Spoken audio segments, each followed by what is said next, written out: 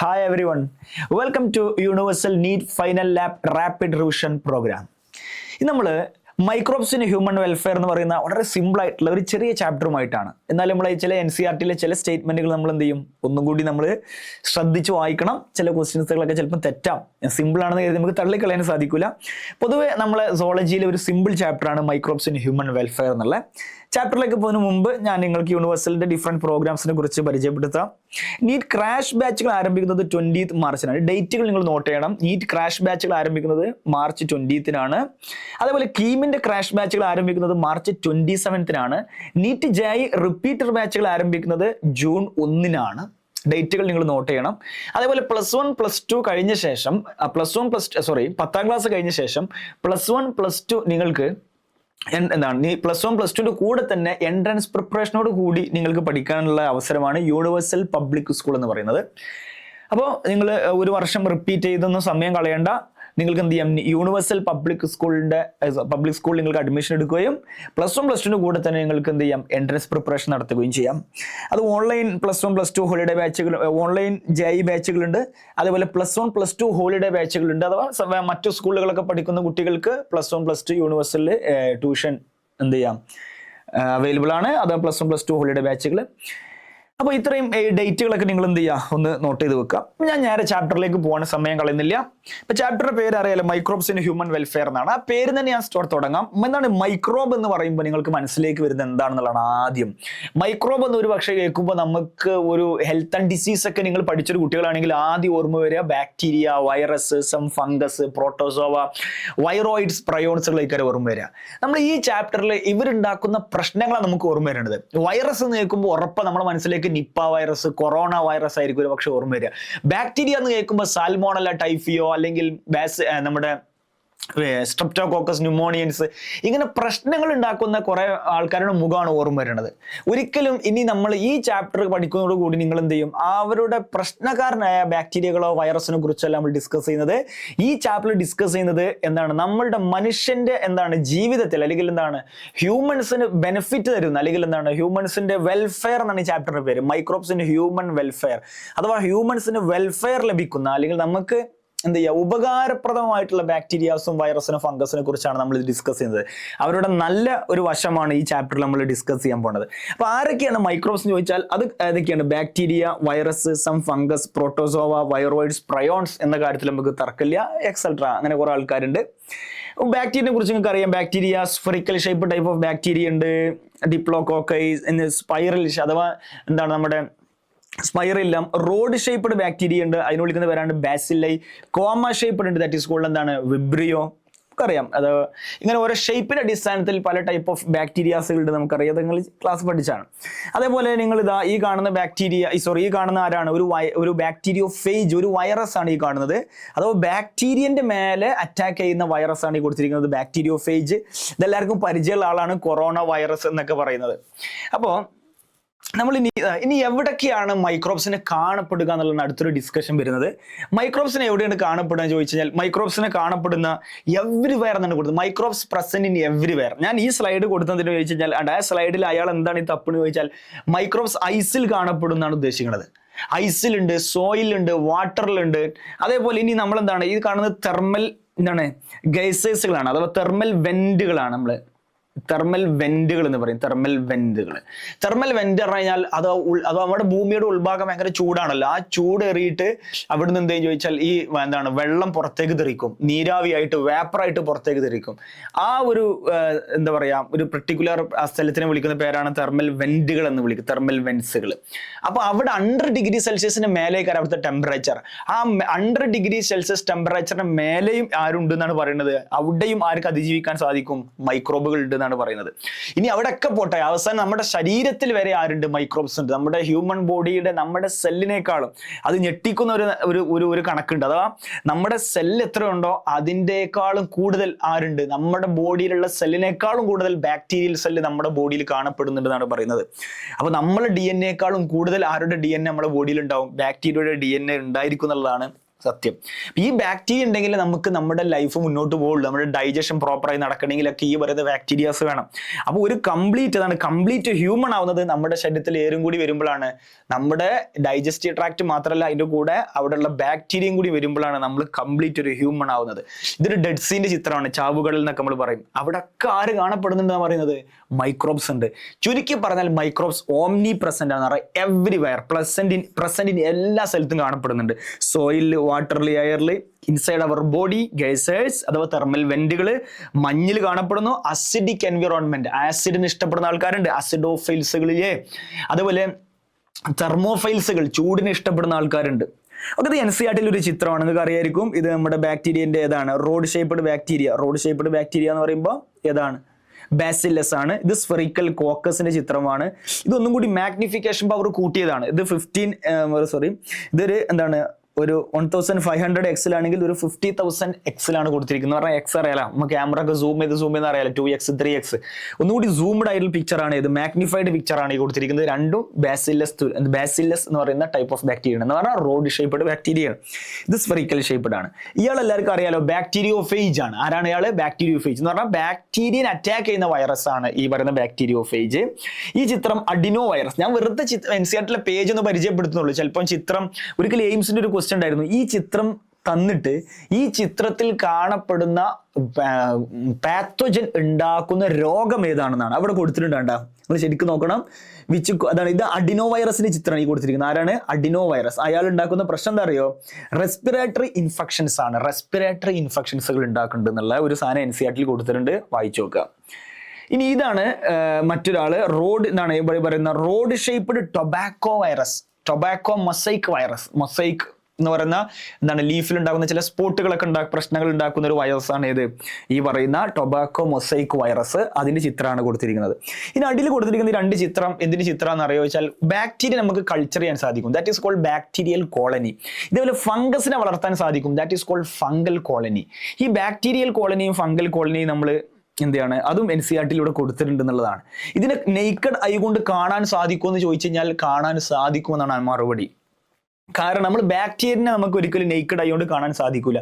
എന്നാൽ നമ്മൾ ഈ പറയുന്ന ബാക്ടീരിയന്റെ കോളനിയെ കാണാൻ സാധിക്കും. ഫംഗസിനെ നേരിട്ട്, ചില ഫംഗസിനെ കാണാം, ചില ഫംഗസ് മൈക്രോസ്കോപ്പിക്കും ഉണ്ട്. പക്ഷെ ഫംഗൽ കോളനിയും ബാക്ടീരിയൽ കോളനിയും ഒക്കെ നമുക്ക് എന്ത് ചെയ്യാം? നെയ്ക്കഡ് ആയി കൊണ്ട് കാണാം. അഥവാ ബാക്ടീരിയൽ കോളനി നമുക്ക് കണ്ണുകൊണ്ട് കാണാൻ പറ്റും എന്നുള്ളതാണ്. അതാണ് ബാക്ടീരിയൽ കൾച്ചറാണ് ഈ കൊടുത്തിരിക്കുന്നത്. ഇത് ഫംഗൽ കോളനിയാണ് കൊടുത്തിരിക്കുന്നത്. ഓക്കെ, ഇത് NCERT പറഞ്ഞിട്ടുണ്ട്. അത് NCERT ഞാൻ അടർത്തിയെടുത്താണ്.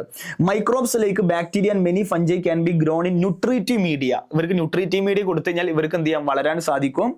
That can be seen with naked eye. നമുക്ക് നെയ്ക്കഡ് ഐ കൊണ്ട് കാണാൻ പറ്റുമെന്ന് NCERT തന്നെ പറയുന്നു. ഓക്കെ, ഇനി ഈ ചാപ്റ്ററിൽ പഠിക്കാനുള്ളത് ഇത്ര ഹെഡിങ്ങാണ് നമുക്ക് പഠിക്കാനുള്ളത്. മൈക്രോബ്സിന്റെ ഉപയോഗങ്ങളാണ് ഈ ചാപ്റ്ററിൽ പഠിക്കുന്നത്. മൈക്രോബ്സിനെ കൊണ്ടുള്ള പ്രശ്നങ്ങൾ നമ്മൾ ഹെൽത്ത് ആൻഡ് ഡിസീസിൽ പഠിച്ചു കഴിഞ്ഞു. ഈ ചാപ്റ്ററിൽ മൈക്രോബിന്റെ ഗുണങ്ങൾ മാത്രമേ നമ്മൾ പറയുന്നുള്ളൂ. Microbes in household product, microbes in industrial products, microbes in sewage treatment, microbes in biogas production, microbes as a bio control agent, microbes as a bio fertilisers. ഇത്രയും ടോപ്പിക്കാണ് നമ്മൾ ഡിസ്കസ് ചെയ്യാനുള്ളത്. ആദ്യം microbes in household products discuss ചെയ്യാം. First ഇതിൽ തന്നെ നമുക്ക് ഇനി എത്ര ഹെഡിങ്ങുകൾ പഠിക്കാണ്ട്. ഹൗസ് ഹോൾഡ് പ്രോഡക്റ്റിൽ നമുക്ക് പഠിക്കാനുള്ള ഹെഡിങ് ആണ് production of curd, cheese, fermentation of dough for idli, എന്താണ് making dosa and idli bread, production of toddy, അതേപോലെ fermentation of fish, soyabean, bamboo shoots. ഇത്രയും ടോപ്പിക്കുകളാണ് പഠിക്കാനുള്ളത്. ആദ്യം പഠിക്കാനുള്ളത് എന്താണ്? പ്രൊഡക്ഷൻ ഓഫ് കേർഡ് എന്നുള്ള ടോപ്പിക്കാണ്. കേർഡിനെ ഉണ്ടാക്കാൻ ഹെൽപ്പ് ചെയ്യുന്ന മൈക്രോബ് ആരെ ചോദിച്ചാൽ അറിയാം, ലാക്ടോബാസില്ലസ് ആണ്. ഈ ചാപ്റ്ററിൽ മെയിൻ ആയിട്ട് മൈക്രോബിന്റെ പേരുകൾ പഠിക്കുക എന്നുള്ളതാണ് ആദ്യം നിങ്ങൾ ചെയ്യേണ്ടത്. പ്രൊഡക്ഷൻ ഓഫ് കേർഡ് എങ്ങനെ ഉണ്ടാക്കുകയെന്ന് ചോദിച്ചു കഴിഞ്ഞാൽ വളരെ സിമ്പിൾ ആയിട്ട് ഞാൻ ഇവിടെ കൊടുത്തിട്ടുണ്ട്. നോക്കൂ, കേർഡ് എങ്ങനെ ഉണ്ടാക്കുകയെന്ന് ചോദിച്ചു കഴിഞ്ഞാൽ നമ്മൾ കേർഡ് ഉണ്ടാക്കുന്നത്, അപ്പോൾ ആദ്യം നമ്മൾ എന്ത് ചെയ്യുന്നു? ഒരു മിൽക്ക് എടുക്കുന്നു അല്ലേ. സപ്പോസ് ഇതിൽ നിങ്ങൾ എന്ത് ചെയ്യുക? ഈ പാത്രത്തിൽ നിങ്ങൾ എന്ത് ചെയ്യുക? മിൽക്ക് ഉണ്ട് വിചാരിക്കുക. ഫ്രഷ്ലി പ്രിപ്പയർഡ് മിൽക്ക് ഇതിൽ ഞാൻ എടുത്തു. ഇവിടെ ഇതിൽ മിൽക്ക് ഉണ്ട് വിചാരിക്കും. ഇതിൽ ആരുണ്ട്? മിൽക്ക് ഉണ്ട്.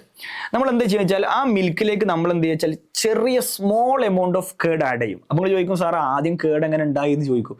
കേർഡ് ഉണ്ടായത് പല മാർഗത്തിലൂടെ. ഇതിലേക്ക് നാരങ്ങ നീര് ഉറ്റി കഴിഞ്ഞാൽ, അതേപോലെ അങ്ങനെയുള്ള ചില വേറെ മെത്തേഡ് വഴി നമുക്ക് എന്തുണ്ടാക്കാം? കേർഡ് ഉണ്ടാക്കാം. ഏതായാലും നമ്മുടെ കയ്യിൽ കുറച്ച് കേർഡ് ഇവിടെ ഇരിക്കാൻ വിചാരിക്കാം. കുറച്ച് കേർഡ് ഉണ്ട്. ഈ കേർഡിൽ കാണപ്പെടുന്ന ബാക്ടീരിയന്റെ പേര് നമ്മൾ ഓൾറെഡി പറഞ്ഞു കഴിഞ്ഞു. ദാറ്റ് ഈസ് കോൾഡ് ലാക്ടോബാസില്ലസ് എന്നുള്ള ബാക്ടീരിയ. ലാക്റ്റിക് ആസിഡ് ബാക്ടീരിയ എന്ന് പറയും, അല്ലെങ്കിൽ ലാക്ടോബാസില്ലസ്. ഈ ലാക്ടോബാസില്ലസ് അടങ്ങിയ കേർഡ് നമ്മൾ എന്ത് ചെയ്യും? ഇതിലേക്ക് എന്ത് ചെയ്യും? ഒഴിക്കും. എന്നിട്ട് നമ്മൾ ഇതിൽ എന്ത് ചെയ്യും, നന്നായിട്ട് മിക്സ് ആക്കും. ഇതിൽ മിക്സ് ആക്കുമ്പോൾ എന്താ സംഭവിക്കുക അറിയോ, ആ കേടിലുള്ള ബാക്ടീരിയ ഇതിൽ നന്നായിട്ട് എന്ത് ചെയ്യും, മിക്സ് ആവും. നമ്മളൊരു പെർട്ടിക്കുലർ ടെമ്പറേച്ചർ ഏകദേശം ഒരു 40 മുതൽ 45 ഡിഗ്രി സെൽഷ്യസ് ടെമ്പറേച്ചർ കൊടുത്തു കഴിഞ്ഞാൽ ആ ബാക്ടീരിയ അവിടെ മൾട്ടിപ്ലൈ ചെയ്യും.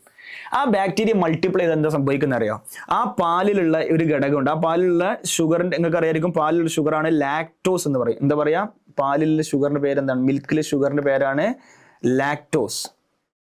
എന്താണ് മിൽക്കിലെ ഷുഗറിന്റെ പേര് ലാക്ടോസ് എന്നാണ്. എന്താ വിളിക്കുക, ലാക്ടോസ്. മിൽക്കിൽ കാണപ്പെടുന്ന ലാക്ടോസ് എന്ന് പറയുന്ന ഷുഗർ എന്തായി മാറുന്നറിയോ, ലാക്റ്റിക് ആസിഡ് ആയി മാറും. ഇതാണ് ഇതിന്റെ ബേസിക് ആയിട്ട് കെമിസ്ട്രി, ദ കെമിസ്ട്രി ബിഹൈൻഡ്. അപ്പൊ മിൽക്ക് കേടാവുമ്പോൾ എന്താണ് സംഭവിക്കുന്നത് എന്നുള്ളത് അതിന്റെ കെമിസ്ട്രി എന്താണെന്ന് ചോദിച്ചാൽ, ലാക്ടോസ് എന്ന് പറയുന്ന ഷുഗർ എന്തായിട്ട് മാറുന്നറിയോ, ലാക്റ്റിക് ആസിഡ് ആയിട്ട് മാറും എന്നുള്ളതാണ് സംഭവിക്കുന്നത്. ഇത് ഏത് പ്രോസസ്സാണ് നടന്നത് വെച്ചാൽ ലാക്റ്റിക് ആസിഡ് ഫെർമെന്റേഷൻ ആണ് നടന്നത്. ആരാണ് ഇതിനെ ഹെൽപ്പ് ചെയ്ത് വെച്ചാൽ ലാബാണ്. ആരാണ് ലാബ് പറഞ്ഞാൽ ലാക്റ്റിക് ആസിഡ് ബാക്ടീരിയ അല്ലെങ്കിൽ ലാക്ടോ ബാസില്ലസ് ആണ്. ഇത്രയും പോയിന്റ് ആണ് കിട്ടേണ്ടത്. ലാക്ടോസ് എന്തായിട്ട് മാറും, ലാക്റ്റിക് ആസിഡ് ആയിട്ട് മാറും. ആര് മാറ്റി, ലാക്റ്റിക് ആസിഡ് ബാക്ടീരിയ മാറ്റി എന്നുള്ളതാണ് പോയിന്റ്. ഇനി ഇതില് അഡ്വാൻറ്റേജ് ഓഫ് കേർഡ്, എന്താണ് മിൽക്കിനെ കമ്പയർ ചെയ്യുമ്പോൾ കേർഡിന് എന്താണ് അഡ്വാൻറ്റേജ് എന്നുള്ളതാണ്. ഒന്ന്, coagulation or partial digestion of milk protein partially digest ചെയ്യും എന്ന് പറഞ്ഞാൽ മിൽക്കിൽ ഇപ്പോൾ ഫോർ എക്സാമ്പിൾ മിൽക്ക് കഴിച്ചു കഴിഞ്ഞാൽ നമുക്ക് കിട്ടും. മിൽക്കിലുള്ള പ്രോട്ടീനാണ് കസീൻ എന്നാണ് പറയുന്നത്, കേട്ടിട്ടുണ്ടായിരിക്കും. മിൽക്കിലെ പ്രോട്ടീൻ്റെ പേരാണ് കസീൻ. ഈ കസീൻ എന്നുള്ള പ്രോട്ടീൻ നമുക്ക് ഒരിക്കലും അബ്സോർബ് ചെയ്യാനും ബുദ്ധിമുട്ടാണ്. അപ്പോൾ അത് കുട്ടികൾക്കൊക്കെയാണ് സാധാരണ മിൽക്ക് അല്ല പ്രോട്ടീൻ എന്ത് ചെയ്യാൻ പറ്റുക, അബ്സോർബ് ചെയ്യാൻ സാധിക്കുക. അപ്പോൾ ഈ മിൽക്ക് കഴിച്ചു കഴിഞ്ഞാൽ ഒരു പക്ഷെ അതിൽ കിട്ടാത്ത പ്രോട്ടീൻ നമുക്ക് തൈര് കഴിച്ചാൽ കിട്ടും. കാരണം എന്താണെന്നറിയോ, മിൽക്ക് നീ കേടാവുന്ന സമയത്ത് അല്ലെങ്കിൽ പാല് തൈരാവുന്ന സമയത്ത് ചില പ്രോട്ടീൻസുകൾ എന്ത് ചെയ്യുന്നറിയോ, ചില പ്രോട്ടീൻസുകൾ എന്ത് ചെയ്യും, ഇതേപോലെ പാർഷ്യലി ഡൈജസ്റ്റ് ചെയ്യപ്പെടും അല്ലെങ്കിൽ കൊയാഗുലേറ്റ് ചെയ്യപ്പെടും. അതാണ് മിൽക്ക് നമ്മൾ കമ്പയർ ചെയ്യുമ്പോൾ കേട് ഒന്നും കൂടി എന്തായിരിക്കും, ഒന്നുകൂടി കട്ടിയുള്ള ഈ കാരണം അതിൽ എന്ത് വെച്ചാൽ ആ പ്രോട്ടീനൊക്കെ എന്ത് ചെയ്തിട്ടുണ്ടാവും, ഇങ്ങനെ കൊയാഗുലേറ്റ് ചെയ്ത് കിടക്കുന്നുണ്ടാവും. അപ്പോൾ നമുക്ക് മിൽക്കില് കഴിച്ചാൽ കിട്ടാത്ത പ്രോട്ടീൻ തൈര് കഴിച്ചാൽ കിട്ടും. കാരണം തൈരിൽ എന്ത് ചെയ്തിട്ടുണ്ടാവും, മിൽക്കിലെ പ്രോട്ടീനൊക്കെ എന്ത് ചെയ്തിട്ടുണ്ടാവും, കൊയാഗുലേറ്റ് ചെയ്ത് പോയിട്ടുണ്ടാവും എന്നുള്ളതാണ്. പാർഷ്യൽ ഡൈജഷൻ അല്ലെങ്കിൽ പാർഷ്യലി ഡൈജസ്റ്റ് ചെയ്തിട്ടുണ്ടാവും. അതിന് കാരണം എന്താ വെച്ചാൽ ലാക്റ്റിക് ആസിഡ് അല്ലേ തൈരിലുള്ളത്. തൈരിൽ ലാക്റ്റിക് ആസിഡിന്റെ pH വളരെ കുറക്കും. pH കുറഞ്ഞു കഴിഞ്ഞാൽ, pHൽ മാറ്റം വന്നു കഴിഞ്ഞാൽ എന്തിലും മാറ്റം വരും, പ്രോട്ടീൻ്റെ സ്ട്രക്ചറിൽ മാറ്റം വരും. അതാണ് ശരിക്കും അവിടെ സംഭവിക്കുന്നത്. ബിഹൈൻഡ് സീൻ അതാണ്, അല്ലെങ്കിൽ കെമിസ്ട്രി അതാണ്. അഥവാ മിൽക്ക് കേടാവുമ്പം ലാക്റ്റിക് ആസിഡ് ഉണ്ടാവുന്നത്. ലാക്റ്റിക് ആസിഡ് എന്താക്കും, മിൽക്കിലെ പ്രോട്ടീനെ സ്ട്രക്ചർ മാറ്റി കൊയാഗുലേറ്റ് ആക്കും. അപ്പോൾ നമ്മൾ തൈര് കഴിച്ചു കഴിഞ്ഞാൽ നമുക്ക് ബോഡിക്ക് ഈസി ആയിട്ട് എന്ത് ചെയ്യാൻ പറ്റും, അത് അബ്സോർബ് ചെയ്യാൻ പറ്റും. പിന്നെ തൈരിൽ ഏറ്റവും കൂടുതൽ കാണപ്പെടുന്നത് വൈറ്റമിൻ B12 എന്ന് പറയുന്ന ഒരു വൈറ്റമിൻസ് ഉണ്ട്. സൈനോ കൊബാൾ അമീൻ എന്നതിനെ വിളിക്കുക, അല്ലെങ്കിൽ വേറെ കെമിസ്ട്രിയിൽ പറയാൻ സൈനോ കൊബാൾ അമീനാണ്. കൊബാൾട്ട് കണ്ടെയ്നിങ് ആയിട്ടുള്ള ഒരു വൈറ്റമിൻ ആണ് ഈ വൈറ്റമിൻ B12. വൈറ്റമിൻ B12 ബോഡിയുടെ RBC മെച്ചുറേഷനൊക്കെ ഹെൽപ്പ് ചെയ്യും. ഇതിന് ഹെൽപ്പ് ചെയ്യും RBC മെച്ചുറേഷനെ. ഈ RBC മെച്ചുറേഷൻ, അപ്പോൾ നമ്മുടെ വൈറ്റമിൻ B12 കുറഞ്ഞു കഴിഞ്ഞാൽ RBC മെച്ചുറേഷനെ ബാധിക്കും. RBC മെച്ചുർ ആയാലുള്ള പ്രശ്നം എന്താ, നമുക്ക് പെരിനീഷ്യസ് അനീമിയ എന്ന് പറഞ്ഞ അനീമിയ ഉണ്ട്. ഏത് അനീമിയാണ്, പെരിനീഷ്യസ് അനീമിയ വരും. അങ്ങനെയൊക്കെ പോയിന്റ് ഉണ്ട്. ഇനി നമ്മൾ തൈര് കഴിച്ചു കഴിഞ്ഞാൽ നമ്മളെ സ്റ്റൊമക്കിൽ എന്തെത്തും, നമ്മുടെ സ്റ്റൊമക്കിൽ എന്തെന്ന് വെച്ചാൽ ഈ ബാക്ടീരിയ എത്തൂലേ. ഏത് ബാക്ടീരിയ, ലാക്റ്റിക് ആസിഡ് ബാക്ടീരിയ. അതെന്ത് ചെയ്യുന്നറിയോ, പ്രശ്നക്കാരായ മറ്റ് ബാക്ടീരിയാസ് ഉണ്ട് അല്ലെങ്കിൽ വേറെ മൈക്രോബുകൾ ഉണ്ടല്ലോ, അവരെന്ത് ചെയ്യും ചോദിച്ചു കഴിഞ്ഞാൽ നശിപ്പിക്കും, അല്ലെങ്കിൽ അവരുടെ ഗ്രോത്തിനെ കൺട്രോൾ ചെയ്യും. ഇപ്പൊ ഞാൻ തൈര് കഴിച്ചു കഴിഞ്ഞാൽ എൻ്റെ സ്റ്റൊമക്കിൽ ലാക്റ്റിക് ആസിഡ് ബാക്ടീരിയ എത്തി. ആ ബാക്ടീരിയ ലാക്റ്റിക് ആസിഡ് പ്രൊഡ്യൂസ് ചെയ്യും. അത് growth of other disease causing microbe ഉണ്ടാവില്ല, നമ്മുടെ സ്റ്റൊമക്കിൽ വേറെ ബാക്ടീരിയന്റെ വളർച്ചയെ തടയും. എന്ന് പറഞ്ഞാൽ പ്രശ്നക്കാരായ ബാക്ടീരിയന്റെ വളർച്ച ഈ ലാബ് തടയും തൈര് കഴിച്ചാൽ. ഇത്രയും മെച്ചങ്ങളാണ് തൈര് കഴിച്ചാൽ ഉണ്ടാവുക എന്നുള്ളതാണ് ആദ്യം മനസ്സിലാക്കാനുള്ളത്. പിന്നെ രണ്ടാമത്തെ ഒരു ടോപ്പിക്കാണ് ഇതിലെന്ത്, പ്രൊഡക്ഷൻ ഓഫ് ചീസ് എന്ന് പറയുന്ന ടോപ്പിക്. അങ്ങനെ ചീസ് നമ്മൾ പ്രൊഡ്യൂസ് ചെയ്യുക ചോദിച്ചാൽ പ്രൊഡക്ഷൻ ഓഫ് ചീസ് എന്നുള്ളതാണ് രണ്ടാമത്തെ മെയിൻ ഹെഡിങ്. ഹൗസ് ഹോൾഡ് പ്രോഡക്റ്റുകളാണ്. അതിൽ ഒന്ന് നമ്മൾ കേടിന്റെ കാര്യം, മിൽക്കിനെ കേടാക്കുന്ന കാര്യം പറഞ്ഞു, കേടിന് അഡ്വാൻറ്റേജ് പറഞ്ഞു. ഇനി നമ്മൾ പഠിക്കാനുള്ളത് ചീസിന്റെ കാര്യമാണ്. ചീസ് എങ്ങനെയാണ്, ഇതൊക്കെ ഞാൻ കൊടുത്ത വെറുതെ ഡബിൾ ചീസ് ബർഗർ കൊടുത്താണ്. ഇതിലൊക്കെ ചീസാണ് ഈ കാണുന്നത്. അപ്പൊ ചീസ് എങ്ങനെ ഉണ്ടാക്കുക നമുക്ക് നോക്കുന്നത്. അപ്പൊ രണ്ട് ടൈപ്പ് ചീസുകൾ പഠിച്ചിട്ടുണ്ടാവും, സ്വിസ് ചീസും റോക്ക്ഫോർട്ട് ചീസും. ചീസ് ഉണ്ടാക്കുക എങ്ങനെ വെച്ചാൽ മിൽക്ക് തന്നെയാണ്. നമ്മൾ അതിന് എന്തെടുക്കണം എന്ന് വെച്ചാൽ ആദ്യം എന്തെടുക്കണം, മിൽക്ക് എടുക്കണം. മിൽക്ക് നമ്മൾ കേർട്ട്ലിംഗ് ചെയ്യും. കേർട്ട്ലിംഗ് ചെയ്ത് അതിനെ റൈപ്പൻ ചെയ്തെടുക്കും. റൈപ്പൻ ചെയ്യുമ്പോൾ നമുക്ക് എന്ത് കിട്ടുക, ചീസ് കിട്ടുക എന്നുള്ളതാണ്. ഓക്കെ, അപ്പൊ രണ്ട് ടൈപ്പ് ചീസിന്റെ അറിയാം. ഒന്ന് സ്വിസ് ചീസ് ആണ്. സ്വിസ് ചീസ് എന്ന് പറഞ്ഞാൽ ഇതാണ്ട് ലാർജ് ഹോൾസ് ഉള്ള ചീസുകളാണ് ഈ സ്വിസ് ചീസ് എന്ന് വിളിക്കുന്നത്. സ്വിറ്റ്സർലാൻഡ് ഒറിജിൻ ആയതുകൊണ്ടാണ് സ്വിസ് ചീസ് വിളിക്കുന്നത്. ലാർജ് ഹോൾസ് ആണ്. ഏകദേശം ഒരു യെല്ലോ കളറാണ് ഇതിന് വരിക. എന്ത് കളർ വരിക, യെല്ലോ കളറാണ് വരിക. ലാർജ് ഹോൾസ് ഉണ്ട്. കാർബൺ ഡൈ ഓക്സൈഡ് പ്രൊഡ്യൂസ് ചെയ്തുകൊണ്ടാണ്, നമുക്കറിയാം. ഇതിനെ റൈപ്പൻ ചെയ്യാൻ സഹായിക്കുന്ന മൈക്രോബിന്റെ പേര് എല്ലാവരും പഠിക്കുക, പ്രൊപ്പിയോണി ബാക്ടീരിയം ഷർമാണി എന്നുള്ളത്. It's a very beautiful name. Propionibacterium shermanii എന്ന് പറയുന്ന ഒരു ബാക്ടീരിയയാണ് സ്വിസ് ചീസ് എന്ത് ചെയ്യുക, റൈപ്പൻ ചെയ്യാൻ സഹായിക്കുന്നത്. അപ്പൊ ആ പേര് മറക്കരുത്. ആരാണ്? പ്രൊപ്പിയോണി ബാക്ടീരിയം ഷർമാണി. ഇവിടെ കാർബൺ ഡൈ ഓക്സൈഡ് ഇവോൾവ് ചെയ്യുന്നുണ്ട്. ഈ കാർബൺ ഡൈ ഓക്സൈഡ് ഇവോൾവ് ചെയ്തുകൊണ്ടാണ് ഇതിന് എന്ത് വരുന്നത്, അവിടെ ഹോൾസ് വരുന്നത് എന്നുള്ളതാണ്. നമ്മൾ ജെറിന്റെ ചിത്രം കൂടെ, ഈ ടോം ആൻഡ് ജെറിയിലെ നമ്മളെ ഈ ജെറി ഓടിക്കളിക്കുന്ന ചീസ് ഉണ്ടല്ലോ, ആ ചീസ് എന്ന് പറയുന്നത് ഈ ചീസാണ്, സ്വിസ് ചീസാണ്. ഇനി വേറെ ചീസാണ് റോക്ക്ഫോർട്ട് ചീസ്. ഇതിന് ഒരു ബ്ലൂയിഷ് കളറാണ് ഇതിന് വരിക, ഒരു ബ്ലൂയിഷ് കളറാണ് ഇതിന് വരിക. ഇതിനെ സഹായിക്കുന്ന ഫംഗസ് ആണ് ഇവിടെ സഹായിക്കുന്നത്. ബാക്ടീരിയ അല്ല, ആരാണ്? ഫംഗസ്. ആ ഫംഗസിന്റെ പേരാണ് എന്ത്? പെനിസിലിയം റോക്ക്ഫോർട്ടി എന്ന് പറയുന്ന ഒരു ഫംഗസ് ആണ്. പെനിസിലിയം റോക്ക്ഫോർട്ടി എന്ന ഫംഗസ് ആണ്. ഓക്കെ, ഇതിനാണ്ട് ഇവിടെ ഇങ്ങനെ ഒരു എഡിബിൾ ആയിട്ടുള്ള ഫംഗസ് ആണ്. ഈ ഫംഗസ് ആണ് ഇതിന് ഹെൽപ്പ് ചെയ്യേണ്ടത്. അതിന്റെ ഒരു ബ്ലൂ കളർ വന്നാണ്ടാ. ഓക്കെ, അപ്പൊ റോക്ക്ഫോർട്ട് ചീസിനെ റൈപ്പൻ ചെയ്യാൻ സഹായിക്കുന്നത് ആരാണ്? ഒരു ഫംഗസ് ആണ്, പേര് പെനിസിലിയം റോക്ക്ഫോർട്ടി. ഇപ്പൊ ചീസിന്റെ നോട്ട് ഇതാ, രണ്ട് ടൈപ്പ് ചീസ്, സ്വിസ് ചീസ് ഉണ്ട്, റോക്ക്ഫോർട്ട് ചീസ് ഉണ്ട്. റോക്ക്ഫോർട്ട് പ്രൊണൗൺസ് ചെയ്യുമ്പോൾ റോക്ക് ഫോക്ക് എന്നാണ് പ്രൊണൗൺസ് ചെയ്യുക, റോക്ക് ഫോക്ക് എന്നാണ് പറയാ, ഫോർട്ട് എന്ന് പറയാറില്ല, റോക്ക് ഫോക്ക്. ഇതിലാവട്ടെ, ചീസ് രണ്ട് ടൈപ്പ് ഉണ്ട്, സ്വിസ് ചീസ് ഉണ്ട്, റോക്ക്ഫോർട്ട് ചീസ് ഉണ്ട്. സ്വിസ് ചീസിന് large holes due to production of carbon dioxide produce ചെയ്തുകൊണ്ടാണ് ലാർജ് ഹോൾസ് വന്നത്. റൈപ്പൻ ചെയ്യാൻ ഉപയോഗിക്കുന്ന ബാക്ടീരിയന്റെ പേര് propionibacterium shermanii. Roquefort cheese ഉണ്ടാക്കാൻ സഹായിക്കുന്നത് പെനിസിലിയം റോക്ക്ഫോർട്ടി എന്ന് പറയുന്ന ഫംഗസ് ആണ്. ചീസ് എങ്ങനെ, ഇപ്പൊ നമുക്ക് രണ്ട് ടൈപ്പ് ഓഫ് മൈക്രോബ് എടുത്തപ്പോൾ ചീസിന്റെ ഫ്ലേവറും ടെക്സ്ചറൊക്കെ മാറി. അപ്പൊ ഒരു ചീസിന്റെ ടേസ്റ്റ്, ഫ്ലേവർ, ടെക്സ്ചറൊക്കെ ഡിപ്പെൻഡ് ചെയ്യുന്നത് എന്തിനനുസരിച്ചാണ്? അത് നമ്മൾ ഉപയോഗിക്കുന്ന മൈക്രോബിനനുസരിച്ചാണ്. പ്രൊപ്പിയോണി ബാക്ടീരിയം ഷർമാണി ഉപയോഗിച്ചപ്പോൾ എനിക്ക് Rockfort cheese, sorry, Swiss cheese കിട്ടി. പെനിസിലിയം റോക്ക്ഫോർട്ടി ഉപയോഗിച്ചപ്പോൾ എനിക്ക് എന്ത് കിട്ടി?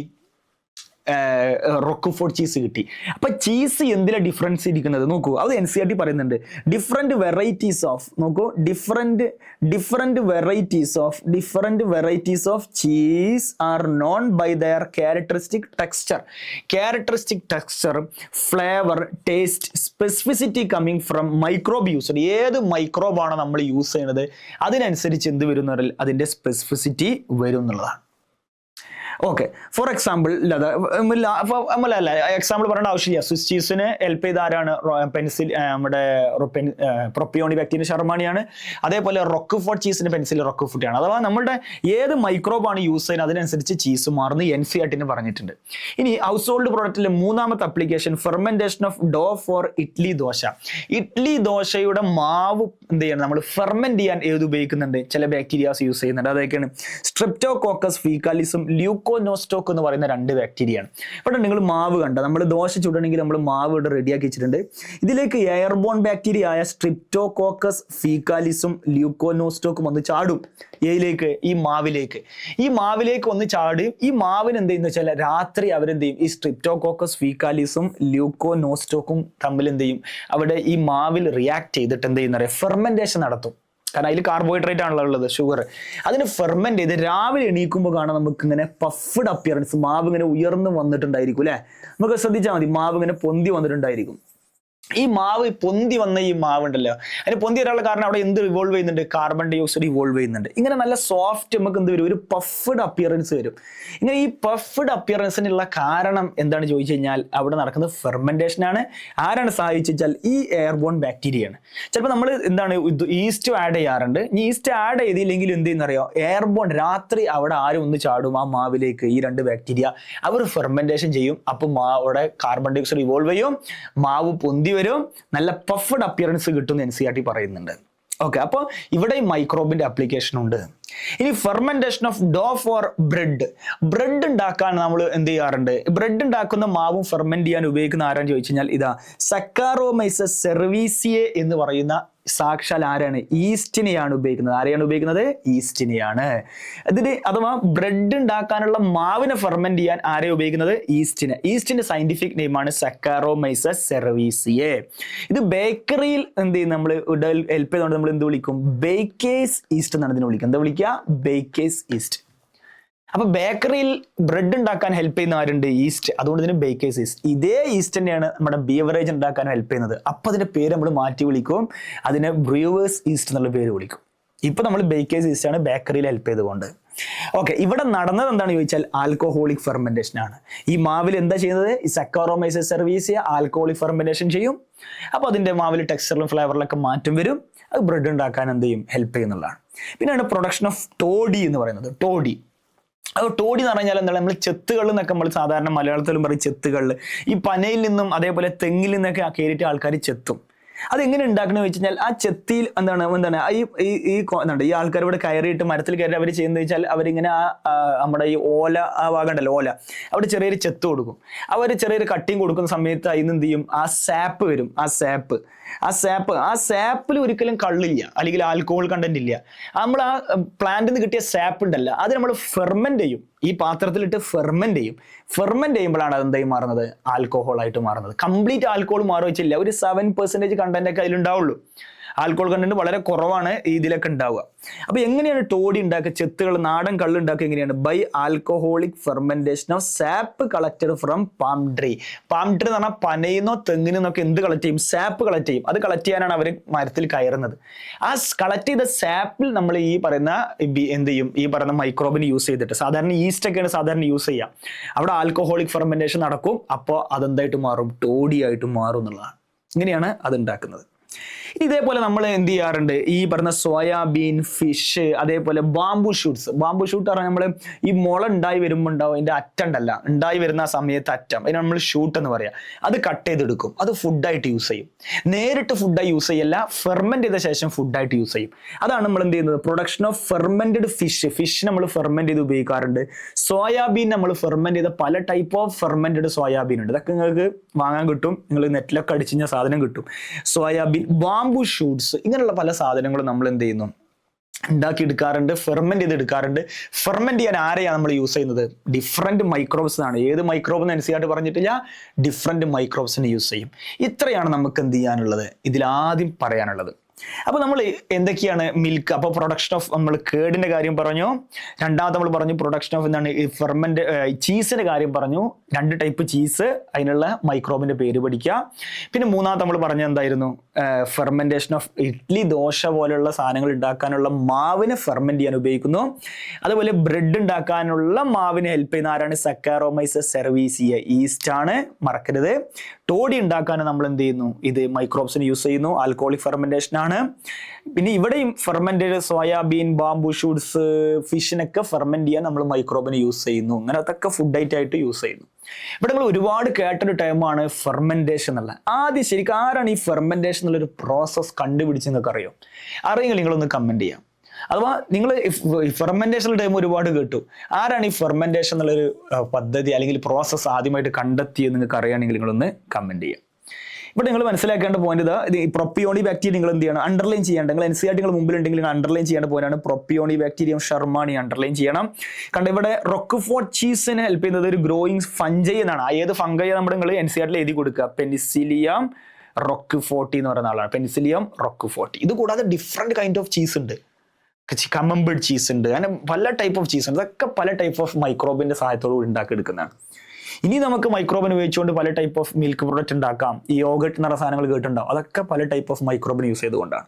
ഇവിടെ ഒരു ക്വസ്റ്റ്യൻ നീറ്റ് 2018 ചോദിച്ചാണ്. Conversion of milk to curd improve nutritional value by increasing amount of, അഥവാ conversion of milk to curd improve nutritional value by increasing the amount of എന്നാണ് ചോദിച്ചത്. അഥവാ എന്താ അവിടെ സംഭവിക്കുന്നത്? എങ്ങനെ മിൽക്കിന്ന് കേടാവുമ്പോൾ എന്ത് ന്യൂട്രീഷണൽ ക്വാളിറ്റി കൂടുന്നത്? എല്ലാവർക്കും അറിയുന്ന ആൻസറാണ് വൈറ്റമിൻ B12. വൈറ്റമിൻ B12 എന്ന് പറയുന്ന സൈനോകൊബാൾ അമീൻ്റെ കണ്ടന്റ് ആണ് അവിടെ കൂടുന്നത് മിൽക്ക് കേടില്. അപ്പൊ അതാണ് ഇതിന് ആൻസർ വരുന്നത്. ഈസി ക്വസ്റ്റ്യൻ ആണ്. ഇനി ഇത് വേറൊരു question.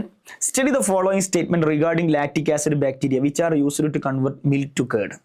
They produce acid that coagulate and partially digest milk protein. Correct ആണ്. അവർ ആസിഡ് പ്രൊഡ്യൂസ് ചെയ്യും. അതുകൊണ്ടാണ് അവർ ലാക്റ്റിക് ആസിഡ് ബാക്ടീരിയ എന്ന് വിളിച്ചത്. ഓക്കെ, അതുകൊണ്ട് തന്നെ അവരെന്ത് ചെയ്യുന്നുണ്ട്? മിൽക്കിൽ പ്രോട്ടീൻ അത് കൊയാഗുലേറ്റ് ചെയ്യിപ്പിക്കുന്നുണ്ട്. അതുകൊണ്ടാണ് കേട് കഴിക്കുമ്പോൾ നമുക്ക് ഈ അബ്സോർബ് ചെയ്യാൻ പറ്റുന്നത് മിൽക്കിലെ protein. A small amount of curd needed to fresh milk as inoculum contain millions of LAB which act suitable temperature multiple convert. Correct ആണ്. കാരണം നമ്മൾ കേട് ഉണ്ടാക്കുന്ന സമയത്ത് മിൽക്കിനെ കേടാക്കുന്ന സമയത്ത് ആദ്യം കുറച്ച് കേട് നമ്മൾ മിൽക്കിലേക്ക് ഒഴിക്കും. എന്തിനു വെച്ചാൽ ഇനോക്കുലായിട്ട്, കാരണം അതിലാണ് ലാക്റ്റിക് ആസിഡ് ബാക്ടീരിയ ഉണ്ടാവും, ആ സ്റ്റാർട്ടിങ് കിട്ടാൻ വേണ്ടി. അതാണ് അവർ പറയുന്നത്, അതും കറക്റ്റാണ്. Conversion of milk into curd improve nutritional quality by increasing vitamin B12. കറക്റ്റാണ്.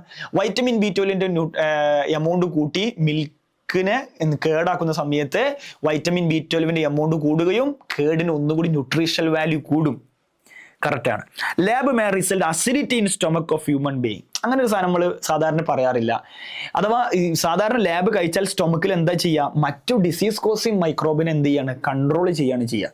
അപ്പോൾ അതുകൊണ്ട് ചെക്ക് ചെയ്യാന്നാണ് NCERT ചെയ്തത്. അപ്പോൾ 1, 2, 3 കറക്റ്റാണ്. 1 and 3 ഓൺലി, 1, 2 and 3 ഓൺലി എന്നാണ് ആൻസർ വരിക. ഡയറക്റ്റ് ക്വസ്റ്റ്യൻ ആണ്.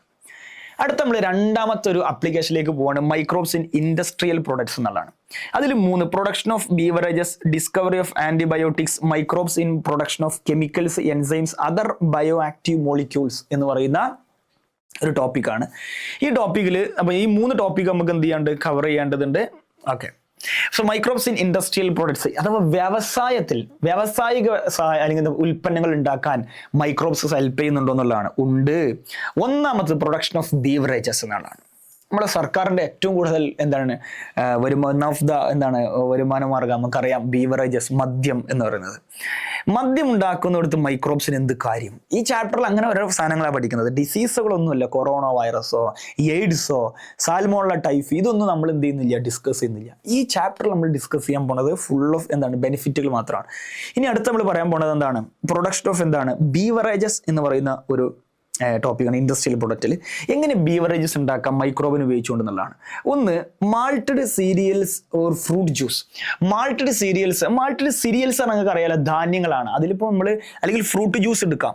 ഫ്രൂട്ട് ജ്യൂസ് എന്ന് പറയുന്ന സമയത്ത് അതിൽ മുന്തിരി, അതേപോലെ അതേപോലെ മുന്തിരി യൂസ് ചെയ്യാം, അല്ലെങ്കിൽ ഡിഫറെൻറ്റ് ടൈപ്സ് ഓഫ് എന്ത് ചെയ്യാം ഫ്രൂട്ട്സുകൾ നമുക്ക് എടുക്കാം. സീരിയൽസ് പറഞ്ഞാൽ ധാന്യങ്ങളാണ്. മാൾട്ടഡ് സീരിയൽസ് പറഞ്ഞാൽ ആ ധാന്യങ്ങളെ വെള്ളത്തിലിട്ട് സോക്ക് ചെയ്തിട്ട് അതിനെ റാഡിക്കിളും പ്ലുമ്യൂളും വന്ന് ജെർമിനേറ്റ് ചെയ്യപ്പെട്ട ഒരു ടൈപ്പ് ഓഫ് സീഡ്, അതാണ് മാൾട്ടഡ് സീരിയൽസ്. അങ്ങനെ മുളപ്പിച്ചെടുത്ത മാൾട്ടഡ് സീരിയൽസോ ഫ്രൂട്ട് ജ്യൂസുകളോ മുന്തിരി ചാറുകളോ ഒക്കെ അറിയാലോ, വൈൻ ഉണ്ടാക്കുന്നതൊക്കെ, അതൊക്കെ എടുത്തിട്ട് നമ്മൾ എന്ത് ചെയ്യുക, വെക്കുക ഒരു പാത്രത്തിൽ. നമ്മൾ വിചാരിക്കുക, നിങ്ങൾ വൈനൊക്കെ ഉണ്ടാക്കുന്നത് കണ്ടിട്ടുണ്ടോ അറിയില്ല, സിനിമകളിലൊക്കെ ചിലപ്പം കണ്ടിട്ടുണ്ടാവും. നമ്മളിങ്ങനെ എടുത്തതിൽ മുന്തിരി, അതിലേക്ക് നമ്മൾ എന്ത് ചെയ്യും, ഗ്രേപ്സ് ഇട്ട് നമ്മൾ എന്ത് ചെയ്യും, അതിനെന്ത് ചെയ്യും, അടച്ചു വെക്കും. അതിലേക്ക് നമ്മൾ എന്തും കൂടി ആഡ് ചെയ്യുക, ഈസ്റ്റും കൂടി ആഡ് ചെയ്യുക. ഓക്കെ, ഇതാണ് ഇത് വൈൻ ഉണ്ടാക്കുന്ന രീതി. ഇതൊരു എഡ്യൂക്കേഷൻ പർപ്പസിനാണ്, അല്ലാതെ ഇതൊരിക്കലും പ്രൊമോട്ട് ചെയ്യാനല്ല.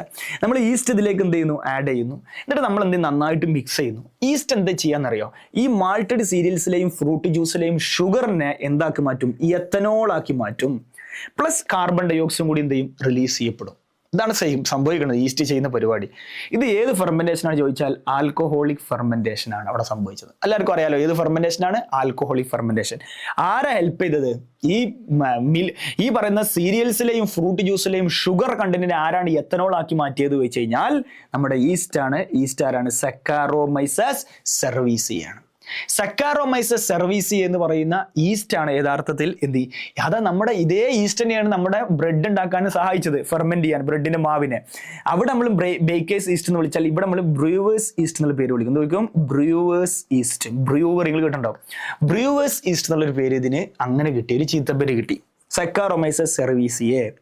അപ്പൊ മാൾട്ടഡ് സീരിയസ് ഫ്രൂട്ട് ജ്യൂസിനെ ethanol plus carbon dioxide ആക്കി മാറ്റും. ആൽക്കഹോളിക് ഫെർമെന്റേഷൻ വഴി ഈസ്റ്റ് ആണ് മാറ്റുക എന്നുള്ളതാണ്. ഓക്കെ, അപ്പൊ നമുക്ക് എന്ത് കിട്ടി? അപ്പൊ ഒരു ചോദ്യം, അതിലുള്ള എല്ലാ ഫ്രൂട്ട് ജ്യൂസും ഒരു കുറച്ച് ദിവസം, ഒരു 21 days എടുത്ത് നോക്കിയാൽ നമുക്ക് എന്ത് ചെയ്യാൻ പറ്റും, നമുക്ക് ഈ സാധനം കിട്ടും. എടുത്ത് ഏകദേശം ഒരു കണക്ക് കിട്ടാം, ഒരു 3 week നിങ്ങൾ കൂട്ടിക്കോളി. ഇതെടുത്ത് അല്ലെങ്കിൽ ഒരു 2 weekോ എടുത്ത് നോക്കി കഴിഞ്ഞാൽ അതിൽ എന്ത് ചെയ്യാൻ നമ്മൾ കംപ്ലീറ്റ് എത്തനോൾ ഉണ്ടാവും ചോദിച്ചാൽ ഉണ്ടാവില്ല. എത്തനോൾ കണ്ടന്റ് അതിൽ എത്ര ഉണ്ടാവുള്ളൂ ചോദിച്ചു കഴിഞ്ഞാൽ വളരെ കുറച്ച് അതിൽ എത്തനോൾ കണ്ടന്റ് ഉണ്ടാവുള്ളൂ. എത്ര ഉണ്ടാവുള്ളൂ? ഏകദേശം ഒരു മാക്സിമം പോയാൽ ഒരു 12 to 13% എത്തനോൾ കണ്ടന്റ് അതിൽ വരാൻ പറ്റുള്ളൂ. ഓക്കെ, 12 to 13% എത്തനോൾ കണ്ടന്റ് അതിൽ ഉണ്ടാവുള്ളൂ. അപ്പോൾ വൈനിലൊക്കെ മാക്സിമം 12 to 13% എത്തനോൾ കണ്ടന്റ് ഉണ്ടാവുക. അപ്പോൾ ഇങ്ങനെ ആണ് നമ്മൾ എന്ത് ചെയ്ത് ഉണ്ടാക്കിയെടുക്കുന്നത്. അപ്പോൾ നമ്മൾ ചോദിക്കുന്നത് ഇതിൽ നിന്ന് ഇപ്പോൾ ഇങ്ങനെയാണ് നമ്മൾ സാധാരണ രീതിയിൽ വൈന് സാധനങ്ങൾ ഉണ്ടാക്കുന്നത്. ഇനി നമ്മൾ ഇതിൽ നിന്ന് എന്ത് ചെയ്യണം, എത്തനോൾ കണ്ടന്റിനെ ഒന്നുകൂടി കൂടുതൽ കിട്ടാൻ വേണ്ടിയിട്ട് നമ്മൾ എന്ത് വെച്ചാൽ ഇതിനെ ഡിസ്റ്റിലേഷൻ എന്നൊരു പ്രോസസ്സ് ചെയ്യും. എന്ത് ചെയ്യും? ഡിസ്റ്റിലേഷൻ എന്നൊരു പ്രോസസ്സ് ചെയ്യും.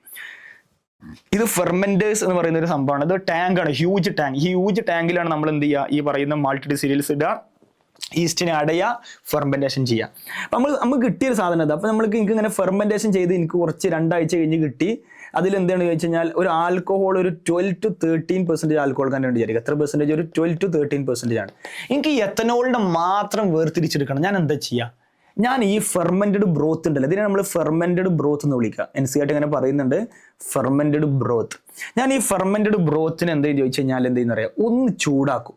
ചൂടാക്കി കഴിഞ്ഞാൽ അതിന് ആര് എവാപ്പറേറ്റ് ചെയ്യും? ആർക്കാണോ അതിൽ ബോയിലിംഗ് പോയിന്റ് അല്ലെങ്കിൽ അത് ബോയിലിംഗ് പോയിന്റ് ആർക്കാണോ കുറവ് അയാൾ എന്ത് ചെയ്യും ചോദിച്ചാൽ ബോയിലായി എനിക്ക് വേപ്പറായി പോകും. അപ്പൊ ഇത് ബോയിലിംഗ് പോയിന്റ് കുറവ് വാട്ടറിനേക്കാളും കുറവ് എത്തനോളിനാണ്. അപ്പൊ എത്തനോൾ ഇത് എന്താവും? എവാപ്പറേറ്റ് ചെയ്യപ്പെടും. അപ്പൊ എത്തനോളിന്റെ വേപ്പറാണ് ഈ കാണുന്നത്. ഈ എത്തനോളിന്റെ വേപ്പറിന് നമ്മൾ എന്ത് ചോദിച്ചാൽ ഒന്ന് തണുപ്പിക്കും.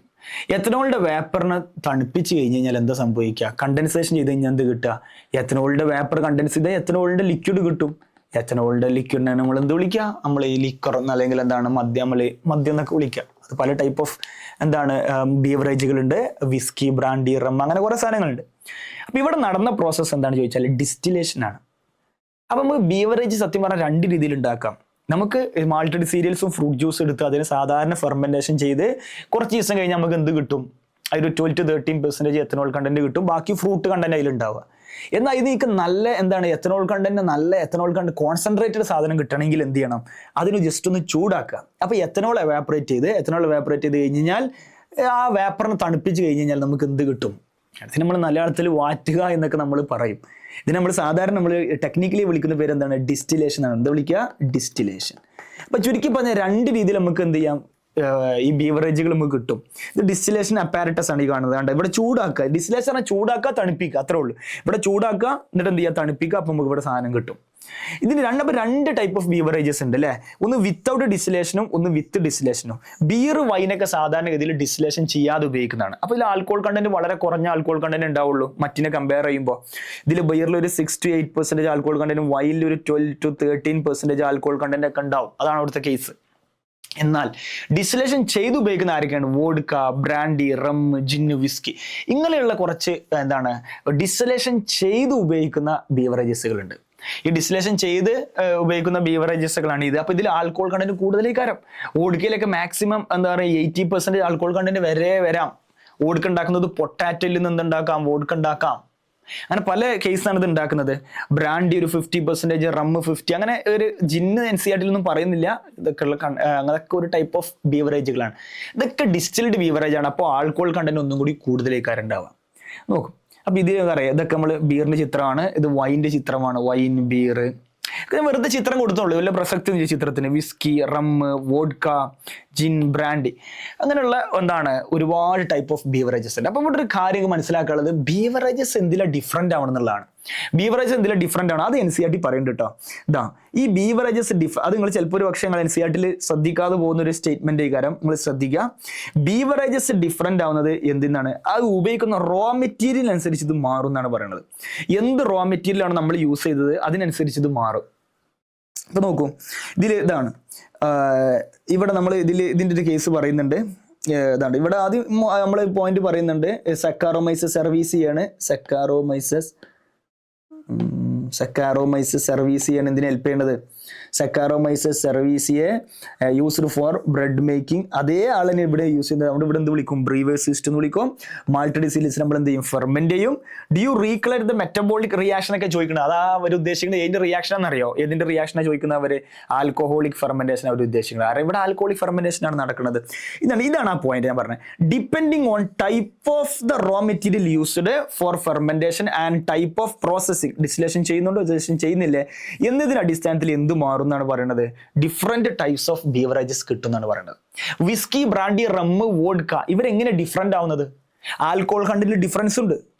എങ്ങനെ ഡിഫറൻസ് വരുന്നു വെച്ചാൽ അവർ എന്ത് മെറ്റീരിയലാണ് നമ്മൾ ഉണ്ടാക്കാൻ എടുക്കുന്നത് അതിനനുസരിച്ച് മാറും. ഇപ്പൊ പൊട്ടാറ്റോ എന്നാണ് ഒരു എക്സാമ്പിൾ മാത്രം പറയാം. പൊട്ടാറ്റോയിൽ നിന്നാണ് നമ്മൾ സാധാരണ എന്തുണ്ടാക്കുക? വോഡ്ക ഉണ്ടാക്കുന്നത്. സാധാരണ പല സാധനത്തിൽ നിന്ന് ഉണ്ടാക്കാം, പൊട്ടാറ്റോയിൽ നിന്ന് ഉണ്ടാക്കാറുണ്ട്. Okay, potato. അതുപോലെ റം ആണെങ്കിൽ നമ്മൾ മൊളാസസ് എന്ന് പറഞ്ഞൊരു സാധനമുണ്ട്. മൊളാസസ് എന്ന് പറഞ്ഞു കഴിഞ്ഞാൽ ഈ പറഞ്ഞ ഷുഗർ കെയിനിന് കിട്ടുന്ന ഒരു പ്രൊഡക്റ്റ് ആണ്. ഷുഗർ കെയിനിന്ന് കിട്ടുന്ന സാധനമാണ് മൊളാസസ്. മൊളാസസ് ആണ് റം ഉണ്ടാക്കുക. പൊട്ടാറ്റോ എന്നാണ് എന്തുണ്ടാക്കുക? വോഡ്ക ഉണ്ടാക്കുന്നത്. അപ്പൊ എന്ത് റോ മെറ്റീരിയൽ ആണ് എടുക്കുന്നത് അതിനനുസരിച്ച് ഈ പറയുന്ന ബീവറേജ് മാറും. പിന്നെ എന്തിനാ ഡിപ്പെൻഡ് ചെയ്തിരിക്കുന്നത്? ടൈപ്പ് ഓഫ് പ്രോസസ്സിങ് ചെയ്യുന്നുണ്ടോ ഇല്ലെന്ന അടിസ്ഥാനത്തിൽ. പ്രോസസ്സ് എന്ന് പറഞ്ഞാൽ ഡിസ്റ്റിലേഷൻ ചെയ്യുന്നുണ്ടോ, ഡിസ്റ്റിലേഷൻ ചെയ്യുന്നില്ലേ. ഡിസ്റ്റിലേഷൻ ചെയ്യുന്നില്ലെങ്കിൽ ആൽക്കഹോൾ കണ്ടന്റ് കുറവേക്കാരം, ഡിസ്റ്റിലേഷൻ ചെയ്യുന്നുണ്ടെങ്കിൽ ആൽക്കഹോൾ കണ്ടന്റ് കൂടുതലായിരിക്കും. അപ്പോൾ അതിനനുസരിച്ചും മാറും. അത് NCERT പറഞ്ഞിട്ടുണ്ട്, നിങ്ങൾ എന്ത് ചെയ്യുക, നോട്ട് ചെയ്യുക. പക്ഷെ നമുക്ക് ഒറ്റ കാര്യം പറയാനുള്ളൂ, ആൽക്കഹോളിന് സേഫ് ഡോസോ ഒന്നുമില്ല. നമ്മൾ ഒരിക്കലും എന്ത് ചെയ്യുന്നില്ല, ആൽക്കഹോളിനെ പ്രൊമോട്ട് ചെയ്യില്ല.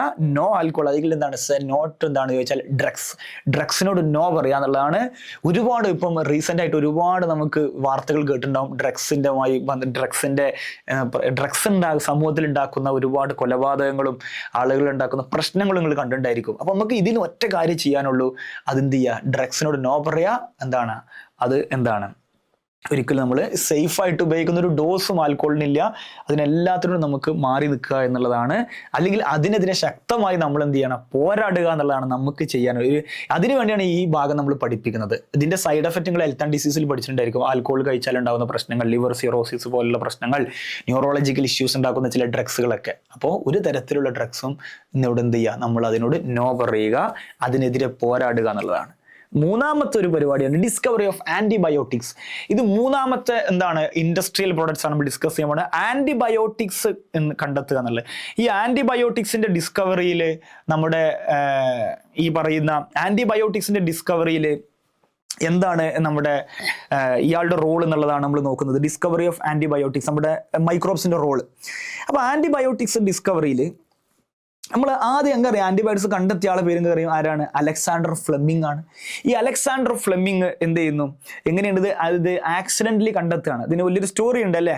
അലക്സാണ്ടർ ഫ്ലെമിംഗ് തന്റെ ലാബിൽ എന്ത് ചെയ്യാണ്, ഭയങ്കരമായ റിസർച്ചിൽ ഏർപ്പെട്ടുകൊണ്ടിരിക്കുകയാണ്. അത് അദ്ദേഹം കണ്ടെത്തുന്ന വെച്ചാൽ ഒരു ബാക്ടീരിയ ഉണ്ട്, സ്റ്റഫൈലോകോക്കസ് എന്ന് പറഞ്ഞൊരു ബാക്ടീരിയ അല്ലെ. സ്റ്റഫൈലോകോക്കസ് എന്ന് പറയുന്നൊരു ബാക്ടീരിയ. ഈ സ്റ്റഫൈലോകോക്കസ് എന്ന് പറഞ്ഞ ബാക്ടീരിയനെ അഗെയിൻസ്റ്റ് ആയിട്ട് ഒരു മരുന്ന് കണ്ടെത്താനുള്ള ഒരു പരിശ്രമത്തിലാണ് ഈ പറയുന്ന അലക്സാണ്ടർ ഫ്ലെമിംഗ്.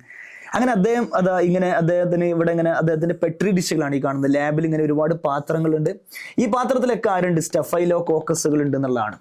അങ്ങനെ അദ്ദേഹം ഈ സ്റ്റഫൈലോകോക്കസിനെതിരെ ഒരുപാട് മരുന്നുകൾ ഇങ്ങനെ പരീക്ഷിക്കുകയാണ്. പക്ഷെ ഒന്നും സക്സസ് ആവുന്നില്ല.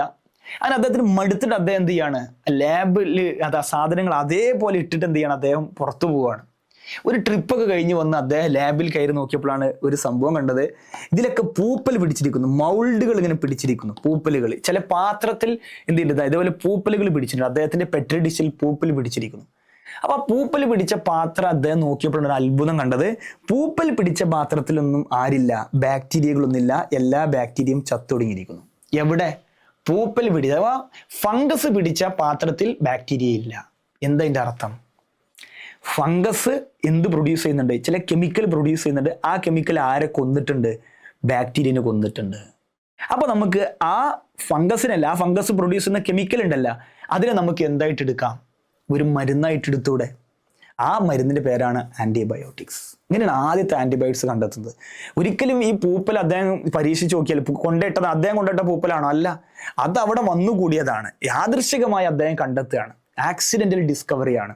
അപ്പോൾ സ്റ്റഫൈലോകോക്കസിനെ എന്ത് ചെയ്യുന്നുണ്ട്, ഈ പറയുന്ന ബാക്ടീരിയ, ഈ ഫംഗസ് പ്രൊഡ്യൂസ് ചെയ്യുന്ന കെമിക്കൽ എന്ത് ചെയ്യുന്ന, നശിപ്പിക്കുന്നുണ്ട്. അപ്പൊ ആ പൂപ്പലിനെ ആദ്യമായിട്ട് എന്ത് ചെയ്യുന്ന, ആ പൂപ്പലിനെ ഐസൊലേറ്റ് ചെയ്യാനൊക്കെ പിന്നെ ഈ പറയുന്ന Howard Florey and Ernest Chain, ഈ പറയുന്ന 2 സയന്റിസ്റ്റ് കൂടി വന്ന ശേഷമാണ് ആ പൂപ്പലിന്റെ പേരാണ് പെനിസിലിയൻ നൊട്ടേറ്റം. ആ പൂപ്പൽ പ്രൊഡ്യൂസ് ചെയ്യുന്ന കെമിക്കലിന്റെ പേരായിരുന്നു പെനിസിലിൻ. അതാണ് ആദ്യത്തെ ആന്റിബയോട്ടിക്. അതിന് ആന്റിബയോട്ടിക്കിന് ഒരു മരുന്നായിട്ട് പുറത്ത് കൊണ്ടുവന്നത് ഈ വരുന്ന Howard Florey and Ernest Chain ആണ്. ആരാണ് പെനിസിലിയൻ നൊട്ടേറ്റം ഡിസ്കവർ ചെയ്തത്, അല്ലെങ്കിൽ ആരാണ് പെനിസിലിൻ ഡിസ്കവർ ചെയ്തു വെച്ചാൽ ആൻസർ അലക്സാണ്ടർ ഫ്ലെമിംഗ്.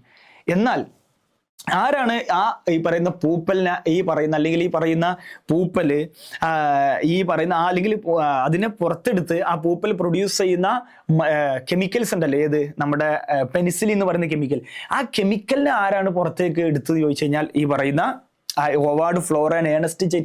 അവരാണ് അതിനെ കംപ്ലീറ്റ് ആയിട്ട് ഒരു മരുന്നായിട്ട്, ഒരു ആന്റിബയോട്ടിക്സ് ആയിട്ട് പുറത്ത് കൊണ്ടുവരുന്നത് ഈ 2 സയന്റിസ്റ്റാണ്, Howard Florey and Ernest Chain എന്ന് പറയുന്നത്. അതാണ് NCERT എഴുതിയത് full potential of penicillin established by. എന്ന് പറഞ്ഞാൽ പെനിസിലിനെ കണ്ടെത്തിയത് ഇയാളാണ്, അലക്സാണ്ടർ ഫ്ലെമിംഗ് ആണെങ്കിലും അതിനെ കംപ്ലീറ്റ് ആയിട്ട് അതിനെ ഒരു മരുന്നായിട്ട് എടുക്കണമെങ്കിൽ ആ കെമിക്കലിനെ ഐസൊലേറ്റ് ചെയ്യണം.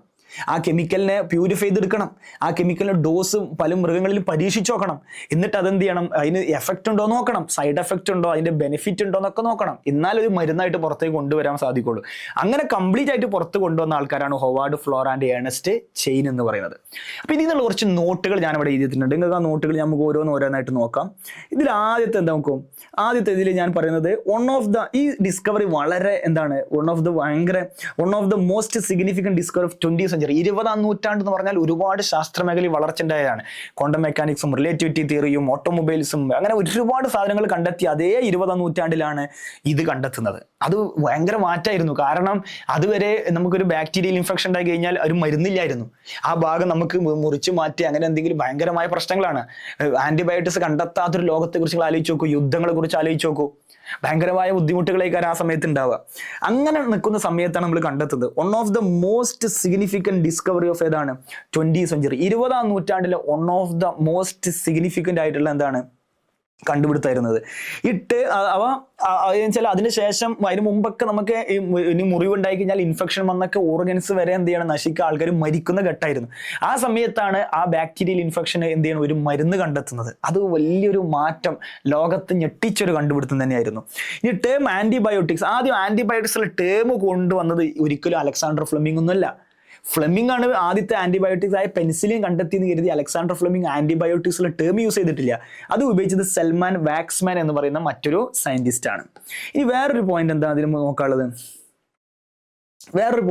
എന്താ വെച്ചാൽ ഡിസ്കവറി ഓഫ് ആന്റിബയോട്ടിക്സ് ഒരു സെറിൻഡിപ്പിറ്റി എന്നാണ് ആദ്യം പറയുന്നത്. സെറിൻഡിപ്പിറ്റി എന്ന് പറഞ്ഞു കഴിഞ്ഞാൽ എന്താണെന്നറിയോ, അതൊരു ആക്സിഡന്റൽ ഡിസ്കവറിയാണ്. നിങ്ങൾ ആലോചിച്ച് നോക്കി, ഈ പറയുന്ന അലക്സാണ്ടർ ഫ്ലെമിംഗ് എന്താണ് പുറത്ത് ആ ട്രിപ്പ് പോയി, അത് ലാബിൽ നിന്ന് മടുത്ത് സാധനങ്ങൾ കഴുകാതെ അതേപോലെ ഇട്ടുപോയി. ഇട്ടുപോയതുകൊണ്ടാണ് പൂപ്പൽ വന്നത്. ആ പൂപ്പൽ അദ്ദേഹം കണ്ടു എന്നുള്ള വല്ല കാര്യമാണ് ആ ഒബ്സർവേഷൻ സ്കില്ല്. ആ പൂപ്പൽ കണ്ട് അതിൽ എന്ത് ചെയ്യുന്നു, റിസർച്ച് നടത്തി നോക്കിയപ്പോഴാണ് മനസ്സിലായത് ഈ പൂപ്പലാണ് ചില കെമിക്കൽസിന് പ്രൊഡ്യൂസ് ചെയ്യാൻ കാരണം, ആ കെമിക്കലാണ് ബാക്ടീരിയ നശിപ്പിക്കാൻ കാരണം കണ്ടെത്തി. അദ്ദേഹം ആ പൂപ്പൽ അവിടെ യാദൃശികമായി വന്നതാണ്. ആ ലാബ് പൂട്ടിപ്പോയതുകൊണ്ടാണ്. ആ ലാബ് തുറന്നു കിടന്ന് ആരെങ്കിലും വൃത്തിയാക്കിയിരുന്നെങ്കിൽ ഇത് കാണൂലായിരുന്നു. ഒരു ആക്സിഡന്റൽ ഡിസ്കവറിയാണ് ശരിക്കും. അതിന് വിളിക്കുന്ന പേരാണ് സെറിൻഡിപ്പിറ്റി എന്നാണ് വിളിക്കുന്നത്. അങ്ങനത്തെ വിളിക്കുന്ന പേര് സെറിൻഡിപ്പിറ്റി എന്നാണ്. ഓക്കെ, ആന്റിബയോട്ടിക്സ് എഗെയിൻസ്റ്റ്, ശരിക്കും മീനിങ് എന്താ പറയുക ആന്റിബയോട്ടിക്സിന്റെ, എഗെയിൻസ്റ്റ് ലൈഫ് ഓഫ് ബാക്ടീരിയ എന്നാണ്. ബാക്ടീരിയന്റെ ലൈഫിന് എഗെയിൻസ്റ്റ് ആന്റി എന്ന് പറഞ്ഞാൽ എഗെയിൻസ്റ്റ്, ബയോട്ടിക്സ് ആണ് life, against life of bacteria ആണ്. ബാക്ടീരിയന്റെ ലൈഫിന് എഗെയിൻസ്റ്റ് ആണ്. ഇത് ഒരു മിസ്നോമർ ആണ്. മിസ്നോമർ എന്ന് പറയാറ് നമ്മൾ. മിസ്നോമർ എന്ന് പറഞ്ഞാൽ തെറ്റിദ്ധരിക്കപ്പെടുന്ന ഒരു ടേമാണ് ആന്റിബയോട്ടിക്. കാരണം എന്താ പറയുക, ആന്റിബയോട്ടിക്സ് നമ്മൾ വിചാരിക്കും അത് മിസ്നോമർ നമ്മൾ സാധാരണ പറയാം. ആന്റിബയോട്ടിക്സ് പറഞ്ഞാൽ എഗെയിൻസ്റ്റ് ലൈഫ് എന്നാണ്. എഗെയിൻസ്റ്റ് ലൈഫ് പറഞ്ഞാൽ നമ്മളെ ജീവിതത്തിന് എഗെയിൻസ്റ്റ് എന്നാണ്. നമ്മുടെ ജീവിതത്തിന് എഗെയിൻസ്റ്റ് അല്ല, ബാക്ടീരിയയുടെ ലൈഫിന് എഗെയിൻസ്റ്റ് ആണ്. നമുക്കിത് ഫോർ ഹ്യൂമൻസ് ഇത് പ്രോ ലൈഫാണ്. നേരിട്ട് അർത്ഥം വെക്കുമ്പോൾ തെറ്റും. ആന്റിബയോട്ടിക്സ് പറയുമ്പോൾ നേരിട്ട് അർത്ഥം വെക്കുമ്പോൾ എഗെയിൻസ്റ്റ് ലൈഫ്, പക്ഷെ എഗെയിൻസ്റ്റ് ലൈഫ് അല്ല. നമുക്ക് എഗെയിൻസ്റ്റ് ലൈഫ് അല്ല, ബാക്ടീരിയക്കാണ് എഗെയിൻസ്റ്റ് ലൈഫ്. അപ്പൊ അങ്ങനത്തെ തെറ്റിദ്ധരിക്കുന്ന ഒരു ടൈമാണ് ശരിക്കും ആന്റിബയോട്ടിക്സ്. നേരിട്ട് അർത്ഥം വെക്കുമ്പോൾ എഗെയിൻസ്റ്റ് ലൈഫ് ഓഫ് ബാക്ടീരിയ എന്നാണ് അതിന്റെ യഥാർത്ഥ മീനിങ്. നമുക്ക് എന്താണ് പ്രോ ലൈഫ് എന്നാണ് മനസ്സിലാക്കേണ്ടത്. ഇനി ഡെഫിനേഷൻ എന്താണ് ആന്റിബയോട്ടിക്സിന്റെ? കെമിക്കൽ. ഇത് ആന്റിബയോട്ടിക്സ് ആണ്, കെമിക്കൽ ആണല്ലോ. കെമിക്കൽ പ്രൊഡ്യൂസ്ഡ് ബൈ ആര്? Some microbe. ചില മൈക്രോബ് പ്രൊഡ്യൂസ് ചെയ്യുന്ന കെമിക്കലാണ്. വിച്ച് കിൽ, അത് കൊല്ലും. ഓർ റിട്ടാർഡ്, അല്ലെങ്കിൽ റിട്ടാർഡ് എന്ന് പറഞ്ഞാൽ എന്താണ്, തടയുമെന്നർത്ഥം. Growth of microbes. ഏത് microbes? Disease causing microbe. Disease cause ചെയ്യുന്ന മൈക്രോബിനെ കൊല്ലാൻ വേണ്ടിയിട്ടുള്ള കെമിക്കലാണ്. ആരത് പ്രൊഡ്യൂസ് ചെയ്യുന്നത്? Produced by some microbe. അപ്പൊ ചില അത് മെയിൻലി ബാക്ടീരിയ ആൻഡ് ഫംഗസ് ആണ്. മെയിൻലി ബാക്ടീരിയയും ഫംഗസും. ഈ ബാക്ടീരിയയും ഫംഗസും പ്രൊഡ്യൂസ് ചെയ്യുന്ന കെമിക്കലിന്റെ പേരാണ് ആന്റിബയോട്ടിക്സ്. ഈ ആന്റിബയോട്ടിക്സ് ആർക്ക് അഗെയിൻസ്റ്റ് യൂസ് ചെയ്യുന്നത്? കിൽ, അത് കൊല്ലും, അല്ലെങ്കിൽ റിട്ടാർഡ് ഗ്രോത്തും, അല്ലെങ്കിൽ ഗ്രോത്ത് തടയും. ആരുടെ ഗ്രോത്ത്? മൈക്രോബ്സിന്റെ, മറ്റു മൈക്രോബ്സിന്റെ. ഏത്? ഡിസീസ് കോസിങ് മൈക്രോബിന്റെ. മെയിൻലി ബാക്ടീരിയക്ക് അഗെയിൻസ്റ്റ് നമ്മൾ ആന്റിബയോട്ടിക് യൂസ് ചെയ്യാൻ പറ്റുള്ളൂ. വൈറസിന് അഗെയിൻസ്റ്റ് പറ്റൂല. ബാക്ടീരിയക്ക് അഗെയിൻസ്റ്റ് ആണ്. അത് ബാക്ടീരിയന്റെ ട്രാൻസ്ക്രിപ്ഷനെ, ട്രാൻസ്ലേഷനെ ബ്ലോക്ക് ചെയ്യും. ബാക്ടീരിയന്റെ ലൈസിസ്, സെൽവാളിനെ എന്ത് ചെയ്യും? നശിപ്പിക്കും. സെൽവാളൊക്കെ നശിച്ചു കഴിഞ്ഞാൽ ബാക്ടീരിയക്ക് പിന്നെന്തുണ്ടാവില്ല, അവിടെ വളർച്ച ഉണ്ടാവില്ല. അങ്ങനെയൊക്കെയാണ് ഇതിന്റെ. ഇനി ഹൂ ഡിസ്കവേർഡ് ആന്റിബയോട്ടിക്സ് ചോദിച്ചു കഴിഞ്ഞാൽ ആരാണ്? അലക്സാണ്ടർ ഫ്ലെമിംഗ് ആണ്. ഫസ്റ്റ് ഡിസ്കവേർഡ് ആന്റിബയോട്ടിക്സിന്റെ പേരെന്താ വെച്ചാൽ പെനിസിലിൻ ആണ്. അറിയാലോ. ഫ്ലെമിംഗ് വർക്ക് ചെയ്ത ബാക്ടീരിയന്റെ പേരെന്താണ്? സ്റ്റഫൈലോകോക്കസ് ആണ്. സ്ട്രെപ്റ്റോകോക്കസ് അല്ല, കുട്ടികൾ കൺഫ്യൂഷൻ ആവും. ഇനി ഒരു ചോദ്യം, full potential of penicillin effective antibiotics was established by ആർ. അതിന്റെ അർത്ഥം മനസ്സിലായി നിങ്ങൾക്ക്? അഥവാ NCERT സ്റ്റേറ്റ്മെന്റ് ആണ്, അതൊക്കെ NCERT സ്റ്റേറ്റ്മെന്റ് ആണ്. അഥവാ ഫുൾ പൊട്ടൻഷ്യൽ ഓഫ് പെനിസിലിൻ ഒരു ആന്റിബയോട്ടിക്സ് ആയി പുറത്തു കൊണ്ടുവന്നത് ആരാണ്? അത് മരുന്നായിട്ട് പുറത്തു കൊണ്ടുവന്നത് ആരാണ് ചോദിച്ചു കഴിഞ്ഞാൽ അത് ഏണസ്റ്റ് ചെയിൻ ആൻഡ് ഹോവാർഡ് ഫ്ലോറയാണ്. ക്വസ്റ്റ്യൻ ഇങ്ങനെ വിചാരിക്കുക, എങ്ങനെ ഹൂ ഡിസ്കവേർഡ് ചോദിച്ചു കഴിഞ്ഞാൽ പെനിസിലിൻ ആരാണ് കണ്ടെത്തിയത് ചോദിച്ചാൽ ഫ്ലെമിംഗ്. ആരാണ് അതിന്റെ ഫുൾ പൊട്ടൻഷ്യൽ പുറത്തെടുത്ത് ചോദിച്ചു കഴിഞ്ഞാൽ Ernest Chain Howard Florey. Antibiotics used to treat soldiers wounded in second world war. Second world വാറിൽ പരിക്ക് പറ്റിയ എന്താണ് സോൾജിയേഴ്സിനെ, അമേരിക്കൻ സോൾജിയേഴ്സിനൊക്കെ ട്രീറ്റ് ചെയ്യാൻ വേണ്ടി നമ്മൾ എന്ത് യൂസ് ചെയ്തിട്ടുണ്ട്? ഈ പറഞ്ഞ ആന്റിബയോട്ടിക്സ് യൂസ് ചെയ്തിട്ടുണ്ട് എന്നുള്ളതാണ് സെക്കൻഡ് വേൾഡ് വാറിലൊക്കെ. പക്ഷെ അതുവരെ ഈ യുദ്ധത്തിലേക്ക് മുറിവ് പറ്റി കഴിഞ്ഞാൽ ചികിത്സിക്കാൻ ഒന്നുമില്ലായിരുന്നു. ഇൻഫെക്ഷൻ വന്ന് ആ കയ്യന്നെ അല്ലെങ്കിൽ കാലന്നെ മുറിച്ച് മാറ്റുന്ന അവസ്ഥയായിരുന്നു. എന്നാൽ ആന്റിബയോട്ടിക്സ് കണ്ടെത്തിയോടുകൂടി നമുക്ക് ഇൻഫെക്ഷൻ വന്നു കഴിഞ്ഞാലൊക്കെ അതിനെ തടയാനുള്ള അവസരമുണ്ട്. നോബൽ പ്രൈസ്, ഇതിന് നോബൽ പ്രൈസ് കിട്ടി, ഉറപ്പാണ്. ഇതിന് നോബൽ പ്രൈസ് കൊടുത്തേ പറ്റൂ, കാരണം അത് വലിയൊരു കണ്ടുപിടുത്താണ്. 1945 നോബൽ പ്രൈസ് കൊടുത്തത്. ഈ വർഷം നിങ്ങൾ അറിഞ്ഞിരിക്കുക, NCERT വർഷം പറഞ്ഞിട്ടുണ്ടെങ്കിൽ അത് പഠിക്കന്നെ വേണം. 1945 3 പേർക്കും അവാർഡ് കിട്ടിയിട്ട്, ആർക്കൊക്കെ? അലക്സാണ്ടർ ഫ്ലെമിങ്ങിനും ഏണസ്റ്റ് ചെയിനും ഹോവാർഡ് ഫ്ലോറക്കും എന്ത് കിട്ടി? ഇതിന് ശേഷം ഒരുപാട് ആന്റിബയോട്ടിക്സ് ഒരുപാട് സയന്റിസ്റ്റുകൾ എന്ത് ചെയ്തിട്ട് കണ്ടെത്തിയിട്ടുണ്ട് എന്നുള്ളതാണ്. അതിൽ പെട്ടൊരു 2 എക്സാമ്പിൾ NCERT നിങ്ങളോട് ചോദിക്കുന്നുണ്ട്, 2 എക്സാമ്പിൾ പറയാൻ പറ്റുമെന്നുള്ളതാണ്. ഞാൻ 2 എക്സാമ്പിൾ പറയാം. Streptomycin and chloromycin. ഇത് എന്തുകൊണ്ടാണ് ഞാൻ ഈ എക്സാമ്പിൾ സെലക്ട് ചെയ്ത് ചോദിച്ചു കഴിഞ്ഞാൽ ഇത് ഒരിക്കൽ പ്രീവിയസ് എയിംസ് ജിപ്മറിനൊക്കെ എക്സാമിന് ചോദിച്ചൊരു ക്വസ്റ്റ്യൻ ആണ്. സ്ട്രെപ്റ്റോമൈസിൻ എന്നുള്ളൊരു ആന്റിബയോട്ടിക്സ് ഉണ്ട്. അത് പ്രൊഡ്യൂസ് ചെയ്യുന്ന ആരാന്ന് ചോദിച്ചാൽ സ്ട്രെപ്റ്റോമൈസിസ് ഗ്രേസിയസ് എന്ന് പറയുന്ന ഒരു ബാക്ടീരിയ. അപ്പോൾ ആ ഒരു പേര് നിങ്ങൾ അറിഞ്ഞിരിക്കുക. പിന്നെ ക്ലോറോമൈസിറ്റിൻ പ്രൊഡ്യൂസ് ചെയ്യുന്ന ആരാന്ന് ചോദിച്ചാൽ ക്ലോറോമൈസിറ്റിൻ മറ്റൊരു ആന്റിബയോട്ടിക്സ് ആണ്. അത് ആരാണ് പ്രൊഡ്യൂസ് എന്ന് വെച്ചാൽ സ്ട്രെപ്റ്റോമൈസിസ് വെനിസുവേല എന്ന് പറയുന്ന മറ്റൊരു ബാക്ടീരിയ ആണ്. ഈ സ്ട്രെപ്റ്റോമൈസിസ് എന്നുള്ള ജീനസ് നിങ്ങൾ നോട്ട് ചെയ്യണം. അതിനാണ് ഏറ്റവും കുറേ ഒരുപാട് ആന്റിബയോട്ടിക്സ് നമ്മൾ ഡിസ്കവർ ചെയ്തെടുത്തിട്ടുണ്ട്. അപ്പോൾ സ്ട്രെപ്റ്റോമൈസിനും ഇത് കൂടാതെ നിങ്ങൾക്ക് ഇഷ്ടംപോലെ അറിയായിരിക്കും. നിങ്ങൾക്ക് ഇഷ്ടംപോലെ എറിത്രോമൈസിൻ ഉണ്ട്, ആംബിസിലിൻ, ക്ലോറോ, അങ്ങനെ ഒരുപാട് ടൈപ്പ് ഓഫ് ആന്റിബയോട്ടിക്സ് നിങ്ങൾക്ക് അറിയായിരിക്കും. ഞാൻ 2 പറഞ്ഞാണ്. അത് നീറ്റിനെല്ലാം ജിപ്മറിനൊക്കെ എക്സാമിനൊക്കെ പണ്ട് ചോദിച്ചൊരു ഇതാണ്. സ്ട്രെപ്റ്റോമൈസിൻ ആരാണ് പ്രൊഡ്യൂസ് ചെയ്യുന്നതാണ് ചോദിച്ചത്? സ്ട്രെപ്റ്റോമൈസിസ് ഗ്രേസിയസ് ആണ്. ക്ലോറോമൈസിറ്റിൻ ആരാണ് പ്രൊഡ്യൂസ് ചെയ്യുന്നത് ചോദിച്ചിരുന്നു? സ്ട്രെപ്റ്റോമൈസിസ് വെനിസുവേലയാണെന്ന് പറയുന്നത്. ഇനി ഇവർ കുറേ ഒരുപാട് ആന്റിബയോട്ടിക്സ് നമ്മൾ കണ്ടെത്തിയതിന് ശേഷം, ഫസ്റ്റ് കണ്ടെത്തിയത് പെൻസിലാണെങ്കിലും അതിന് ശേഷം ഒരുപാട് കണ്ടെത്തി. അത് കണ്ടെത്തിയോടുകൂടി ഒരുപാട് രോഗങ്ങൾക്ക് പരിഹാരമായി. NCERT പറയുന്നുണ്ട്. അത് NCERT പറയുന്ന രോഗങ്ങളാണ്. അഥവാ പ്ലാഗ്, വൂപ്പിംഗ് കഫ്, ഡിഫ്തീരിയ, അതുപോലെ ലെപ്രോസി, ഇങ്ങനെയുള്ള പല രോഗങ്ങൾക്കും എഗെയിൻസ്റ്റ് ആയിട്ട് എന്ത് കണ്ടെത്തി എന്നുള്ളതാണ്. ആന്റിബയോട്ടിക്സ് കണ്ടെത്തിയോടുകൂടി ഈ പറയുന്ന ഡെഡ്ലി ഡിസീസ്, ഈ plague, whooping cough, diphtheria, leprosy, ഈ രോഗങ്ങളൊക്കെ ഡെഡ്ലി ഡിസീസുകളായിരുന്നു. ഒരുപാട് പ്രശ്നങ്ങൾ ഉണ്ടാക്കുന്ന ഒരുപാട് മരണങ്ങൾ വിതച്ച ഒരു രോഗങ്ങളായിരുന്നു ഈ രോഗങ്ങൾക്ക് ഒരു പരിഹാരമുള്ള കാരണം ആന്റിബയോട്ടിക്സിന്റെ കണ്ടുപിടുത്തമായിരുന്നു എന്നുള്ളതാണ്. ആന്റിബയോട്ടിക്സ് ഇങ്ങനത്തെയുള്ള ഒരുപാട് ഡെഡ്ലി ഡിസീസുകൾ ട്രീറ്റ് ചെയ്യാൻ വേണ്ടി ഉപയോഗിച്ചു. അത് NCERT പറയുന്നുണ്ട്. അതുമായി ബന്ധപ്പെട്ട ഒരു ക്വസ്റ്റ്യൻ ആണ്. Which of the following disease are treated by antibiotics? എപ്പോഴും മനസ്സിലാക്കുക, ആന്റിബയോട്ടിക്സ് കൊണ്ട് ട്രീറ്റ് ചെയ്യാൻ പറ്റുന്ന ഡിസീസ് ബാക്ടീരിയൽ ഡിസീസ് ആയിക്കാരം. ബാക്ടീരിയ ഉണ്ടാക്കുന്ന ഡിസീസാണ് ആന്റിബയോട്ടിക്സ് കൊണ്ട് നമ്മൾ ട്രീറ്റ് ചെയ്യുക. Plague, diphtheria, leprosy, whooping cough, ഇതൊക്കെ ബാക്ടീരിയൽ ഡിസീസുകളാണ്. അതുകൊണ്ട് ഇതെല്ലാം നമുക്ക് ട്രീറ്റ് ചെയ്യാൻ സാധിക്കും. So all of the above answer 1, 2, 3, 4 answer വരും. പക്ക NCERT ബേസ്ഡ് ആണ്. ഇനി മൂന്നാമത്തെ ഒരു അപ്ലിക്കേഷനാണ് നമ്മൾ പറയുന്നത് microbes in production of chemicals, enzymes, other bio active molecules. ഇത് വളരെ ഇമ്പോർട്ടൻറ്റ്. ഞങ്ങൾ നോട്ട് ചെയ്ത് വെച്ചോ, ഇമ്പോർട്ടൻറ്റ്. ഒരുപാട് തവണ നീറ്റിന് ചോദിച്ച, കഴിഞ്ഞ പ്രാവശ്യം പോലും നീറ്റിന് ക്വസ്റ്റ്യൻ ഭാഗത്ത് വന്നിരുന്നു. ഒരുപാട് തവണ നീറ്റിന് ബോർഡ് എക്സാം ആവട്ടെ, നീറ്റ് എക്സാം ആവട്ടെ ചോദിച്ചിട്ടുള്ള ഈ ഭാഗത്ത് നിന്ന് ഒരുപാട് ചോദിച്ചിട്ടുണ്ട് മൈക്രോബ്സ്. 2 വർഷങ്ങളായിട്ടൊന്നും ക്വസ്റ്റ്യൻ ഇല്ലായിരുന്നു. കഴിഞ്ഞ പ്രാവശ്യം ഉണ്ടായിരുന്നു, അതിന് മുമ്പത്തെ പ്രാവശ്യം ഇല്ലായിരുന്നു. ചോദിച്ചെടുത്തോളം നിങ്ങൾ സ്റ്റാറ്റിസ്റ്റിക്സ് എടുത്ത് നോക്കുകയാണെങ്കിൽ ഏറ്റവും കൂടുതൽ ഈ പോർഷൻ ആയിരിക്കും. അഥവാ microbes in production of chemicals. ഇത് മൈക്രോബ്സ് ഇൻ ഇൻഡസ്ട്രിയൽ പ്രൊഡക്റ്റിലെ 3ാമത്തെ ഹെഡിങ് ആണ്, മറക്കരുത്. കെമിക്കൽസ് ഉണ്ടാക്കുന്ന, ചില എൻസൈംസ് ഉണ്ടാക്കാൻ, ചില ബയോ ആക്റ്റീവ് മോളിക്യൂൾസ് ഉണ്ടാക്കാൻ മൈക്രോബ്സിന്റെ റോളാണ് നമ്മൾ പറയാൻ പോണത്. നോക്കിക്കോ, അതിൽ ഒന്നാമത്തെ നമ്മൾ പറയാൻ പോകുന്നത് എന്താണ്? Acids, ethanol. കെമിക്കൽസ് ആണ് നമ്മൾ ആദ്യം പറയാൻ പോകുന്നത്. മൈക്രോബ്സ് ചില കെമിക്കൽസ് ഉണ്ടാക്കാൻ ഹെൽപ്പ് ചെയ്യുന്നുണ്ട്. 2 കെമിക്കലാണ്, ഒന്ന് ആസിഡും ഒന്ന് എത്തനോളും. ഇതിൽ നിങ്ങൾക്ക് ആകെ പഠിക്കാനുള്ളത് എന്താണെന്ന് വെച്ചാൽ ആ കെമിക്കലിന്റെ പേരും അത് ആരാണ് പ്രൊഡ്യൂസ് ചെയ്യുന്നത് എന്നുള്ള മൈക്രോബിന്റെ പേരും. ഇത് മാത്രം പഠിക്കാനുള്ളത്. അസറ്റിക് ആസിഡ് ആരാ പ്രൊഡ്യൂസ് ചെയ്യുന്നത്? അസറ്റോബാക്ടർ അസറ്റൈ എന്ന് പറയുന്ന ഒരു ഒരു ബാക്ടീരിയയാണ്. ബ്യൂട്ടറിക് ആസിഡ് ആരാണ് പ്രൊഡ്യൂസ് എന്ന് ചോദിച്ചു കഴിഞ്ഞാൽ ക്ലോസ്ട്രിഡിയം ബ്യൂട്ടലിക്കം എന്ന് പറയുന്ന മറ്റൊരു ബാക്ടീരിയയാണ്. സിട്രിക് ആസിഡ് ആരാണ് പ്രൊഡ്യൂസ് എന്ന് ചോദിച്ചു കഴിഞ്ഞാൽ ആസ്പെർജില്ലസ് നൈഗർ എന്ന് പറയുന്ന മറ്റൊരു ബാക്ടീരിയ അല്ല, ആസ്പെർജില്ലസ് നൈഗർ എന്ന് പറയുന്നത് ആരാണ്? ഒരു ഫംഗസ് ആണ്. അത് നിങ്ങൾ നോട്ട് ചെയ്യണം കേട്ടോ, ചോദിക്കും. ഇതൊക്കെ ബാക്ടീരിയയാണ്, ഇതും ബാക്ടീരിയയാണ്. അപ്പൊ 4 ആസിഡാണ് പഠിക്കാനുള്ളത്. അസറ്റിക് ആസിഡ് പ്രൊഡ്യൂസ് ചെയ്യുന്നത് Acetobacter aceti, butyric acid produce ചെയ്യുന്നത് Clostridium butylicum, citric acid produce ചെയ്യുന്നത് ആസ്പെർജില്ലസ് നൈഗർ എന്ന് പറയുന്ന ഫംഗസ് ആണ്. ലാക്റ്റിക് ആസിഡ് നമുക്കറിയാം, lactic acid produced by Lactobacillus എന്ന് പറയുന്ന ലാക്റ്റിക് ആസിഡ് ബാക്ടീരിയ എന്നറിയപ്പെടുന്ന bacteria.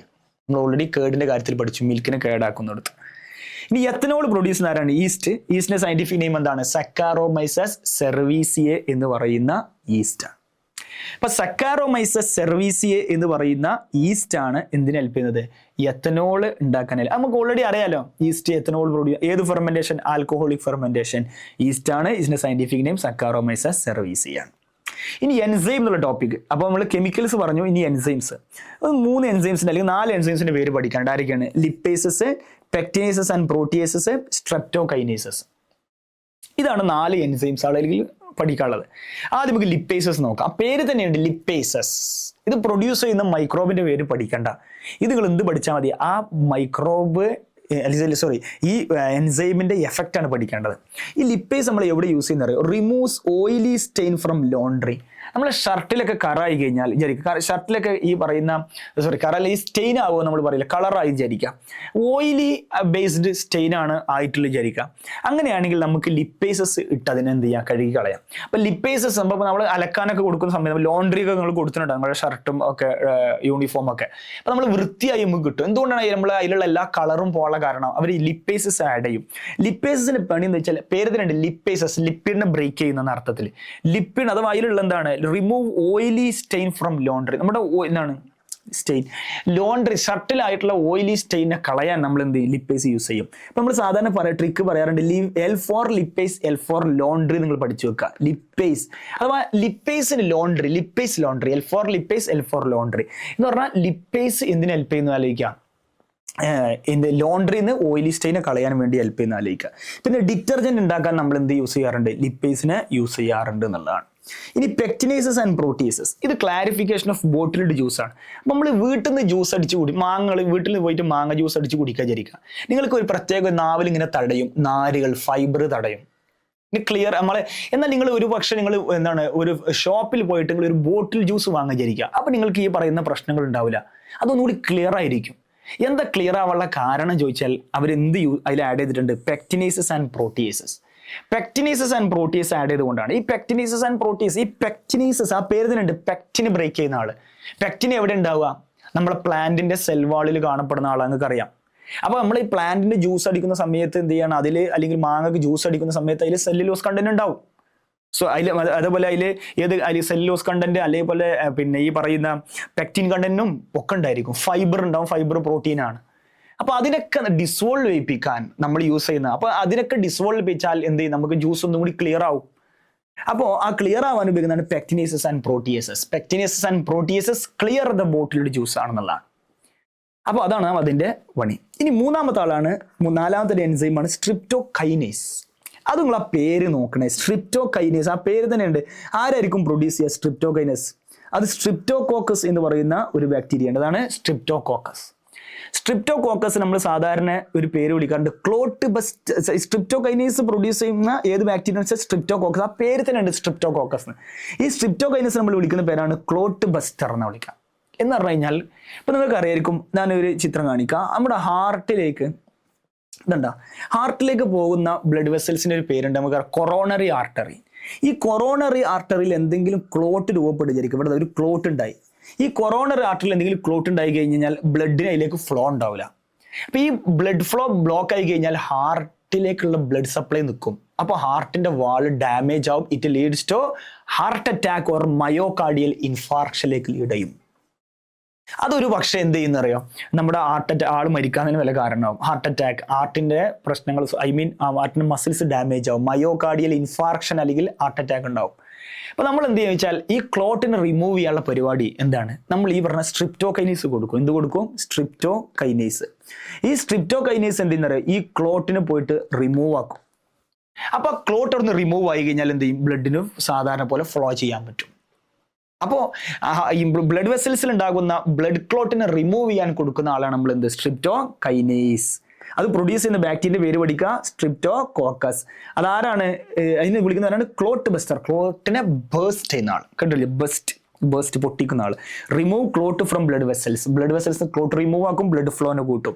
Four treating patient who have myocardial infarction ആരും പഠിക്കേണ്ട, ആരാണ്, ഹാർട്ട് അറ്റാക്കിനെ നമ്മൾ എന്ത് ചെയ്യാണ്, അല്ലെങ്കിൽ ഹാർട്ട് അറ്റാക്ക് പേഷ്യന്റ് ട്രീറ്റ് ചെയ്യാൻ വേണ്ടി, അല്ലെങ്കിൽ ഹാർട്ട് അറ്റാക്ക് വരാനുള്ള കാരണം ബ്ലോക്ക് ആണല്ലോ, അതിനെ തടയുന്ന അല്ലെങ്കിൽ അതിനെ ആ ബ്ലോക്കിനെ ഒഴിവാക്കാൻ വേണ്ടി, റിമൂവ് ആക്കാൻ വേണ്ടി നമ്മൾ എന്ത് കൊടുക്കാറുണ്ട്, സ്ട്രിപ്റ്റോകൈനേസ് ആണ് ക്ലോട്ട് ബസ്റ്റർ എന്നറിയപ്പെടുന്നത്. ഇതാണ് അതിന്റെ ഒരു മെച്ചം. ഇനി ഈ ടോപ്പിക് തന്നെ ഏറ്റവും അവസാനത്തെ ടോപ്പിക്കാണ്, 2 ബയോ ആക്റ്റീവ് മോളിക്യൂൾസിന്റെ പേര് പഠിക്കണം. എന്ത് പഠിക്കണം, bioactive molecules. 2 bioactive മോളിക്യൂൾസിന്റെ പേര് പഠിക്കണം. എന്താണ് ഈ ബയോ ആക്റ്റീവ് മോളിക്യൂൾസ് എന്ന് അറിയാം? 2 ബയോ ആക്റ്റീവ് മോളിക്യൂളാണ്, ഒന്ന് സൈക്ലോസ്പോറിൻ എയും അതേപോലെ എന്താണ് സ്റ്റാറ്റിനും. സൈക്ലോസ്പോറിൻ എ എന്ന് പറഞ്ഞ 2 ബയോ ആക്റ്റീവ് മോളിക്യൂൾ, അഥവാ സൈക്ലോസ്പോറിൻ എ ആരാണ് പ്രൊഡ്യൂസ് ചെയ്താൽ, ഒരു ഫംഗസ് ആണ്, ഒരു ഈസ്റ്റ് പെട്ട ഫംഗസ് ആണ്, അതാണ് ട്രൈക്കോഡെർമ പോളിസ്പോറം. ആരാണ്, ഏത് ഫംഗസ് ആണ്, ട്രൈക്കോഡെർമ പോളിസ്പോറമാണ്.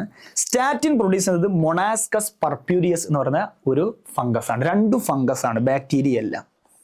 ഇനി സൈക്ലോസ്പോറിൻ എ ട്രൈക്കോഡെർമ പോളിസ്പോറം ആണ് പ്രൊഡ്യൂസ് ചെയ്യുന്നത്.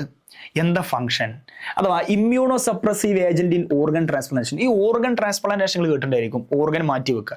ഈ ഓർഗൻ മാറ്റി വെക്കുന്ന ഓർഗൻ ട്രാൻസ്പ്ലാന്റേഷനിൽ എന്ത് ചെയ്യാൻ വേണ്ടി യൂസ് ചെയ്യുന്നതാണ് നമ്മൾ ഈ ഇമ്മ്യൂണോ സപ്രസന്റ് ഏജന്റ് ആയിട്ട്. അപ്പം ഞാനൊരു ഓർഗൻ സ്വീകരിക്കുക, എൻ്റെ ബോഡി സ്വാഭാവികമായിട്ട് ആ ഓർഗനെ റിജക്ട് ചെയ്യും. കാരണം എൻ്റെ ബോഡിയെ സംബന്ധിച്ചിടത്തോളം ഒരു പുതിയ ഒരു സാധനമാണ്, ഒരു ആന്റിജനാണ്.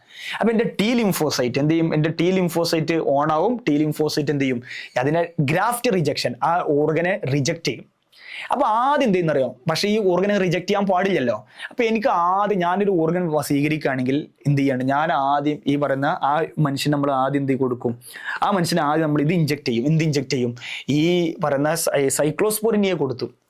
ഈ സൈക്ലോസ്പോറിൻ എ കൊടുത്തു കഴിഞ്ഞാൽ എന്ത് ചെയ്യും, അയാളുടെ ഇമ്മ്യൂണിറ്റി ഒന്ന് ഡൗൺ ആവും. അപ്പോൾ ഓർഗൻ ട്രാൻസ്പ്ലാന്റ് ചെയ്ത് കഴിഞ്ഞാൽ ആ ഓർഗനെ റിജക്ഷൻ സംഭവിക്കില്ല. ശരിക്കും ഇവിടെ സൈക്ലോസ്പോറിൻ എ ബ്ലോക്ക് ചെയ്യുന്നത് ടി ലിംഫോസൈറ്റിനെയാണ് ബ്ലോക്ക് ചെയ്യുന്നത്. അപ്പോൾ റിജക്ഷൻ സംഭവിക്കില്ല, ഓർഗൻ അവിടെ ഈസി ആയിട്ട് വെക്കാൻ പറ്റും. രണ്ടാമത്തെ ആളാണ് സ്റ്റാറ്റിൻ. സ്റ്റാറ്റിന് പണി കൊളസ്ട്രോൾ ലോവറിങ് ഏജന്റ് ആണ്. നമ്മുടെ ബോഡിയിൽ കൊളസ്ട്രോളിനെ കുറക്കുന്ന ആളാണ്. നമ്മുടെ ബോഡി സാധാരണ കൊളസ്ട്രോൾ ഉണ്ടാക്കുന്നത് ലിവറാണ് മെയിൻലി. ഭക്ഷണത്തിൽ നിന്ന് കുറച്ച് പെർസെൻറ്റേജ് കൊളസ്ട്രോൾ വരുന്നുള്ളൂ, ബാക്കിയൊക്കെ ലിവർ ഉണ്ടാക്കുകയാണ്. ലിവർ ഉണ്ടാക്കുന്ന ഒരു പാത്വേ ഉണ്ട്, ഇതിന്റെ പേര് നിങ്ങൾ പഠിക്കണ്ട, HMG കോഎൻസൈം എ മാവലോണിക് ആസിഡ് ആവും. അത് ഒരുപാട് സ്റ്റെപ്പിലൂടെ പോയിട്ട് കൊളസ്ട്രോൾ ആവും. ഇനി വെറുതെ ഞങ്ങൾക്ക് മനസ്സിലാൻ വേണ്ടി ABC എടുക്കുക, B ആവും, B അവസാനം എന്തായിട്ട് മാറും, കൊളസ്ട്രോൾ ആവും. ഇതാണ് വിചാരിക്കുക കൊളസ്ട്രോൾ പാത്വേ. ഈ B ആക്കാൻ ഹെൽപ്പ് ചെയ്യുന്ന എൻസൈം ഉണ്ട്, അതിന് ഞാൻ എന്ന് വിളിച്ചു തൽക്കാലം. അതിന്റെ ശരിക്കുള്ള പേര് ഹൈഡ്രോക്സി മീഥൈൽ ഗുവാറൈൽ കോഎൻസൈം റിഡക്ടേസ് ആണ്. അത് നമുക്ക് ആവശ്യമില്ല, നിങ്ങൾ എന്ന് എടുത്തോളി. B ആയി, B ഒരുപാട് റിയാക്ഷനിലൂടെ കൊളസ്ട്രോൾ ആയിട്ട് മാറി. ഈ എനെ B ആക്കുന്ന എൻസൈമാണ് എന്ന് വിചാരിക്കുക. അപ്പൊ ഞാൻ നെ ബ്ലോക്ക് ചെയ്താൽ B ആവോ, ഇല്ല. അപ്പൊ B ഇല്ലാത്തടത്തോളം കാലം കൊളസ്ട്രോൾ ഉണ്ടാവില്ല. ഇങ്ങനെയാണ് കൊളസ്ട്രോളിനെ ബ്ലോക്ക് ആക്കുക. അപ്പൊ കൊളസ്ട്രോൾ ഓവറായിട്ട് പ്രൊഡ്യൂസ് ചെയ്യുന്നത് ബ്ലോക്ക് ആക്കുന്നത് ഇങ്ങനെയാണ്. അപ്പൊ ആരാണ് ഈ എൻസൈമിനെ ബ്ലോക്ക് ആക്കിയത്, അതാണ് സ്റ്റാറ്റിൻ. കണ്ട, അപ്പൊ സ്റ്റാറ്റിൻ എന്താ ചെയ്യുന്നത് വെച്ചാൽ ഇയാൾ പോയിട്ട് എൻസൈമിനെ ബ്ലോക്ക് ആക്കും. ഏത് എൻസൈമിനെ, കൊളസ്ട്രോൾ ഉണ്ടാക്കാൻ സഹായിക്കുന്ന എൻസൈമിനെ ബ്ലോക്ക് ആക്കും. അങ്ങനെ എൻസൈമിനെ ബ്ലോക്ക് ആക്കുന്ന വിളിക്കുന്ന ആളെ പേരാണ് ഇൻഹിബിറ്റർ. എന്താണ് ഇൻഹിബിറ്റർ? ഇയാളൊരു ക്വാണ്ടിറ്റേറ്റീവ് ഇൻഹിബിറ്റർ ആണ് സ്റ്റാറ്റിൻ. അപ്പൊ സ്റ്റാറ്റിൻ എന്ത് ചെയ്യും, ക്വാണ്ടിറ്റേറ്റീവ് ഇൻഹിബിറ്റർ ആണ്. അയാൾ പോയിട്ട് കൊളസ്ട്രോൾ സിന്തസൈസിന് ഹെൽപ്പ് ചെയ്യുന്ന എൻസൈമിനെ ബ്ലോക്ക് ആക്കും. ആ എൻസൈം ബ്ലോക്ക് ആയാൽ കൊളസ്ട്രോൾ ഉണ്ടാവില്ല, ബ്ലോക്കായി. അതിന്റെ പരിപാടി. So statin act as a cholesterol lowering agent by എങ്ങനെ, quantitative inhibition on enzyme responsible for cholesterol synthesis. Cholesterol ഉണ്ടാക്കാൻ സഹായിക്കുന്ന എൻസൈമിനെ പോയിട്ട് ബ്ലോക്ക് ആക്കിക്കൊണ്ട് എന്ത് ചെയ്യുന്നു, ഇയാള് അത് തടയും എന്നുള്ളതാണ്. അപ്പൊ എൻസൈമിനെ ബ്ലോക്ക് ആക്കിയാൽ കൊളസ്ട്രോൾ ഉണ്ടാവില്ല, അതിന്റെ ലക്ഷ്യം. അപ്പൊ കൊളസ്ട്രോൾ മരുന്നൊടിക്കും, നിങ്ങൾ വീട്ടിലൊക്കെ കൊളസ്ട്രോൾ മരുന്നൊടിക്കുന്ന ആരെങ്കിലും ഉണ്ട് നോക്കിയാൽ മതി. അവിടെ എന്തുണ്ടാവും, ഈ പറയുന്ന ഈ ഗുളികന്റെ കണ്ടന്റും എന്തുണ്ടാന്ന് അറിയോ, സ്റ്റാറ്റിൻ കണ്ടന്റ് ഉണ്ടായിരിക്കും. സ്റ്റാറ്റിൻ കണ്ടന്റ് നിങ്ങൾ ഒന്ന് ചെക്ക് ചെയ്താൽ മതി, സ്റ്റാറ്റിൻ എന്നുള്ളതാണ്. ഇതാണ് ഇതിൻ്റെ ഒരു ആണ്. അപ്പോൾ ഇതിൽ നിന്നുള്ള ക്വസ്റ്റ്യൻ നോക്കാം നമുക്ക്. Just match the following organism with products of the produce. Match the follow. Lactobacillus ആരാണ് മാച്ച് ആവുക? അങ്ങനെ പറയാം. ലാക്ടോബാസിലസ് മാച്ച് ആവുക ആരാണ്? ഇപ്പോൾ ഈ സിമ്പിളാണ്. ലാക്ടോബാസിലസ് ലാക്റ്റിക് ആസിഡ് കേട് അല്ലേ? അപ്പോൾ എക്ക് മാച്ച് ആവുക ഏതാണെന്ന് വെച്ചാൽ എന്താണ്? 2 മാച്ച് ആവുക. ബി സക്കാറമൈസസ് സെർവീസിയ ഈസ്റ്റ് ആണ്, ബ്രെഡ് ഉണ്ടാക്കാൻ സഹായിക്കുന്നില്ല, അപ്പം ബി 4 മാച്ച് ആവും. Aspergillus Nigar is A fungus, അതാണ് സിട്രിക് ആസിഡ് പ്രൊഡ്യൂസ് ചെയ്യാൻ ഹെൽപ്പ് ചെയ്യുന്നത്, അപ്പോൾ 3ലേക്കാണ് ഇത് വരിക. അസറ്റോ ബാക്ടർ അസറ്റൈ, പേര് തന്നെ ഉണ്ട് അസറ്റോ ബാക്ടർ അസറ്റി, അസറ്റിക് ആസിഡ്. സോ ഏതാണ് വരിക? Acetic acid. A2 വരുന്ന ഓപ്ഷൻ A2 B4. അപ്പോൾ ഓപ്ഷൻ 1 വരിക, B4 A2 B2 ആണ് വരിക അല്ലേ? A2 B4 C3 D5 ആണ് വരുന്നത്. അപ്പോൾ ഇങ്ങനത്തെ ഡയറക്റ്റ് ക്വസ്റ്റ്യൻ വീണ്ടും ഇതാ ഭാഗത്ത് നിന്ന് ക്വസ്റ്റ്യൻ ഈസിയാണ്. ഇത് 2020 ക്ലോസ്ട്രിഡിയം ബ്യൂട്ടിലിക്കം പേര് തന്നെ ഉണ്ട്. ആരാണ് ക്ലോസ്? പേര് ബ്യൂട്ടറിക് ആസിഡ്. പഠിച്ചോ? A22. B trichoderma polysporum. ഇപ്പം നമ്മൾ പഠിച്ചിട്ടുള്ളൂ. Trichoderma polysporum immunosuppressive agent in organ transplantation ആണ്. അപ്പോൾ ബ്ലഡ് കൊളസ്ട്രോൾ ലോവറിംഗ് ഏജന്റ് അല്ല, സൈക്ലോസ്പോറിൻ എ ആണ് ആൻസർ. അഥവാ സൈക്ലോസ്പോറിൻ എ എന്നാണ്. സൈക്ലോസ്പോറിൻ എ ആണ് എന്ത് ചെയ്യുന്നത്? അത് പ്രൊഡ്യൂസ് ചെയ്യുന്ന കെമിക്കലിന്റെ പേര്. അപ്പോൾ B1 മാച്ചായി. സി മൊണാസ്കസ് പർപ്യൂരിയസ്, അതൊരു ഫംഗസ് ആണ്, അത് പ്രൊഡ്യൂസ് ഈസ്റ്റ് ആണ്, അത് പ്രൊഡ്യൂസ് ചെയ്യുന്ന കെമിക്കലിന്റെ പേരാണ് സ്റ്റാറ്റിൻ കൊളസ്ട്രോൾ ലോവറിംഗ് ഏജന്റ് ആണ്. അപ്പോൾ 4 ആണ് ആൻസർ വരിക. പിന്നെ നമ്മൾ പറയുന്നത് ഡി ആരാണ് വരിക? ഡി ആസ്പെർജില്ലസ് നിഗർ, വീണ്ടും സിട്രിക് ആസിഡ് 3 ആണ് വരിക. ഓക്കെ, D3 2 ഓപ്ഷൻസ് ഉണ്ട്. C4 2 ഓപ്ഷൻ C4 ആണ്. B1 ആണ്. അപ്പോൾ 4 അല്ല ആൻസർ വരിക. ട്രൈക്കോഡർമ പോളിസ്പോറം ട്രൈസൈക്ലോസ്പോറിനെ പ്രൊഡ്യൂസ് ചെയ്യുന്നത്. അങ്ങനെയുള്ള ഇതൊക്കെ എന്ത് ചെയ്യുക? ക്വസ്റ്റ്യൻസ് ആൾ പ്രതീക്ഷിക്കാം. Which of the following commercial blood cholesterol lowering agent? എന്താ ആലോചിക്കുക? സ്റ്റാറ്റിൻ. ആരാണ്? സ്റ്റാറ്റിൻ. അത് ആലോചിക്കാൻ നമ്മൾ ട്രിക്ക് പറയാറുണ്ട്. സ്റ്റാറ്റിൻ എന്ന് പറഞ്ഞാൽ ആലോചിക്കുക, സ്റ്റാറ്റിക് എന്ന് ആലോചിക്കുക. സ്റ്റാറ്റിക് എന്ന് പറഞ്ഞാൽ റെസ്റ്റ് എടുക്കാന്നല്ലേ അർത്ഥം. റെസ്റ്റ് എടുത്തു കഴിഞ്ഞ് കഴിഞ്ഞാൽ എന്താണ്? നമുക്ക് കൊളസ്ട്രോൾ കൂടുന്ന ആലോചിക്കുക. അപ്പോൾ എന്ത് കുടിക്കേണ്ടി വരും? സ്റ്റാറ്റിൻ കുടിക്കേണ്ടി വരും. സോ കൊളസ്ട്രോൾ ലോവറിംഗ് ഏജന്റ് ആരാണ്? സ്റ്റാറ്റിൻ ആണ്. മാറരുത്. Dash is produced by bacteria. ഇത് NCERT ലൈൻ അങ്ങോട്ട് എടുത്താണ് കേട്ടോ. Dash is produced by bacterium streptococcus and modified by genetic engineering used as a clot buster for removing clot from blood vessels of patient who have undergone my. നമ്മൾ already discuss ചെയ്താണ്. അഥവാ ഏതാണ് answer വരിക? Streptococcus കണ്ട പിന്നെ ഒന്നും നോക്കാല്ല, streptokinase ആണ് answer. അത് നമുക്കറിയാലോ ക്ലോട്ട് ബസ്റ്റർ ആണ്, അതിന് ഹെൽപ്പ് ചെയ്യുന്നതാണ്. ഓക്കെ, അടുത്തൊരു ടോപ്പിക്കാണ് മൈക്രോബ്സ് ഇൻ സീവേജ് ട്രീറ്റ്മെന്റ്. 4ാമത്തെ മൈക്രോബ്സിന്റെ അപ്ലിക്കേഷൻസ് ആണ് നിങ്ങൾ പഠിക്കാൻ പോകുന്നത്. മൈക്രോബ്സ് ഇൻ സീവേജ് ട്രീറ്റ്മെന്റ് എന്നുള്ളൊരു ടോപ്പിക്കാണ്. അപ്പോൾ നമ്മൾ എന്താണ് അതിന് മുമ്പ് ഒരു കാര്യം പറയും. എന്താണ് സീവേജ് എന്നുള്ളൊരു പോയിന്റ്? നമ്മൾ സീവേജ് കൊണ്ട് എന്താണ് ഉദ്ദേശിക്കുന്നത് വെച്ചാൽ നമ്മൾ മലിനജലം, അതാണല്ലോ നമ്മൾ സാധാരണ എന്ത് വിളിക്കുന്നത്? സീവേജ് എന്ന് വിളിക്കുന്നത് അല്ലേ? എന്താ വിളിക്കുക? സീവേജ് പറഞ്ഞു കഴിഞ്ഞാൽ എന്താണ്? മലിനജലം നമ്മൾ പറയും സീവേജ്. ഇതിലെന്താണ്? ഒരു സീവേജ് എടുത്തു കഴിഞ്ഞാൽ നമ്മൾ ഫാക്ടറിയിൽ നിന്നും അതുപോലെ ടൗണിലൊക്കെ ഉണ്ടാവുന്ന മലിനജലത്തെ വിളിക്കുന്ന പേരാണ് സീവേജ്. നമ്മളൊരു സീവേജ് എടുത്തു കഴിഞ്ഞാൽ അതിൽ എന്താ ഉണ്ടാവുക? അത് NCERT പറഞ്ഞിട്ടുണ്ടോ ചോദിച്ചാൽ പറഞ്ഞിട്ടുണ്ട്. ഒരു സീവേജ് ചളിവെള്ളം അല്ലേ, നമ്മൾ ഈ ഫാക്ടറിയിൽ നിന്നൊക്കെ വരുന്ന ചളിവെള്ളത്തെ വിളിക്കുന്ന പേരാണ് സീവേജ്. ഒരു സീവേജ് എടുത്തു കഴിഞ്ഞാൽ അതിൽ എന്തുണ്ടാവും എന്നറിയോ? മേജർ കോമ്പണന്റ് എന്താണെന്ന് വെച്ചാൽ NCERT പറയുന്നത് ഹ്യൂമൻ എക്സ്ക്രീറ്റ. ഇത് NCERT പറയുന്നതാണ് കേട്ടോ. ഒരു സീവേജ് എടുത്താൽ എന്തുണ്ടാവും? ഹ്യൂമൻ എക്സ്ക്രീറ്റ ഉണ്ടാവും. അതേപോലെ പിന്നെ എന്തുണ്ടാവുക വെച്ചാൽ ഓർഗാനിക് മാറ്റർ ഉണ്ടാവും. എന്തുണ്ടാവും? ഓർഗാനിക് മാറ്റർ ഉണ്ടാവും. അതേപോലെ വളരെ ഇമ്പോർട്ടൻ്റ് ആയിട്ട് മനസ്സിലാക്കാനുള്ള മറ്റൊരു ഹ്യൂമൻ എക്സ്ക്രീറ്റ് ഉണ്ടാവും, ഓർഗാനിക് മാറ്റർ ഉണ്ടായിരിക്കും. അതേപോലെ മനസ്സിലാക്കാനുള്ള ഒരു സാധനമാണ് എന്താണ്? പിന്നെ പാത്തോജൻസ്. എന്തുണ്ടാവും? പാത്തോജൻസ്. ഡിസീസ് കോസിങ് ആയിട്ടുള്ള അല്ലെ, ഡിസീസ് ഉണ്ടാക്കുന്ന ചില പാത്തോജൻസ് ഉണ്ട്. അപ്പം ഇതാണ് സീവേജിൽ ഉണ്ടാകുന്ന കണ്ടന്റ്. അപ്പം നമ്മൾ ഒരിക്കലും സീവേജിനെ എവിടേക്ക് വിടാൻ പറ്റില്ല. സീവേജ് നമുക്ക് നേരെ പുഴയിലേക്ക് കടലിലേക്ക് ഒഴുക്കാൻ പറ്റില്ല. അതിന് നമ്മൾ എന്ത് ചെയ്യുന്ന അറിയോ? Sewage treatment പ്ലാന്റുകളുണ്ട്. STP നമ്മൾ ഷോർട്ടായിട്ട് പറയും. STP sewage treatment plan. ഈ സീവേജ് ട്രീറ്റ്മെന്റ് പ്ലാന്റിലേക്ക് നമ്മൾ എന്ത് ചെയ്യുന്ന വെച്ച് കഴിഞ്ഞാൽ കൊണ്ടുപോകും. എന്നിട്ട് അതിലിട്ട് അതിന് എന്ത് ചെയ്യുന്ന വെച്ച് കഴിഞ്ഞാൽ എന്ത് ചെയ്യും? ട്രീറ്റ് ചെയ്യും. അതിനുള്ളിലിട്ട് എന്ത് ചെയ്യുന്ന വെച്ചാൽ ട്രീറ്റ് ചെയ്യും. അതിനുള്ളിലിട്ട് ട്രീറ്റ് ചെയ്ത ശേഷം നമ്മൾ എന്ത് ചെയ്യുന്ന വെച്ച് കഴിഞ്ഞാൽ നമ്മൾ പുഴയിലേക്കും എന്ത് ചെയ്യും, അതേപോലെ കടലിലേക്കൊക്കെ എന്ത് ചെയ്യും? ഒഴുക്കും. അപ്പൊ ഇവിടെ സീവേജ് ട്രീറ്റ്മെന്റ് പ്ലാന്റ് ഉള്ളിൽ വെച്ച് നമ്മൾ എന്ത് ചെയ്തു? ആ സീവേജിനെ, മലിനജലത്തെ നമ്മൾ ട്രീറ്റ് ചെയ്തു. അവിടെ ആരുടെ സഹായം ഉണ്ടായി? മൈക്രോബിന്റെ സഹായം ഉണ്ടായി. അതാണ് നമ്മുടെ heading, microbes in sewage treatment. Clear ആണല്ലോ? സീവേജിനെ എങ്ങനെ ശുദ്ധീകരിക്കാം? By using microbe. ഈ സീവേജ് ട്രീറ്റ്മെന്റ് പ്ലാന്റ് പറഞ്ഞതാ ഇതുപോലെ നിങ്ങൾ എൻ്റെ സ്ലൈഡിൽ കാണാം. വലിയ വലിയ ടാങ്കുകളും, ഹ്യൂജ് ടാങ്കുകളും, നമ്പർ ഓഫ് ടാങ്കുകളുള്ള വലിയ പരിപാടിയാണ്. പക്ഷെ നമ്മൾ അതിനെ പഠിപ്പിക്കാൻ വേണ്ടി ഞാൻ സിമ്പിൾ ആക്കി തരാം. അതിന് മുമ്പ് NCERT നിങ്ങൾ മാർക്ക് ചെയ്യേണ്ട ഒരു സാധനം ഞങ്ങൾക്ക് പറഞ്ഞു തരാം കേട്ടോ. അതായത് നിങ്ങൾ വേണ്ട, it is called sewage. It contain large amount of organic matter microbe, many of which are pathogenic ആണ്. അതേപോലെ എന്താണ് ഇതിൽ ഇങ്ങനെ എന്താണ് ഒരുപാട് ഓർഗാനിക് മാറ്റേഴ്സ് ഉണ്ട് അല്ലേ, large amount of organic matter ഉണ്ട്, മൈക്രോബ് ഉണ്ട്. മൈക്രോബ് തന്നെ എന്താണ് ഭയങ്കര ഡിസീസ് കോസിങ് ആയിട്ടുള്ള മൈക്രോബുകളാണ്. A major component of this sewage water is human എക്സ്ക്രീറ്റയാണ് മേജർ കോമ്പണന്റ് എന്ന് NCERT പറയുന്നുണ്ട്. അപ്പൊ ഞാൻ ഇതൊക്കെ അത്ര ഇമ്പോർട്ടന്റ് ആണോ ചോദിച്ചാൽ നമുക്ക് അത്ര ഇമ്പോർട്ടന്റ് ഒന്നുമില്ല, പക്ഷേ NCERTയിലെ ലൈൻസ് ഒക്കെ നമുക്ക് കാണണ്ടേ. ഓക്കെ, അത് ഞങ്ങൾ കാണിച്ചാണ്. പക്ഷെ നമുക്ക് വലിയ ടാങ്ക് ഒന്നും വേണ്ട, നമുക്കൊരു 4 ടാങ്ക് കൊണ്ട് പരിപാടി അവസാനിപ്പിക്കാം. എങ്ങനെ നമുക്ക് സീവേജിനെ നമുക്ക് എന്ത് ചെയ്യാം, വൃത്തിയാക്കി എടുക്കുക എന്നുള്ളതാണ് നമ്മൾ എന്ത് ചെയ്യേണ്ടത് നോക്കാൻ പോണ്. സീവേജിനെ വൃത്തിയാക്കാൻ നമുക്ക് വേണ്ടതെന്ന് വെച്ചാൽ 4 ടാങ്കുകളാണ്. ഒന്ന് പ്രൈമറി സെറ്റ്ലിംഗ് ടാങ്ക്, ഒന്ന് എയറേഷൻ ടാങ്ക്, ഒന്ന് സെറ്റ്ലിംഗ് ടാങ്ക്, ഒന്ന് അനേറോബിക് സ്ലഡ്ജ് ഡൈജസ്റ്റർ എന്ന് പറയുന്ന 4 ടാങ്ക് മതി. ഇത് NCERTയിൽ ഉണ്ട്, ഈ 4 ടാങ്ക് NCERT പറയുന്നുണ്ട്. അപ്പൊ നമ്മൾ ഇത് കുറെ കുട്ടികളുടെ ഒരു കൺഫ്യൂസിങ് ആയിട്ടുള്ള ഒരു പോർഷനാണ് ഈ പോർഷൻ. അപ്പൊ നമ്മൾ എന്ത് വെച്ചാൽ ഈ പോർഷൻസ് നമ്മൾ എന്ത് ചെയ്യാം, ഞാൻ ഒന്നും കൂടി നിങ്ങൾക്ക് എന്ത് ചെയ്യാം, പിന്നെ വളരെ സിമ്പിൾ ആക്കി തരാനാണ് ശ്രമിക്കുന്നത്. അപ്പൊ നമുക്ക് വലിയ വലിയ ടാങ്ക് ഒന്നും വേണ്ട, നമുക്ക് വെറും എന്ത് മതി, ഒരു 4 ടാങ്ക് മതി. ഞാൻ ഈ 4 ടാങ്ക് കൊണ്ട് നമ്മൾ എന്ത് ശുദ്ധീകരിച്ചെടുക്കും, ഈ 4 ടാങ്കിലൂടെ 4 ടാങ്ക് ഇതാണ്ട 4 ടാങ്കുകൾ 1 2 3 4 ഈ 4 ടാങ്കിലൂടെ ഞാൻ ഈ വെള്ളത്തെ കടത്തി വിടും. എന്നിട്ട് ഞാനിതിന് എന്ത് ചെയ്യും, 2 3 4 ടാങ്കിനെ കണക്ട് ചെയ്താണ് കേട്ടോ ഉദ്ദേശിക്കുന്നത്. ഇതിലൂടെ ഞാൻ വെള്ളത്തെ എന്ത് ചെയ്യും, ശുദ്ധീകരിച്ചെടുക്കും. ഇതാണ് നമ്മൾ നോക്കാൻ പോണം.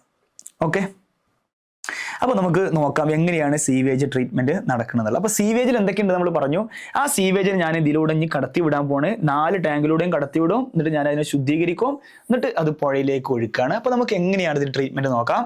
4 ടാങ്കിന്റെ പേര് ആലോചിക്കാം. Primary settling tank, aeration tank, settling tank, anaerobic sludge digester എന്ന് പറയുന്ന ടാങ്കാണ്. ഈ ടാങ്കിന് പേര് വരാനൊക്കെ ഒരു കാരണമുണ്ട്. അത് ഓരോന്നും അതിലുള്ള പ്രോസസ്സ് ഞാൻ എക്സ്പ്ലെയിൻ ചെയ്യുമ്പോൾ എന്ത് ചെയ്യും, മനസ്സിലാവും. ഓക്കെ, അപ്പൊ നോക്കും. അപ്പൊ ആദ്യം നമുക്ക് സീവേജിനെ അതിലൂടെ ഒഴുക്കാം. സീവേജിനെ നമ്മൾ ഇതിലൂടെ ഒഴുക്കുകയാണ്, ഇതിലൂടെ സീവേജ്. ഓക്കെ, നമുക്കറിയാം സീവേജിൽ എന്തൊക്കെയുണ്ട്. സീവേജില് ഓർഗാനിക് മാറ്റർ ഉണ്ട്, അതേപോലെ ഹ്യൂമൻ എക്സ്ക്രീറ്റ് ഉണ്ട്, അങ്ങനെ ഒരുപാട് ഫ്ലോട്ടിംഗ് ഡെബ്രീസ് ഉള്ള ഒരുപാട് വേസ്റ്റുകൾ ഇതിൽ സീവേജിൽ ഉണ്ടായിരിക്കും. റോ ആയിട്ടുള്ള സീവേജിൽ നമ്മൾ എന്ത് ചെയ്യുന്നു, ഇതിലൂടെ അങ്ങനെ ഒഴുക്കുകയാണ്. ഒഴുക്കി നമ്മൾ ആദ്യം ചെയ്യുന്ന പരിപാടി എന്താ പറയുക, അതാണ് എഴുതിക്കോളൂ. ആദ്യം ചെയ്യുന്ന പരിപാടി ഫിൽട്രേഷൻ ആണ്. എന്താ വിളിക്കുക, filtration. What is mean by filtration? Filtration അരിച്ചെടുക്കുക എന്ന് നമ്മൾ സാധാരണ പറയാം. ഇവിടെ കുറെ ഫിൽറ്റേഴ്സുകൾ വെച്ചിട്ടുണ്ടായിരിക്കും. ഇങ്ങനെ ഞാൻ സിമ്പിളായിട്ട് കാണിക്കേണ്ടത് മനസ്സിലാൻ വേണ്ടി ഒരുപാട് ഫിൽറ്റേഴ്സുകൾ വെച്ചിട്ടുണ്ടാവും. ഈ ഫിൽറ്റേഴ്സിലൂടെ നിങ്ങൾ ഈ സീവേജിനെ കടത്തി വിടുമ്പോൾ എന്താ സംഭവിക്കുന്നത് അറിയാം, ആ സീവേജിൽ കാണപ്പെടുന്ന ഫ്ലോട്ടിംഗ് ഡബ്രികൾ എന്ത് ചെയ്യും, അവിടെ കുടുങ്ങും. ആരാണ് ഫ്ലോട്ടിംഗ് ഡബ്രീസ്? ഫ്ലോട്ടിംഗ് ഡബ്രീസ് പറഞ്ഞാൽ ഈ വെള്ളത്തിൽ ഇങ്ങനെ പൊങ്ങി കിടക്കുന്ന സാധനങ്ങൾ ഉണ്ടാവില്ലേ, ഈ പൊങ്ങി കിടക്കുന്ന സാധനങ്ങൾ ഫ്ലോട്ടിംഗ് ഡബ്രി. ഈ ഫ്ലോട്ടിംഗ് ഡബ്രി എന്ത് ചെയ്യും, ഇവിടെ ഈ ഫിൽറ്ററിൽ എന്ത് ചെയ്യും, അടിഞ്ഞുകൂടും. അപ്പൊ ഫിൽട്രേഷനോട് നമ്മൾ എന്തിനാണ് റിമൂവ് വേണ്ടി ചോദിച്ചു കഴിഞ്ഞാൽ ഫ്ലോട്ടിംഗ് ഡബ്രികളെയാണ്. എന്ന് പറഞ്ഞാൽ ഫ്ലോട്ടിംഗ് ഡബ്രീസ് എന്ന് പറഞ്ഞാൽ എന്താണെന്നറിയോ, പൊങ്ങിക്കിടക്കുന്ന പിന്നെ ചില സസ്പെൻഡ് പാർട്ടിക്കിൾസിനെ നമ്മൾ ഫ്ലോട്ടിംഗ് ഡബ്രി എന്ന് വിളിക്കുന്നത്. അഥവാ ഫ്ലോട്ടിംഗ് ഡബ്രീസ് എന്ന് കഴിഞ്ഞാൽ എന്താണ്, സസ്പെൻഡ് സോളിഡ്സുകളാണ്. സസ്പെൻഡ് പറഞ്ഞാൽ പൊങ്ങിക്കിടക്കുന്ന സസ്പെൻഡ് സോളിഡ്സ്. പൊങ്ങിക്കിടക്കുന്ന ചില സോളിഡ്സ്, അതിലുണ്ടാവുന്ന പ്ലാസ്റ്റിക്, ബക്കറ്റ്, അങ്ങനെ കുറെ സാധനങ്ങളൊക്കെ എന്ത് ചെയ്യും, പൊങ്ങിക്കിടക്കുന്ന സാധനങ്ങളൊക്കെ ചിലപ്പോൾ എന്ത് ചെയ്യും, അവിടെ അടിഞ്ഞുകൂടും. എന്നിട്ട് നമ്മൾ എന്ത് ചെയ്യുന്നത് വെച്ചാൽ മറ്റൊരു ടാങ്കിലേക്ക്, മറ്റൊരു പ്രോസസ്സാണ് പിന്നെ ചെയ്യുന്നത്. ഇതിന് NCERT പറയുന്നുണ്ട് ത്രൂ സീക്വൻഷ്യൽ ഫിൽട്രേഷൻ. നമ്മൾ സീക്വൻഷ്യൽ ഫിൽട്ടർ ചെയ്യേണ്ടത് ഇതിനല്ലേ, ത്രൂ സീക്വൻഷ്യൽ ഫിൽട്രേഷനിലൂടെ നമ്മൾ എന്തിനെ റിമൂവ് ചെയ്യേണ്ടത്, സീക്വൻഷ്യലായിട്ട് ഘട്ടമായിട്ട് നമ്മൾ ഫിൽട്ടർ ചെയ്തിട്ട് അതിന് ഫ്ലോട്ടിംഗ് ഡബ്രിനെ എടുത്ത് കളയും. ഫ്ലോട്ടിംഗ് ഡബ്രി പറഞ്ഞു കഴിഞ്ഞാൽ അറിയാലോ, പൊന്തി കിടക്കുന്ന സാധനങ്ങളെ എടുത്ത് കളയും. ഇനി ബാക്കി വരുന്ന വെള്ളത്തെ നമ്മൾ രണ്ടാമത്തെ ഒരു പരിപാടി ചെയ്യും. ആ രണ്ടാമത്തെ പരിപാടിയുടെ പേരാണ് സെഡിമെന്റേഷൻ ആണ് ചെയ്യുന്നത്. എന്താ വിളിക്കുക, സെഡിമെന്റേഷൻ. സെഡിമെന്റേഷനിലൂടെ നമ്മൾ എന്താണ് കളയുന്ന അറിയോ, സെഡിമെന്റേഷൻ നമ്മൾ നമ്മുടെ എന്തിനാണ് സെഡിമെന്റ്, ഒരു ടാങ്ക് ഉണ്ട്, ഒരു പ്രത്യേക ടാങ്ക്. ശരിക്കും ഇതാണ് എന്റെ ചിത്രം കണ്ട. നിങ്ങൾ ഇവിടെ ഒരു സെഡിമെന്റേഷൻ ടാങ്ക് കണ്ട, നിങ്ങൾ സെഡിമെന്റേഷൻ ടാങ്ക്. ഈ സെഡിമെന്റേഷൻ ടാങ്ക് ഇതാണ് ആ സെഡിമെന്റേഷൻ ടാങ്ക്. ഈ സെഡിമെന്റേഷൻ ടാങ്കിൽ വെച്ചിട്ട് നമ്മൾ എന്ത് ചെയ്യുന്ന അറിയോ, ആ വെള്ളത്തിലുള്ള കല്ല്, മണ്ണ്, അതേപോലുള്ള ചളി, സാൻഡ്, മണലൊക്കെ ഉണ്ടല്ലോ, അതിനെ നമ്മൾ സെഡിമെന്റ് ചെയ്യും. അതാണ് ഇവിടെ കണ്ട, അടിയിൽ കണ്ട ഇവിടെ കുറെ സാധനങ്ങൾ സെഡിമെന്റ് ചെയ്ത് കിടക്കണ്ട കണ്ട. ഇത് സെപ്പറേറ്റ് ടാങ്ക് ഉണ്ട്. പക്ഷെ NCERT അങ്ങനത്തെ ഒരു ടാങ്കിന്റെ കാര്യമൊന്നും പറഞ്ഞിട്ടില്ല. അതുകൊണ്ട് നമുക്ക് എങ്ങനെ പഠിക്കാം, NCERT പറഞ്ഞ പോലെ പഠിക്കാം. NCERT ഇവിടെ പറഞ്ഞെന്ന് വെച്ചാൽ സെഡിമെന്റേഷൻ ഇവിടെ പറഞ്ഞതെന്ന് വെച്ചാൽ എന്താണ്, സെഡിമെന്റേഷൻ ഓഫ് എന്ത് സംഭവിക്കുന്നു, sedimentation of sedimentation of grit എന്നാണ് പറഞ്ഞത്. എന്താണ് ഗ്രിറ്റ്? വേറൊരു ടേം നമ്മൾ യൂസ് ചെയ്തു, ഗ്രിറ്റ് എന്നുള്ള ടേം യൂസ് ചെയ്തു. എന്താണ് ഗ്രിറ്റ് എന്ന് പറഞ്ഞു കഴിഞ്ഞാൽ, സെഡിമെന്റേഷൻ ആണ് നമ്മൾ പറഞ്ഞത്. സെഡിമെന്റേഷൻ എന്ന് പറഞ്ഞു കഴിഞ്ഞാൽ എന്താണ്? സെഡിമെന്റേഷൻ ആണ്. സെഡിമെന്റേഷനോട് നമ്മൾ എന്തിനാ സെഡിമെന്റ് ചെയ്തത്? Sedimentation of grit.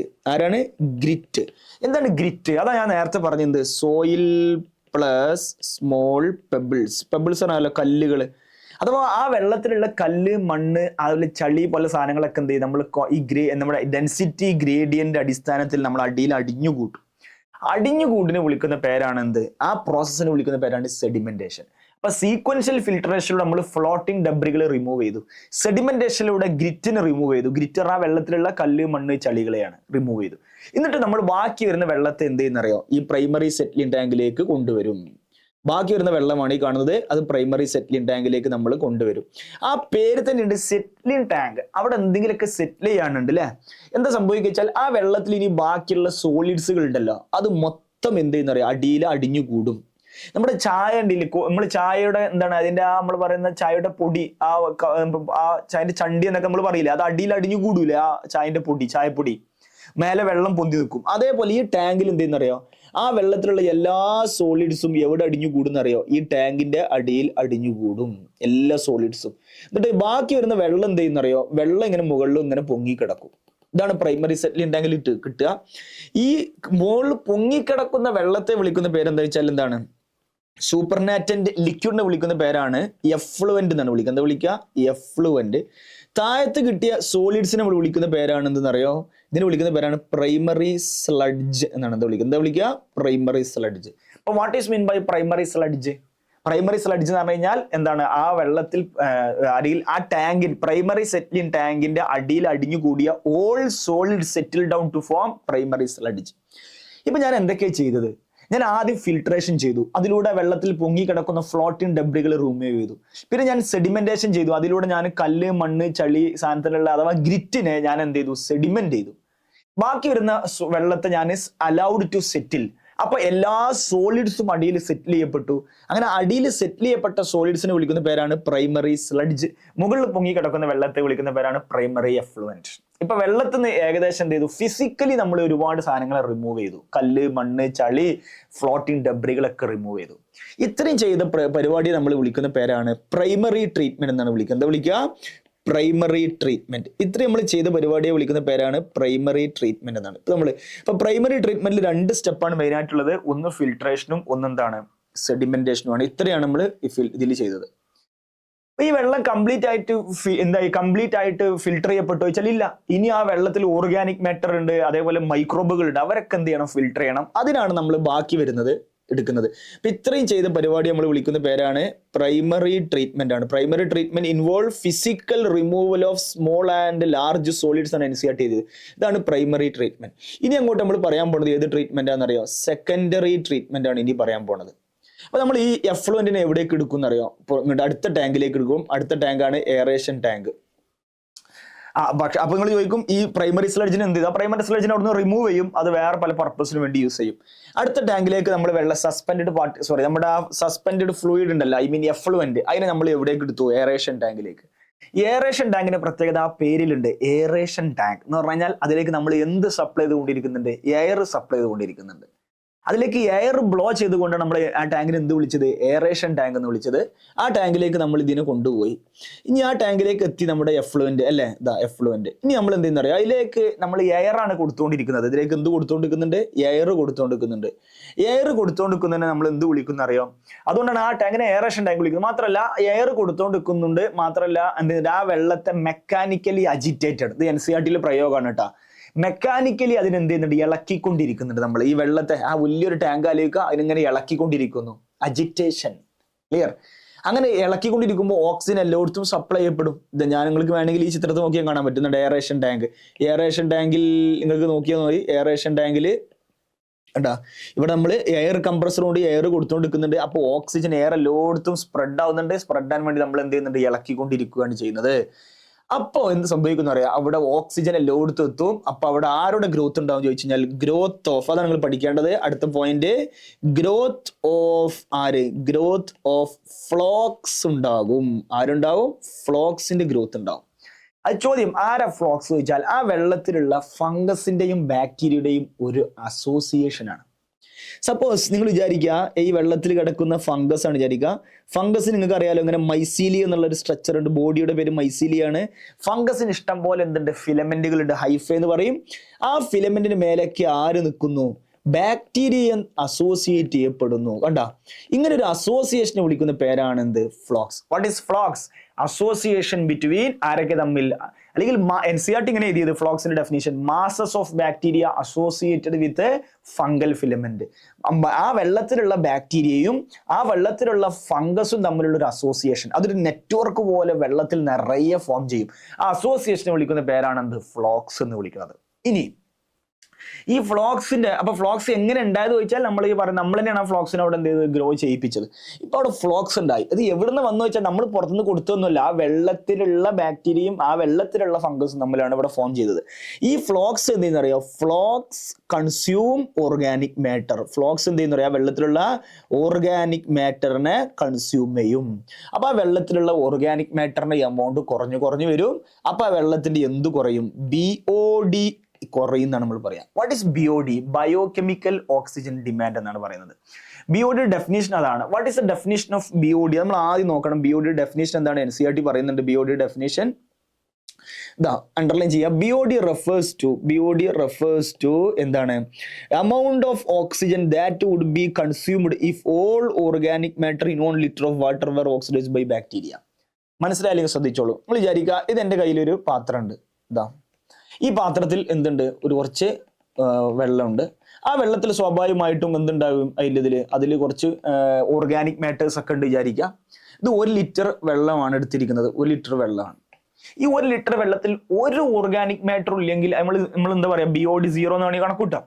ഇനി ആ വെള്ളത്തിൽ എന്താ വെച്ചാൽ വാട്ട് ഈസ് BOD എന്ന് ചോദിച്ചു കഴിഞ്ഞാൽ, ഇവിടെ ഇപ്പോൾ ഈ വെള്ളത്തിൽ ഇപ്പോൾ ഇഷ്ടം പോലെ എന്തുണ്ടെന്ന് അറിയാം, ഓർഗാനിക് മാറ്റേഴ്സ് ഉണ്ട്. ഞാൻ ഗ്രീൻ കളറിൽ വെറുതെ ഓർഗാനിക് മാറ്റർ മനസ്സിലാൻ വേണ്ടി കൊടുത്തു. ഈ ഓർഗാനിക് മാറ്റർ ഇപ്പോൾ 1 ലിറ്റർ സൊല്യൂഷനിലുള്ള ഈ ഓർഗാനിക് മാറ്ററിനെ കൺസ്യൂം ചെയ്യാൻ ആ വെള്ളത്തിലുള്ള ബാക്ടീരിയക്ക് എത്ര ഓക്സിജൻ വേണം, ആ എമൗണ്ട് ഓഫ് ഓക്സിജൻ വിളിക്കുന്ന പേരാണ് BOD. ഒന്നുകൂടി, ഈ വെള്ളത്തിലുള്ള ഓർഗാനിക് മാറ്റർ, ഈ വെള്ളത്തിലുള്ള ഓർഗാനിക് മാറ്ററിനെല്ലാം ആ വെള്ളത്തിലുള്ള ബാക്ടീരിയക്ക് ഓക്സിഡൈസ് വിചാരിക്കുക. ബാക്ടീരിയക്ക് ആ ഓർഗാനിക് മാറ്ററിന് മേലെ പ്രവർത്തിക്കണമെങ്കിൽ എന്ത് വേണം, ഓക്സിജൻ വേണം. എത്ര ഓക്സിജൻ വേണം, ആ എത്ര ഓക്സിജൻ വേണമെന്ന് വിളിക്കുന്ന പേരാണ് എന്ത്, BOD. അതാണ് ഡിമാൻഡ്. സോ അപ്പൊ ഞാൻ പറഞ്ഞു വെച്ചാൽ BOD എന്ന് പറഞ്ഞു കഴിഞ്ഞാൽ amount of oxygen that would be consumed by, ആരാ കൺസ്യൂം ചെയ്യുന്നത്, ബാക്ടീരിയ. എന്തിന്, ടു ഓക്സിഡൈസ് എന്ത്, organic matter in 1 litre of solution. അപ്പൊ 1 ലിറ്റർ ഒരു കുപ്പിയിലുള്ള ഒരു വെള്ളത്തിലുള്ള എത്ര ഓർഗാനിക് മാറ്റർ ഉണ്ടോ അത്രയും ഓർഗാനിക് മാറ്ററിനെ ഓക്സിഡൈസ് ചെയ്യാൻ എത്ര ഓക്സിജൻ വേണം ബാക്ടീരിയക്ക്, ദാറ്റ് ഈസ് കോൾഡ് BOD. അപ്പൊ ഒരു പൊല്യൂട്ടഡ് വാട്ടർ ആണെങ്കിൽ ഒരുപാട് മോർ പൊല്യൂട്ടഡ് വാട്ടർ ആണെങ്കിൽ, NCERT സൈഡിൽ എഴുതി വെക്കാം, മോർ പൊല്യൂട്ടഡ് വാട്ടർ ആണെങ്കിൽ എന്തായിരിക്കും, മോർ ഓർഗാനിക് മാറ്റർ വികാരം. അപ്പൊ എന്താ സംഭവിക്കുക, ആ ഓർഗാനിക് മാറ്ററിനെ എല്ലാം ഓക്സിഡൈസ് ചെയ്യാൻ ഒരുപാട് ഓക്സിജൻ വേണ്ടി വരും ബാക്ടീരിയക്ക്. അപ്പൊ അതിന്റെ BOD കൂടും. നല്ല പ്യുവർ വാട്ടർ വിചാരിക്കുക, അതിൽ ഓർഗാനിക് മാറ്റർ ഒന്നുമില്ല. നോൺ പൊല്യൂട്ടഡ് വാട്ടർ വിചാരിക്കുക, ഓർഗാനിക് മാറ്റർ ഇല്ല. ഓർഗാനിക് മാറ്റർ ഇല്ലെങ്കിൽ ബാക്ടീരിയക്ക് ഓക്സിജന്റെ ഡിമാൻഡും കുറവായിരിക്കും, അപ്പൊ അതിന്റെ BOD കുറവായിരിക്കും. അങ്ങനെ നമ്മൾ പറയാം. അപ്പൊ BOD എന്ന് പറഞ്ഞാൽ amount of oxygen consumed by ആരാണ്, ബാക്ടീരിയ. എന്തിനു വേണ്ടിയിട്ട്, ആ വെള്ളത്തിലുള്ള ഓർഗാനിക് മാറ്ററിനെ കൺസ്യൂം ചെയ്യാൻ. അപ്പൊ ആ വെള്ളത്തിലുള്ള ഈ പറഞ്ഞ ഫ്ലോക്സ് എന്തെന്ന് പറയാം, ഓർഗാനിക് മാറ്റർ ഒക്കെ കൺസ്യൂം ചെയ്യും. അപ്പൊ വെള്ളത്തിന്റെ ഓർഗാനിക് മാറ്റർ കുറഞ്ഞു കുറഞ്ഞു വരും. അപ്പൊ വെള്ളത്തിലുള്ള ഡിമാൻഡ് ഓഫ് ഓക്സിജനും കുറയും. അതാണ് BOD കുറയും എന്ന് പറഞ്ഞത്. അങ്ങനെ പെർട്ടിക്കുലർ, അപ്പൊ ആ വെള്ളത്തിൽ നിങ്ങൾ ആലോചിച്ച് നോക്കി, മനുഷ്യന്റെ ഒരു ബുദ്ധി, ആ വെള്ളത്തിലുള്ള ഓർഗാനിക് മാറ്ററിനെ ആ വെള്ളത്തിലുള്ള ബാക്ടീരിയയും ഫംഗസും കൊണ്ട് തന്നെ നമ്മൾ എന്ത് ചെയ്തു, ഫിൽട്ടർ ചെയ്തു. ഇനി എന്ത് ചെയ്യുന്നറിയാം, ഈ വെള്ളം ഇപ്പോൾ ശുദ്ധമായി ചോദിച്ചാൽ ഇല്ല, കാരണം ഫ്ലോക്സ് അതിൽ കിടക്കുകയാണ്. നമ്മൾ ഈ വെള്ളത്തെ എന്ത് ചെയ്യുന്നറിയോ, വീണ്ടും അടുത്ത ടാങ്കിലേക്ക് എടുക്കും. അടുത്ത ടാങ്കിന്റെ പേരാണ് സെറ്റ്ലിംഗ് ടാങ്ക്. അവിടെ വെച്ച് നമ്മൾ എന്ത് ചെയ്യുന്നറിയാം, ആ വെള്ളത്തെ അലൗഡ് ടു സെറ്റിൽ, ആ വെള്ളത്തെ വീണ്ടും സെറ്റിൽ ചെയ്യാൻ സമ്മതിക്കും. അപ്പൊ എന്താ സംഭവിക്കുക, ആ വെള്ളത്തിൽ ഇങ്ങനെ സെറ്റിൽ ചെയ്യുകയാണ് വിചാരിക്കുക. ആ വെള്ളത്തിൽ എന്താണ് സെറ്റിൽ ചെയ്യാന്ന് വെച്ചാൽ, ആ വെള്ളത്തിൽ ഇനി ആവശ്യമില്ലാത്ത സാധനം എന്താ, ഓർഗാനിക് മാറ്റർ ഓൾറെഡി കൺസ്യൂം ചെയ്യപ്പെട്ടു. ഇനി ആ വെള്ളത്തിൽ ആവശ്യമില്ലാത്ത സാധനം ഫ്ലോക്സ് ആണ്. ഈ ഫ്ലോക്സ് എന്ത് ചെയ്യുന്നറിയോ, ഈ അടിയിൽ ഭാഗത്ത് എന്ത് ചെയ്യും, സെറ്റിൽ ചെയ്യപ്പെടും. ഇങ്ങനെ അടിയിൽ സെറ്റിൽ ചെയ്യപ്പെട്ട ഫ്ലോക്സിനെ വിളിക്കുന്ന പേരാണ് എന്നറിയോ, പുതിയൊരു പേര് ആക്ടിവേറ്റഡ് സ്ലഡ്ജ്. എന്താ വിളിക്കുക, ആക്ടിവേറ്റഡ് സ്ലഡ്ജ് ഉണ്ടാവുന്നതാണ്. അപ്പൊ നമ്മൾ എന്ത് ചെയ്തു, സെറ്റിലിംഗ് ടാങ്കിൽ അലൗഡ് ടു സെറ്റിൽ, ആ വെള്ളത്തെ സെറ്റിൽ ചെയ്യാൻ വെച്ചു. അപ്പൊ ഈ വെള്ളത്തിലുള്ള ഫ്ലോക്സ് അടിയിൽ സെറ്റിൽ ചെയ്യപ്പെട്ടു. സെറ്റിൽ ചെയ്യപ്പെട്ട ഫ്ലോക്സിന്റെ പേരാണ് ആക്ടിവേറ്റഡ് സ്ലഡ്ജ്. മാറരുത്. മുകളിൽ പൊങ്ങി കിടന്ന വെള്ളം ഉണ്ടല്ലോ, ദാറ്റ് ഈസ് കോൾഡ് എന്താണ്? എഫ്ലുവന്റ് എന്ന് വിളിക്കും എഫ്ലുവന്റ്. ക്ലിയർ അല്ലേ? ഈ ആക്ടിവേറ്റഡ് സ്ലഡ്ജ് നമുക്ക് ആവശ്യമില്ലാത്ത സാധനമാണ്. ഈ എഫ്ലുവന്റിൽ ഇപ്പൊ ശുദ്ധമായ വെള്ളമാണ്, കാരണം എഫ്ലുവന്റിൽ ഓർഗാനിക് മാറ്റർ ഇല്ല, എഫ്ലുവന്റിൽ ആക്ടിവേറ്റഡ് സ്ലഡ്ജ് ഇല്ല, ഐ മീൻ എഫ്ലുവന്റിൽ ഫ്ലോക്സോ ബാക്ടീരിയ ഒന്നുമില്ല. അതിനൊക്കെ നമ്മൾ സെറ്റിൽ ചെയ്യിച്ചു, പണിയെടുക്കാനുള്ളൊക്കെ പണിയെടുപ്പിച്ചിട്ട് എന്ത് ചെയ്തു, നമ്മൾ അയാളെ സെറ്റിൽ ചെയ്യിച്ചു. അപ്പൊ ഈ വെള്ളം ശുദ്ധമാണ്. ഈ വെള്ളത്തെ എഫ്ലുവന്റ് നമുക്ക് എവിടേക്ക് ഒഴുക്കാം? പുഴയിലേക്ക് ഒഴുക്കാം, റിവറിലേക്ക് ഒഴുക്കാം, വാട്ടർ ബോഡീസിലേക്ക് ഒഴുക്കാം, കാരണം വെള്ളം പ്യുവറാണ്. ഇനി ഈ ആക്ടിവേറ്റഡ് സ്ലഡ്ജിന് എന്ത് ചെയ്യുന്നുള്ളതാണ് ചോദ്യം. അതിനാണ് മറ്റേ ടാങ്ക്. ആക്ടിവേറ്റഡ് സ്ലഡ്ജിന് എന്ത് ചെയ്യും? ഈ ടാങ്കിലേക്ക് കൊണ്ടുപോകും. ആക്ടിവേറ്റഡ് സ്ലഡ്ജിനെ ഈ ടാങ്കിലേക്ക് എടുത്തിട്ട് എന്ത് ചെയ്യുന്നറിയോ? ആ ടാങ്കിൽ വേറെ ബാക്ടീരിയാസിനൊക്കെ നമുക്ക് കൊട്ടേഷൻ കൊടുക്കുകയാണ് ഇയാളെ കൊല്ലാൻ. വേറെ ബാക്ടീരിയ ഏത് ബാക്ടീരിയ എന്നറിയാം? Anaerobic bacteria. ഏത് ബാക്ടീരിയ വിചാരിക്കുക? Anaerobic bacteria. ചില അനേറോബിക് ബാക്ടീരിയകൾക്ക് നമ്മൾ എന്ത് ചെയ്യും? അതിലേക്ക് ആഡ് ചെയ്യും. അനേറോബിക് ബാക്ടീരിയ ആക്ടിവേറ്റഡ് സ്ലഡ്ജിന്റെ മേലെ പ്രവർത്തിക്കും. അങ്ങനെ പ്രവർത്തിക്കുമ്പോൾ ഇതിന് എന്ത് ഫോം ചെയ്യുന്നറിയോ? ബയോഗ്യാസ് ഫോം ചെയ്യും. എന്ത് ഫോം ചെയ്യും? ബയോഗ്യാസ്. അത്ര ഉള്ള പരിപാടി. അപ്പോൾ ആക്ടിവേറ്റഡ് സ്ലഡ്ജ് എന്താണെന്ന് മനസ്സിലാക്കണം. അഥവാ സെറ്റിൽ ചെയ്യപ്പെട്ട ഫ്ലോക്സ് എന്താണെന്ന് ആദ്യം മനസ്സിലാക്കണം. ഫ്ലോക്സ് എവിടുന്ന് തുടങ്ങിയത്? എയറേഷൻ ടാങ്കിലാണ്. എയറേഷൻ ടാങ്കിൽ നമ്മൾ എയർ കൊടുത്ത് ഫ്ലോക്സിനെ വളർത്തി. അപ്പൊ ഫ്ലോക്സ് ആ വെള്ളത്തിൽ ഓർഗാനിക് മാറ്റർ കൺസ്യൂം ചെയ്തു. ഇനി ആ ഫ്ലോക്സിനെ കൊണ്ട് ഉപകാരമില്ല. അപ്പൊ നമ്മൾ അടുത്ത ടാങ്കിലേക്ക് കൊണ്ടുപോയി സെറ്റിലിംഗ് ടാങ്ക്, അവിടെ വെച്ച് ഫ്ലോക്സിനെ സെറ്റിൽ ചെയ്യിച്ചു. സെറ്റിൽ ചെയ്യപ്പെട്ട ഫ്ലോക്സിന്റെ പേരാണ് ആക്ടിവേറ്റഡ് സ്ലഡ്ജ്. ഈ ആക്ടിവേറ്റഡ് സ്ലഡ്ജിനെ നമ്മൾ മറ്റൊരു ടാങ്കിലേക്ക് എടുത്തു. ആ ടാങ്കിന്റെ പേരാണ് അനേറോബിക് സ്ലഡ്ജ് ഡൈജസ്റ്റർ. ആ പേര് നോക്കി നിങ്ങൾ, സ്ലഡ്ജ് ഡൈജസ്റ്റർ. എന്താ സ്ലഡ്ജ് എന്ന് പറഞ്ഞു കഴിഞ്ഞാൽ? നമ്മൾ ആക്ടിവേറ്റഡ് സ്ലഡ്ജ് ഉദ്ദേശിക്കുന്നത്. ഡൈജസ്റ്റർ എന്ന് പറഞ്ഞ അർത്ഥം എന്താണ്? ഡൈജസ്റ്റ് ചെയ്യിക്കുന്നത്. എന്ത്? അനേറോബിക് അഥവാ അനേറോബിക് ബാക്ടീരിയനെ യൂസ് ചെയ്തിട്ട് anaerobic bacteria consume activated sludge. അതാണ് ഇവിടുത്തെ പോയിന്റ്. അനേറോബിക് ബാക്ടീരിയ എന്ത് ചെയ്യുന്ന അറിയാം? അനേറോബിക് ബാക്ടീരിയ, ഫോർ എക്സാമ്പിൾ മെത്തനോജൻസിന് ബെസ്റ്റ് എക്സാമ്പിൾ ആണ്. Anaerobic bacteria consume organic activated sludge. Activated സ്ലഡ്ജിനെ കൺസ്യൂം ചെയ്യും. ആക്ടിവേറ്റഡ് സ്ലഡ്ജിനെ കൺസ്യൂം ചെയ്യുമ്പോൾ എന്ത് ചെയ്യുന്നറിയോ? അതിന് എന്ത് റിലീസ് ചെയ്യപ്പെടും? ബയോഗ്യാസ് റിലീസ് ചെയ്യപ്പെടും. അപ്പൊ നമുക്ക് വെള്ളം ശുദ്ധീകരിക്കുകയും ചെയ്തു, ബയോഗ്യാസ് റിലീസിങ് നടന്നു. ഇതാണ് നമ്മൾ സത്യം പറഞ്ഞാൽ എന്ത്? Sewage treatment. ക്ലിയർ ആയി എന്ന് വിശ്വസിക്കുന്നു. സീവേജ് ട്രീറ്റ്മെന്റ് ഇപ്പൊ പ്രൈമറി ട്രീറ്റ്മെന്റും സെക്കൻഡറി ട്രീറ്റ്മെന്റും ഉണ്ട്. പ്രൈമറി ട്രീറ്റ്മെന്റിൽ ഫിൽട്രേഷനും സെഡിമെന്റേഷനും. ഫിൽട്രേഷനിലൂടെ നമ്മൾ എന്ത് റിമൂവ് ചെയ്തു? വെള്ളത്തിൽ കിടക്കുന്ന എല്ലാ പൊങ്ങി കിടക്കുന്ന ഫ്ലോട്ടിംഗ് ഡബ്രികളെ. സെഡിമെന്റേഷനിലൂടെ ആ വെള്ളത്തിലുള്ള എന്തിനെ ചെയ്തു? ആ വെള്ളത്തിൽ കിടക്കുന്ന ഗ്രിറ്റിനെ റിമൂവ് ചെയ്തു. ഗ്രിറ്റ് പറഞ്ഞാൽ കല്ല്, മണ്ണ്, ചളിയാണ്. പിന്നെ അതിനെന്ത് ചെയ്തു? നമുക്ക് പ്രൈമറി സ്ലഡ്ജ് കിട്ടി. എഫ്ലുവന്റിന് നമ്മൾ എയറേഷൻ ടാങ്കിലേക്ക് എടുത്തു. എയറേഷൻ ടാങ്കിലേക്ക് എയർ കൊടുത്തു. അതിനെ ഫ്ലോക്സിന്റെ ഗ്രോത്ത് ഉണ്ടായി. ഫ്ലോക്സ് വെള്ളത്തിലുള്ള ഓർഗാനിക് മാറ്റർ കൺസ്യൂം ചെയ്തു. അതിനെ മറ്റു ടാങ്കിലേക്ക് വെച്ച് സെറ്റിൽ ചെയ്യിച്ചു. സെറ്റിൽ ചെയ്ത ശേഷം എന്ത് സംഭവിച്ചു? ആക്ടിവേറ്റഡ് സ്ലഡ്ജ് ഉണ്ടായി. അതേപോലെ ഈ വെള്ളം ശുദ്ധമായി വെള്ളത്തെ പുഴയിലേക്ക് ഒഴുക്കി. ആക്ടിവേറ്റഡ് സ്ലഡ്ജിന്റെ മേജർ പോർഷൻ എവിടേക്ക് എടുത്തു? അനേറോബിക് സ്ലഡ്ജ് ഡൈജസ്റ്ററിലേക്ക് എടുത്തു. അവിടെ വെച്ച് അനേറോബിക് ബാക്ടീരിയനെ ഉപയോഗിച്ചുകൊണ്ട് അതിനെ ഡൈജസ്റ്റ് ചെയ്തു, ബയോഗ്യാസ് റിലീസ് ചെയ്യിപ്പിച്ചു. ഇനി കുറച്ച് പോർഷൻ എവിടെയൊക്കെ വരും എന്നറിയാം. കുറച്ച് പോർഷൻ നമ്മൾ ഇതിന്റെ ഈ ആക്ടിവേറ്റഡ് സ്ലഡ്ജിന്റെ സ്മോൾ പോർഷൻ NCERT പറയുന്നുണ്ട്. Small portion of activated sludge return back to എവിടേക്ക് തന്നെ? എയറേഷൻ ടാങ്കിലേക്ക്. എന്തിനാണെന്നറിയാം? ഫ്ലോക്സിന്റെ ഒരു ഗ്രോത്ത് കിട്ടാൻ വേണ്ടി, ഒരു ഇനീസിയേഷൻ കിട്ടാൻ വേണ്ടി. എടാ, നമ്മൾ പാലിലേക്ക് കുറച്ച് തൈര് ആഡ് ചെയ്തില്ല, തൈര് ഉണ്ടാക്കാൻ വേണ്ടി. അതേപോലെ ഇനോക്കുലം പോലെ എന്ത് ചെയ്യാന്നാണ്? ഇതിലേക്ക് വീണ്ടും കുറച്ച് small part of activated sludge pumped back to ഏത് ടാങ്കിലേക്ക് തന്നെ? എയറേഷൻ ടാങ്കിലേക്ക് തന്നെയാണ്. അത് എന്തിനാന്ന് വെച്ച് കഴിഞ്ഞാൽ ആ ഫ്ലോക്സിന്റെ ഗ്രോത്ത് ഒന്ന് സ്റ്റിമുലേറ്റ് ചെയ്യാൻ വേണ്ടിയിട്ടാണ്. ഇത്രയാണ് നമ്മളെ പറയുന്ന സീവേജ് ട്രീറ്റ്മെന്റ്. ഓക്കെ, അപ്പോൾ പ്രൈമറി ട്രീറ്റ്മെന്റ് നിങ്ങൾ പ്രൈമറി സ്ലഡ്ജ് എന്നുള്ളൊരു പോയിന്റ് എന്ത് ചെയ്യണം? നിങ്ങൾ പ്രൈമറി സ്ലഡ്ജ് നിങ്ങൾ നോട്ട് ചെയ്യണം. ക്വസ്റ്റ്യൻ വരാം. പ്രൈമറി സ്ലഡ്ജ് NCERT ബോൾഡ് ആക്കി കൊടുത്താണ് പ്രൈമറി സ്ലഡ്ജ്. ഓക്കെ, ഇനി BOD നിങ്ങളൊന്ന് മനസ്സിലാക്കണം. അപ്പൊ BOD പറഞ്ഞാൽ എത്രമാത്രം ഓക്സിജൻ വേണം എന്നുള്ളതാണ്. ഡിമാൻഡ് എന്ന് പറഞ്ഞാൽ അതല്ല, എത്രമാത്രം വേണം. ഡിമാൻഡ് കൂടുതലാണെന്ന് അർത്ഥം എന്താ? സാധനം കിട്ടാതെ ഭയങ്കര ഡിമാൻഡാണ്. അതേപോലെ തന്നെ ഓക്സിജൻ കിട്ടാതെ ഭയങ്കര ഡിമാൻഡാന്ന് അർത്ഥം. ഒരുപാട് ഓക്സിജൻ ആവശ്യമുണ്ട് എന്നാണ് അർത്ഥം. Demand full. അതുപോലെ BOD ശരിക്കും എന്തിനെ മെഷർ ചെയ്യും? BOD test measures rate of uptake of oxygen by microorganism. ശരിയല്ലേ? എത്രമാത്രം ഓക്സിജൻ എടുക്കുന്നു എന്നതിന്റെ റേറ്റ് ആണല്ലോ BOD. BOD കൂടുതലാണെന്ന് പറഞ്ഞാൽ ഓർഗാനിക് മാറ്റർ കൂടുതൽ. ഓർഗാനിക് മാറ്റർ കൂടുതലാന്ന് പറഞ്ഞാൽ ഒരുപാട് ഓക്സിജൻ എടുക്കുന്നുണ്ടെന്ന് അർത്ഥം. അപ്പൊ യഥാർത്ഥത്തിൽ BOD വെള്ളത്തിൽ BOD കൂടുതലാന്ന് പറഞ്ഞ അർത്ഥം ആ വെള്ളത്തിൽ ഒരുപാട് ഓർഗാനിക് മാറ്റർ ഉണ്ട് എന്നാണ്. ആ വെള്ളം പൊല്യൂട്ടഡ് ആണെന്നാണ് അർത്ഥം. അപ്പൊ അതാണ് ഇവിടെ പറയുന്നത്. BOD is measure of organic matter. Organic മാറ്ററിന്റെ മെഷറും കൂടിയാണ്. മാത്രമല്ല അതൊരു എന്താണ്? Greater BOD of waste water ആണെങ്കിൽ മോർ പൊല്യൂട്ടിംഗ് പൊട്ടൻഷ്യൽ ആണെന്നുള്ള കാര്യം മനസ്സിലാക്കണം. ഓക്കെ, അപ്പൊ ആ ഒരു പോയിന്റ് അറിഞ്ഞിരിക്കുക. പിന്നെ ആക്ടിവേറ്റഡ് സ്ലഡ്ജ് നിങ്ങളൊന്ന് മാർക്ക് ചെയ്യണം. അത് ഇമ്പോർട്ടന്റ് ആണ്. അനേറോബിക് സ്ലഡ്ജ് ഡൈജസ്റ്റേഴ്സ് എന്നുള്ള എന്ന് മനസ്സിലാക്കുക. പിന്നെ ബയോഗ്യാസ് എന്നുള്ളൊരു പോയിന്റ്, എവിടെയാണ് ബയോഗ്യാസ് പ്രൊഡക്ഷൻ നടക്കുന്നത് എന്നുള്ള പോയിന്റ് മനസ്സിലാക്കുക. ഇങ്ങനെ നമ്മുടെ പുഴയെ ശുദ്ധീകരിക്കാൻ വേണ്ടി നമ്മുടെ ഈ പറയുന്ന ഗവൺമെന്റ് മുൻകൈ എടുത്തിട്ടുണ്ട്. അതിന്റെ പേരാണ് ministry of environment and forest, അഥവാ നമ്മുടെ ഏത് മന്ത്രിസഭ, എൻവയോൺമെന്റ് ആൻഡ് ഫോറസ്റ്റ് എന്ത് ചെയ്തിട്ടുണ്ട്, ഇനീഷ്യേറ്റഡ് 2 പ്ലാനുകൾ കൊണ്ടുവന്നിട്ടുണ്ട്. ഒന്ന് ഗംഗ ആക്ഷൻ പ്ലാനും ഒന്ന് യമുന ആക്ഷൻ പ്ലാനുമാണ്. അഥവാ ഗംഗാ നദിയെയും യമുന നദിയെയും ശുദ്ധീകരിക്കാൻ വേണ്ടി ഗവൺമെന്റിന്റെ ഏത് മന്ത്രിസഭ, ministry of environment and forest കൊണ്ടുവന്ന 2 പദ്ധതികളാണ് ഗംഗ ആക്ഷൻ പ്ലാനും യമുന ആക്ഷൻ പ്ലാനും. അപ്പൊ അത് നിങ്ങൾ എന്ത് ചെയ്യുക, ഒന്ന് നോട്ട് ചെയ്യുക. പിന്നെ which of the following is put into anaerobic sludge digester for further sewage treatment. താഴെ തന്നിരിക്കുന്നതിൽ ഏതാണ് അനേറോബിക് സ്ലഡ്ജ് ഡൈജസ്റ്ററിലേക്ക് നമ്മൾ കൊണ്ടുപോകുന്നത്? നമുക്കറിയാം ഏതാണ് അനേറോബിക് സ്ലഡ്ജ് ഡൈജസ്റ്ററിലേക്ക് കൊണ്ടുപോകുന്നത് ആരെയാണ്? ആക്ടിവേറ്റഡ് സ്ലഡ്ജിനെയാണ്. അപ്പൊ ആക്ടിവേറ്റഡ് സ്ലഡ്ജ് ആണ് ആൻസർ. ഓക്കെ, വേറെ question. During primary treatment of sewage solid particle settle down are called. അഥവാ പ്രൈമറി ട്രീറ്റ്മെന്റ് സമയത്ത് എല്ലാ സോളിഡ്സും ആ ടാങ്കിന്റെ അടിയിൽ അടിഞ്ഞുകൂടൂലേ? നമ്മൾ പറഞ്ഞില്ലേ, അത് പ്രൈമറി സെറ്റിലിംഗ് ടാങ്ക് ആണെങ്കിൽ അടിയിൽ എല്ലാ സോളിഡ്സും അടിഞ്ഞുകൂടും. അതിന് വിളിക്കുന്ന പേരെന്താണെന്ന് ചോദിക്കുന്നത്. അതിന്റെ പേരാണല്ലോ എന്ത്? Primary sludge. എന്താ വിളിക്കുക? Primary sludge. അപ്പൊ അതും ഡയറക്റ്റ് ക്വസ്റ്റ്യൻ. ഇതുമായി ബന്ധപ്പെട്ട അടുത്തൊരു ടോപ്പിക്കാണ് മൈക്രോബ്സ് ഇൻ ബയോഗ്യാസ് പ്രൊഡക്ഷൻ എന്ന ടോപ്പിക്കാണ്. എന്താണ് മൈക്രോബ്സ് ഇൻ ബയോഗ്യാസ് പ്രൊഡക്ഷൻ? ആദ്യത്തെ ഒരു പോയിന്റ്, ബയോഗ്യാസ്. എന്താ ബയോഗ്യാസ്? മിക്സ്ചർ ഓഫ് ഗ്യാസ് ആണ്. എന്തിന്റെയൊക്കെ മിക്സ്ചർ ആണെന്നറിയോ? മീതെയിൻ. ബയോഗ്യാസിലെ കോണ്ടന്റ് എന്തൊക്കെ ചോദിച്ചു കഴിഞ്ഞാൽ ഒന്ന് മീതെയിൻ ഉണ്ട്. ഏറ്റവും കൂടുതൽ മീതെയിൻ ആണ് കാണപ്പെടുക. Carbon dioxide, H2S, hydrogen etcetera. ഇവരുടെ ഒക്കെ ഒരു കോമ്പിനേഷൻ ആണ് ബേസിക്കലി ബയോഗ്യാസ് എന്ന് പറയുന്നത്. ക്ലിയർ അല്ലേ? ഇനി അപ്പൊ biogas is not a single, അതൊരു ഗ്യാസ്, അത് mixture of gas which contain ആരൊക്കെയാണ്?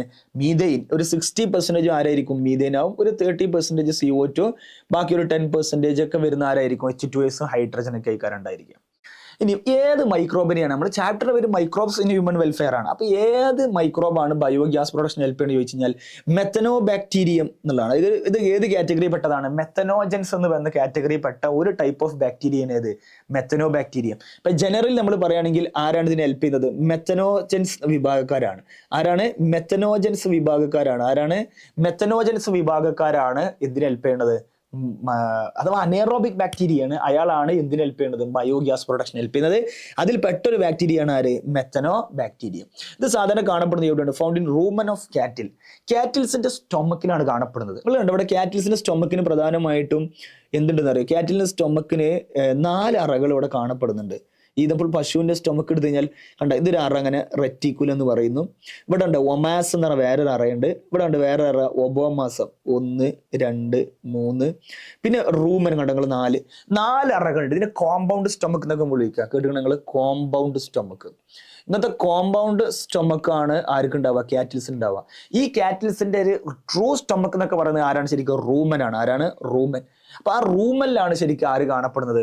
ഈ പറയുന്ന മെത്തനോജൻസ് കാണപ്പെടുന്നത് പശുവിന്റെ റൂമനിൽ. എന്തിനു വെച്ചാൽ പശുവിനോട് digestion of cellulose it helps. എന്തിനു ഹെൽപ്പ് ചെയ്യുന്നുണ്ട്? It helps digestion of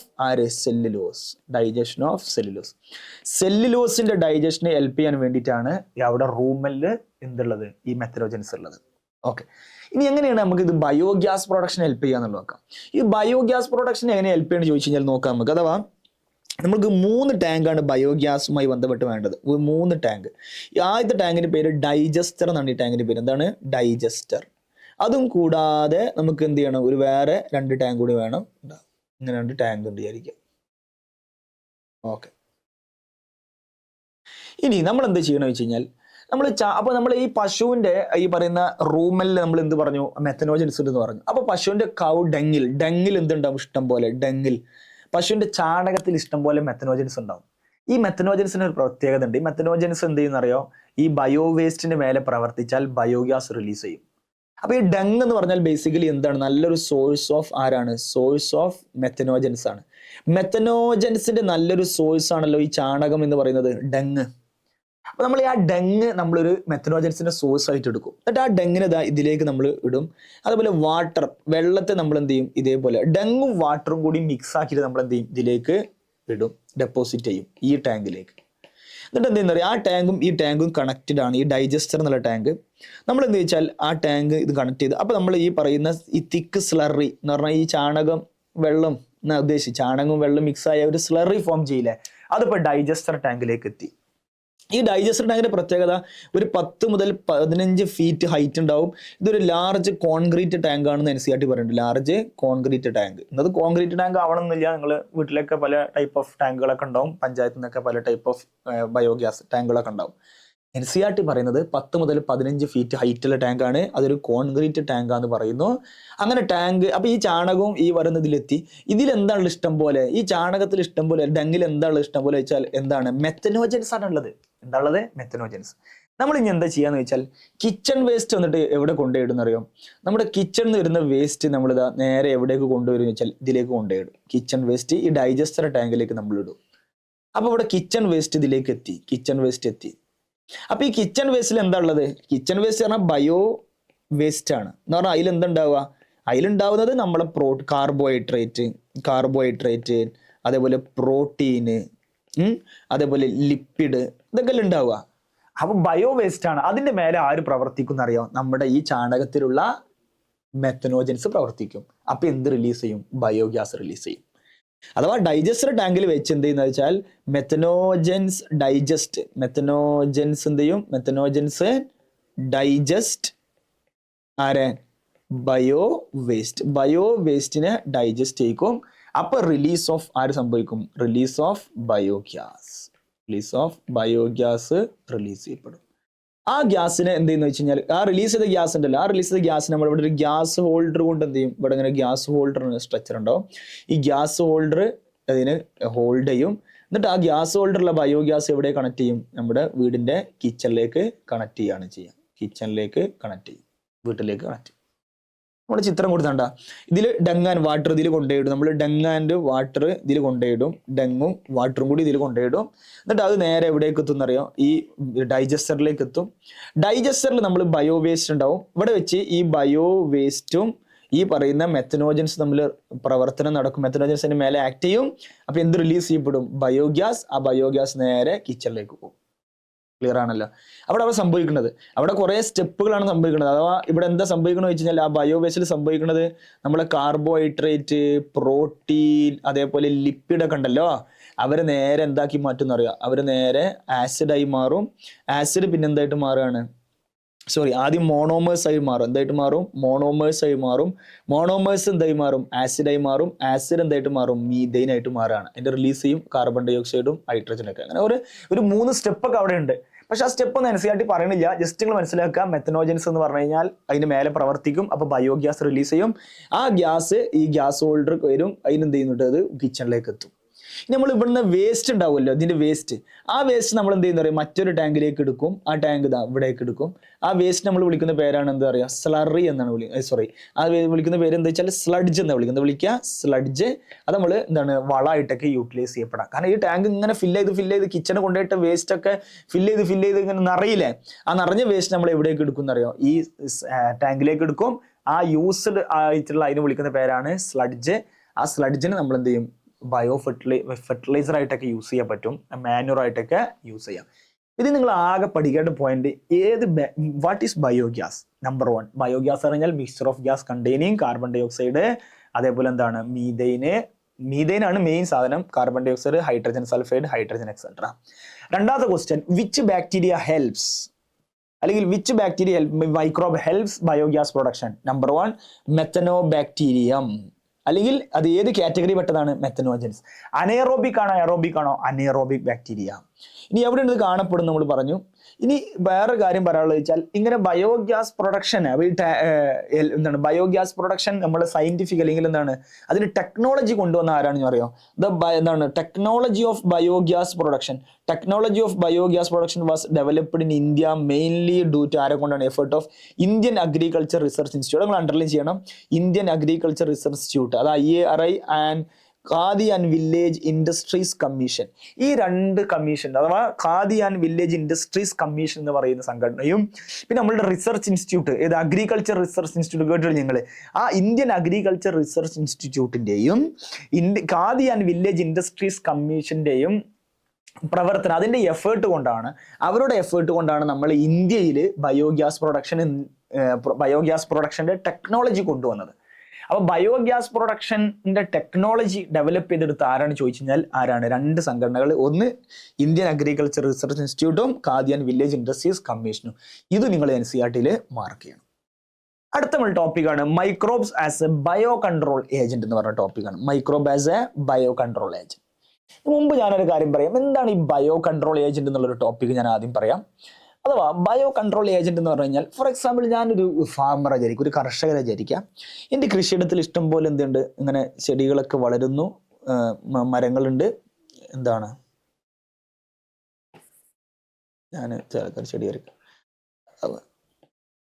okay, ഒരുപാട് ഉണ്ട് ചെടികളും മരങ്ങളൊക്കെ ഉണ്ട് വിചാരിക്കാം. അപ്പൊ പക്ഷെ എൻ്റെ ഒരു മെയിൻ പ്രശ്നം എന്ന് വെച്ചാൽ, ഈ ഞാൻ എത്ര ക്രോപ്പ് ഉണ്ടാക്കി കഴിഞ്ഞാലും അതിനെ നശിപ്പിക്കാൻ ഇഷ്ടംപോലെ ഇൻസെക്റ്റുകളും പെസ്റ്റുകളും വരുമല്ലോ. ഈ ഇൻസെക്റ്റുകളും പെസ്റ്റുകളൊക്കെ വന്ന് എന്ത് ചെയ്യും? അതിനെ നശിപ്പിക്കും. എനിക്കത് കണ്ടു നിൽക്കാൻ പറ്റൂല. ഞാൻ അതിനെ കൊല്ലാനുള്ള പരിപാടി നോക്കും. എന്താ പരിപാടി? ഞാൻ നേരെ പോയി മാർക്കറ്റിലേക്ക് പോയിട്ട് എന്ത് ചെയ്യുന്നു വെച്ചാൽ കീടനാശികൾ വാങ്ങും. കീടനാശിനി വാങ്ങിയിട്ട് അതൊരു പാത്രത്തേക്ക് കലക്കിയിട്ട് ഞാൻ അതിനെ സ്പ്രേ ചെയ്യും. അപ്പൊ എന്താ പ്രശ്നം ചോദിച്ചു കഴിഞ്ഞാൽ, കീടങ്ങളൊക്കെ നശിക്കും, ശരി. അഥവാ പെസ്റ്റിസൈഡും ഇൻസെക്ടിസൈഡും വെച്ചാൽ പെസ്റ്റുകളും ഇൻസെക്റ്റുകളൊക്കെ ചാവും. പക്ഷെ അപ്പോഴുള്ള മെയിൻ പ്രശ്നം എന്ന് വെച്ചാൽ എന്താണ്? നമ്മുടെ യൂസ്ഫുൾ ആയ ആൾക്കാർ ചിലപ്പോൾ ഇൻസെക്റ്റുകളും ചാവും. മാത്രമല്ല, പെസ്റ്റിനെ കംപ്ലീറ്റ് ആയിട്ട് നമ്മൾ കൊന്നു കഴിഞ്ഞാൽ പ്രശ്നം വെച്ചാൽ അതിനെ ഡിപ്പെൻഡ് ചെയ്ത് ജീവിക്കുന്ന ആൾക്കാരുണ്ട്, വേറെ കുറെ ഇൻസെക്റ്റുകൾ ഉണ്ടായിരുന്നു. അപ്പൊ അവരുടെ ഫുഡ് കിട്ടാതാവും. അപ്പൊ മൊത്തത്തിൽ ബയോളജിക്കൽ ഇംബാലൻസ് ഉണ്ടാവും, എക്കോസിസ്റ്റം ഇംബാലൻസ് ഉണ്ടാവും. അപ്പൊ അത് ഒഴിവാക്കാൻ എന്താണ് പരിഹാരം? മാത്രമല്ല, കീടനാശിനികൾ അടിച്ചു കഴിഞ്ഞാൽ യൂസ്ഫുൾ ആയ ഇൻസെക്റ്റുകൾ ചാവുന്ന മാത്രമല്ല, നമുക്ക് ഒരുപാട് പൊല്യൂഷന്റെ പ്രശ്നങ്ങൾ വരുമല്ലോ. അപ്പൊ അതൊക്കെ ഒഴിവാക്കാൻ എന്താ പരിഹാരം ചോദിച്ചു കഴിഞ്ഞാൽ, ഇതൊക്കെ ഒഴിവാക്കാൻ അവിടെയാണ് ബയോ കൺട്രോൾ ഏജന്റിന്റെ ആവശ്യം. എന്താണ് ഈ ബയോ കൺട്രോൾ ഏജന്റ് എന്ന് പറഞ്ഞു കഴിഞ്ഞാൽ, ഇപ്പൊ നമ്മൾ ഇൻസെക്റ്റുകളെ കൊല്ലാൻ വേണ്ടി നമ്മൾ എന്ത് ചെയ്യുക? ഇൻസെക്ടിസൈഡ് അടിക്കുന്നതിന് പകരം ആ ഇൻസെക്റ്റിനെ പ്രിഡേറ്റ് ചെയ്യുന്ന പ്രിഡേറ്ററിനെ കൊണ്ടുവരാം. ഞാനൊരു എക്സാമ്പിൾ വെച്ച് പറഞ്ഞുതരാം. നോക്കി, നമുക്ക് നമ്മുടെ അഫിഡ്സ് പറഞ്ഞ ഒരു ജീവികളുണ്ട്. എന്താണ് അഫിഡ്സ് പറഞ്ഞാൽ നമ്മുടെ ഈ പ്ലാന്റിന്റെ സാപ്പൊക്കെ കഴിക്കുന്ന ഒരു ടൈപ്പ് ഓഫ് ആർത്രോപോഡാണ്. അതാണ് ഇവിടെ ഗ്രീൻ കളറിൽ കാണപ്പെടുന്ന അഫിഡ്സ്. ഈ അഫിഡ്സ് എന്ന് വെച്ചാൽ പ്ലാന്റിന്റെ സാപ്പ് മൊത്തം തിന്നു തീർക്കും. അപ്പൊ പ്ലാന്റ് നശിക്കും. അപ്പൊ നമ്മൾ അഫിഡ്സിനെ കൊല്ലാൻ വേണ്ടി നമ്മൾ ഇൻസെക്ടിസൈഡ് അടിക്കല്ല വേണ്ടി അഫിഡ്സിന് പ്രിഡേറ്റ് ചെയ്യുന്ന ആളാണ് ലേഡി ബേർഡ് ബീറ്റിൽസ്. കണ്ടാ, അങ്ങനെ കണ്ടിട്ടുണ്ട് നമ്മൾ. റെഡ് സർഫസ് ആയിമ ബ്ലാക്ക് ഡോട്ട് ഉള്ള ഒരു ജീവിയാണ് ലേഡി ബേർഡ് ബീറ്റിൽസ്. ഈ ലേഡി ബേർഡ് ബീറ്റിൽ വന്നിട്ട് എന്ത് ചെയ്യുന്നറിയോ? അഫിഡ്സിനെ കഴിക്കും. അപ്പൊ അഫിഡ്സിനെ കൊല്ലാൻ വേണ്ടി നമുക്ക് ആര് ഉപയോഗിച്ചാൽ മതി? ലേഡി ബേർഡ് ബീറ്റിൽസിനെ അവിടെ ഇൻട്രൊഡ്യൂസ് ചെയ്താൽ മതി. ലേഡി ബേർഡ് ബീറ്റിൽസ് നമുക്ക് വേറെ പൊല്യൂഷൻ ഉണ്ടാക്കുന്നില്ല, വേറെ യൂസ്ഫുൾ ആയ ആൾക്കാരെ കൊല്ലുന്നില്ല. അവർ അഫിഡ്സിനെ മാത്രമേ പ്രിഡേറ്റ് ചെയ്യുള്ളൂ. അപ്പൊ അഫിഡ്സ് പോയി കിട്ടി. എന്നാൽ നമുക്ക് കീടനാശിനികളെ കെമിക്കൽ പെസ്റ്റിസൈഡ്സുകൾ അടിക്കേണ്ടി വന്നതുമില്ല. ഇങ്ങനെ മെത്തേഡ് വേറെ എക്സാമ്പിൾ കൂടി കാണിച്ചു തരാം. മോസ്കിറ്റോസിനെ കൊല്ലാൻ വേണ്ടി നമുക്ക് DDT അല്ലെങ്കിൽ വേറെ ഇൻസെക്ടിസൈഡ്സുകൾ അടിക്കാം. പക്ഷെ അപ്പൊ പറഞ്ഞ പോലെ യൂസ്ഫുൾ ആയ ഇൻസെക്റ്റുകൾ ചാവും, പൊല്യൂഷൻസ് പ്രശ്നം ഉണ്ടാവും. അപ്പൊ നമ്മൾ എന്ത് ചെയ്യുക? മോസ്കിറ്റോസിനെ കഴിക്കുന്ന ആളാണ് ആര്? ഡ്രാഗൺ ഫ്ലൈസ്, തുമ്പികളെ കൊണ്ടുവരിക. തുമ്പികൾ ആരെ പ്രിഡേറ്റ് ചെയ്തോളും? മോസ്കിറ്റോസിനെ. അപ്പോൾ നമുക്ക് ഇവിടെ നമ്മൾ ശരിക്കും ഈ പറയുന്ന പ്രശ്നക്കാരായ ആൾക്കാരെ കൊല്ലാൻ വേണ്ടി, പെസ്റ്റുകളെ നശിപ്പിക്കാൻ വേണ്ടി നമ്മൾ എന്താ യൂസ് ചെയ്തത്? ജീവികളെ തന്നെ യൂസ് ചെയ്തു. ആ ഒരു പരിപാടിയെ വിളിക്കുന്ന പേരാണ് ബയോ കൺട്രോൾ. എന്താ വിളിക്കുക? ബയോ കൺട്രോൾ എന്നാണ് വിളിക്കുക. ക്ലിയർ ആയെന്ന് വിചാരിക്കുന്നു. അപ്പൊ what is mean by bio control? ഇത് ഞാൻ ഇവിടെ കൊടുത്തിട്ടുണ്ട്. ബയോ കൺട്രോൾ എന്ന് പറഞ്ഞാൽ ബയോളജിക്കൽ മെത്തേഡ്. ശരിയാണ്, ബയോളജിക്കൽ മെത്തേഡാണ്. കാരണം നമ്മൾ ജീവികളെയാണ് യൂസ് ചെയ്യുന്നത് to control plant disease and pest. അഥവാ പ്ലാന്റിന് ഡിസീസ് ഉണ്ടാക്കുന്ന പെസ്റ്റുകളെ, പാത്തോജനുകളൊക്കെ കൊല്ലാൻ, എൻ്റെ കൃഷി വളരെ നല്ല രീതിയിൽ മുന്നോട്ട് പോവാൻ ഈ കെമിക്കൽ പെസ്റ്റിസൈഡുകൾക്ക് പകരം നമ്മൾ എന്ത് ചെയ്യുന്നു? ബയോളജി യൂസ് ചെയ്യുന്നു. എന്ന് പറഞ്ഞാൽ ജീവികളെ തന്നെ എന്തായിട്ട് യൂസ് ചെയ്യുന്നു? ആ പ്രിഡേറ്റ് ചെയ്യാൻ വേണ്ടി, അല്ലെങ്കിൽ ഈ പെസ്റ്റുകളെയും ഇൻസെക്റ്റുകളെയും നശിപ്പിക്കാൻ നമ്മൾ ആരെ യൂസ് ചെയ്യുന്നു? വേറെ ജീവികളെ യൂസ് ചെയ്യുന്നു. ആ ഒരു മെത്തേഡ് വിളിക്കുന്ന പേരാണ് bio control. We are using organism. ശരിയല്ല, നമ്മൾ organism, we are using organism to control. എന്ത് കൺട്രോൾ ചെയ്യാൻ? അതിനെ നമ്മൾ ബയോ കൺട്രോൾ ഏജന്റ് എന്ന് വിളിക്കുന്നത്. ഇപ്പൊ ഞാൻ നേരത്തെ പറഞ്ഞില്ലേ, ലേഡി ബേർഡ് ബീറ്റിൽസ് ഞാൻ അഫിഡ്സിനെ കൊല്ലാൻ വേണ്ടി യൂസ് ചെയ്തു, ഡ്രാഗൺ ഫ്ലൈസിനെ യൂസ് ചെയ്തു. അവരാണ് bio control agent. Instead of കെമിക്കൽസിന് പകരം നമ്മൾ ആരെ യൂസ് ചെയ്യുന്നു? ജീവികളെ യൂസ് ചെയ്യുന്നു. എന്തിന്? ടു കിൽ പെസ്റ്റ് അല്ലെങ്കിൽ to control pest and insect. ആ മെത്തേഡിനെ വിളിക്കുന്ന പേരാണ് bio control. These organism predate harmful organism. അല്ലെ, നമ്മൾ ആ ഉപയോഗിക്കുന്ന ഓർഗാനിസം ആരെ പ്രിഡേറ്റ് ചെയ്തോളും? ഹാംഫുൾ ഓർഗാനിസത്തെ പ്രിഡേറ്റ് ചെയ്തോളും. ഈ ഓർഗാനിസത്തിന്റെ മെത്തേഡ് എന്ന് വെച്ചാൽ വേറെ ഒരാളെ അയാൾ നശിപ്പിക്കൂല. അപ്പോൾ യൂസ്ഫുൾ ആയ ഇൻസെക്ട് അവിടെ തന്നെ നമുക്ക് കീപ്പ് ചെയ്യാൻ സാധിക്കും. നമ്മൾ ഇവിടെ എന്താ ചെയ്യണമെന്ന് വെച്ചാൽ we are not eradicated pest completely. നമ്മൾ ഒരിക്കലും പെസ്റ്റിനെ കംപ്ലീറ്റ് ആയിട്ട് ഇറാഡിക്കേറ്റ് ചെയ്യല്ല, but kept at manageable level. Manageable ലെവലിൽ എന്ത് ചെയ്യുക, കീപ്പ് ചെയ്യുക എന്നുള്ളതാണ്. കാരണം പെസ്റ്റുകളെ കംപ്ലീറ്റ് ആയിട്ട് തുടച്ചു നീക്കുക എന്നുള്ളത് ബുദ്ധിയല്ല. കാരണം ആ പെസ്റ്റുകൾ ഡിപ്പെൻഡ് ചെയ്ത് ജീവിക്കുന്ന വേറെയും ജീവികൾ ഉണ്ടാവും, അപ്പൊ അവർക്ക് ബുദ്ധിമുട്ടാവും.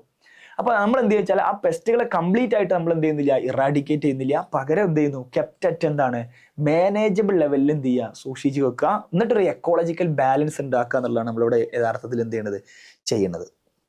ഓക്കെ, അപ്പൊ അതാണ് ഇത് നിങ്ങൾ മനസ്സിലാക്കേണ്ടത്. NCERT ഈ ഭാഗം വായിക്കുമ്പോൾ ചില ബുദ്ധിമുട്ടുകൾ ഉണ്ടാവും, പക്ഷെ അതിന്റെ മെയിൻ പോയിന്റുകൾ ഇപ്പൊ ഞാൻ ഈ പറഞ്ഞ പോയിന്റുകളാണ്.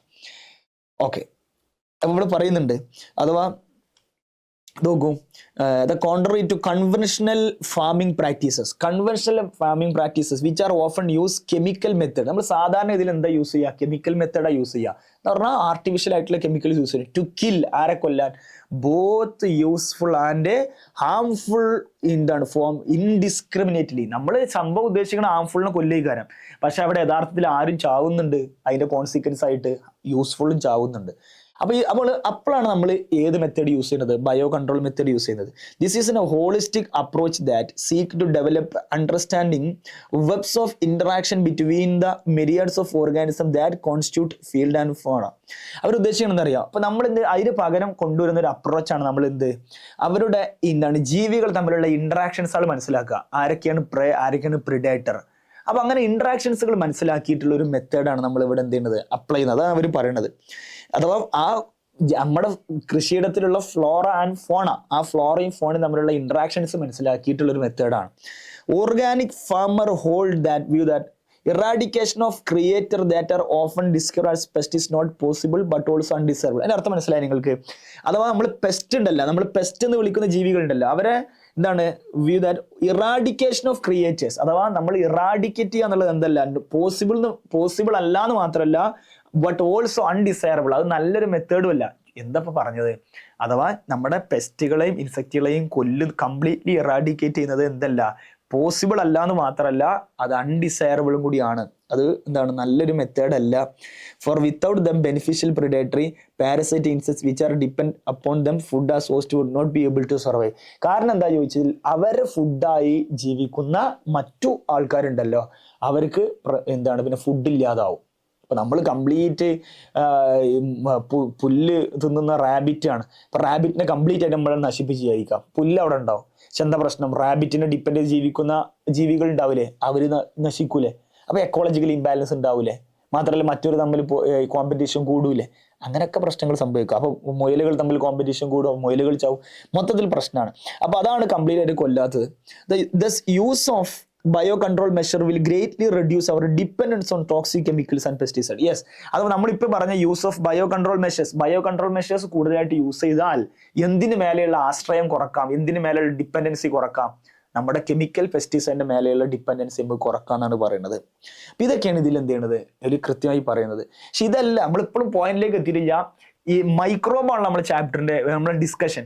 അപ്പൊ ഏതൊക്കെ മൈക്രോബാണ് ബയോ കൺട്രോൾ ഏജന്റ് ആയിട്ട് നമുക്ക് യൂസ് ചെയ്യാൻ പറ്റുക എന്നുള്ളതാണ് നമ്മൾ ഡിസ്കസ് ചെയ്യാൻ പോണത്. ഒന്നാമത്തെ ആളാണ് ബാസിലസ് തുരഞ്ചിയൻസിസ്. പറയുമ്പോൾ ഇതൊരു ബാക്ടീരിയയാണ് അല്ലെ, ഇതൊരു ബാക്ടീരിയയാണ്. ഈ ബാക്ടീരിയ ഇത് പ്രശ്നം ഉണ്ടാക്കുന്ന ബാക്ടീരിയ അല്ല. സാൽമോണല്ല ടൈഫിയെ പോലെയും സ്ട്രിപ്റ്റോകോക്കസ് ന്യൂമോണിയൻസിനെ പോലെയും പ്രശ്നക്കാരായ ബാക്ടീരിയ അല്ല ഇത്. ഇത് പറഞ്ഞാൽ നമുക്ക് യൂസ്ഫുൾ ആയ ബാക്ടീരിയയാണ്. ഇയാളെ പണി എന്താ പറയുക, ഇറ്റ് കിൽസ് കാറ്റർപില്ലർ ലാർവ. ഇയാൾ കാറ്റർപില്ലർ ലാർവനെ കൊല്ലുന്ന ആളാണ്. ഇതെങ്ങനെ സംഭവം എന്ന് ചോദിച്ചു കഴിഞ്ഞാൽ, ഞാൻ പറയാം, ഞാനൊരു കർഷകനെ വിചാരിക്കാം. എൻ്റെ കൃഷിയിടത്തിൽ ഇങ്ങനെ മരം ഇങ്ങനെ ഇലകളുണ്ട്. എങ്ങനെ ഞാൻ പറഞ്ഞുതരാം ഇതിൻ്റെ ഒരു പരിപാടി, ശ്രദ്ധിക്കൂ. ലീഫുകളായി വിചാരിക്കട്ടെ. ഈ ലീഫ് തിന്നാൻ വേണ്ടി കാറ്റർപില്ലേഴ്സ് വന്നിരിക്കുന്നു. ആര് വന്നിരിക്കുന്നു? കാറ്റർപില്ലേഴ്സ് അല്ലെ. കാറ്റർപില്ലറിന്റെ പരിപാടി എന്താണ്? കാറ്റർപില്ലർ ഉണ്ട് വിചാരിക്കും ഇവിടെ. ഇങ്ങനെ കാറ്റർപില്ലർ, ഈ കാറ്റർപില്ലറിന്റെ മെയിൻ പരിപാടി ഈറ്റ് കഴിച്ചുകൊണ്ടിരിക്കുക. കാരണം ഈ കാറ്റർപില്ലറിന് എന്താണ്, ലാർവയാണ്. അതെന്ത് ചെയ്യണം, അടുത്ത സ്റ്റേജ് കഴിഞ്ഞിട്ട് വേണം അതിന് എന്താണ് ഈ പറയുന്ന പ്യൂപ്പക്കായി ബട്ടർഫ്ലൈ ആവാൻ. അപ്പൊ കാറ്റർപില്ലറിന് ഏൽപ്പിച്ച ഉത്തരവാദിത്വം എന്താണ്, നേച്ചർ കംപ്ലീറ്റ് ആയിട്ട്, അല്ലെങ്കിൽ ദൈവം അതിനെ ഏൽപ്പിച്ച പണി എന്താ വെച്ചാൽ നന്നായിട്ട് തിന്നാൻ വേണ്ടി പറയാം. അങ്ങനെ കാറ്റർപില്ലറിന്റെ ഇല നിന്നുകൊണ്ടിരിക്കുകയാണ്. ഞാനിത് കണ്ട് സഹിക്കോ ഇല്ല, ഞാൻ എത്രയും വേഗം മാർക്കറ്റിലേക്ക് പോയിട്ട് പോയിട്ട് എന്ത് ചെയ്യുന്നറിയോ, കാറ്റർപില്ലറിനെ കൊല്ലാനുള്ള പരിപാടി നോക്കും. എന്താ ചോദിച്ചാൽ ബാസിലസ് തുരിഞ്ചൻസിന്റെ സ്പോർ വാങ്ങാൻ കിട്ടും. ആ സ്പോർ വാങ്ങിയിട്ട് ഞാൻ എന്ത് ചെയ്യുന്നറിയോ, വെള്ളത്തിൽ മിക്സ് ചെയ്തിട്ട് എന്ത് ചെയ്യും, ഈ ഇലകളിലൊക്കെ തളിക്കും. ഞാൻ ആ സ്പോർ, ബാസിലസ് തുരിഞ്ചൻസിന്റെ സ്പോർ വാങ്ങാൻ കിട്ടി. ആ സ്പോർ മൊത്തം ഞാൻ എവിടെ തളിച്ചു, ഈ പറയുന്ന ഇലകളിൽ കൊണ്ടുപോയിട്ട് തളിച്ചു. അപ്പൊ ബാസിലസ് തുരിഞ്ചൻസിന് പ്രത്യേകം എന്താ അറിയോ, അവർ BT ടോക്സിൻ എന്നുള്ളൊരു കെമിക്കൽ ഉണ്ട്. എന്താണ് BT toxin? BT toxin release ചെയ്യും. ഈ BT ടോക്സിൻ കാറ്റർപില്ലർ കഴിച്ചു കഴിഞ്ഞാൽ സീനാണ്. അഥവാ ഇതൊന്നും അറിയാതെ നമ്മുടെ കാറ്റർപില്ലർ എന്ത് കഴിച്ചുകൊണ്ടിരിക്കുക, ഇല കഴിച്ചുകൊണ്ടിരിക്കുകയാണ്. ഇതെന്റെ കാറ്റർപില്ലർ. എന്റെ കാറ്റർപില്ലർ എന്ത് ചെയ്യാണ്, ഇതൊന്നും അറിയാതെ വളരെ ഹാപ്പി ആയിട്ട് എന്ത് ചെയ്യാണ്, ഇല കഴിച്ചുകൊണ്ടിരിക്കുകയാണ്. പക്ഷേ എന്ത് ചെയ്യുന്നു, യാദൃശികമായി കാറ്റർപില്ലർ എന്ത് ചെയ്യുന്നറിയോ, നമ്മുടെ ബാസിലസ് തുരിഞ്ചൻസിന്റെ സ്പോർ അകത്താക്കുന്നു. കാരണം ബാസിലസ് തുരിഞ്ചൻസിന്റെ സ്പോർ, ബാസിലസ് തുരിഞ്ചൻസിസ് എന്ത് റിലീസ് ചെയ്യും, BT ടോക്സിൻ. അപ്പൊ ഈ BT ടോക്സിൻ എവിടെ എത്തും, കാറ്റർപില്ലറിന്റെ ഗട്ടിലെത്തും.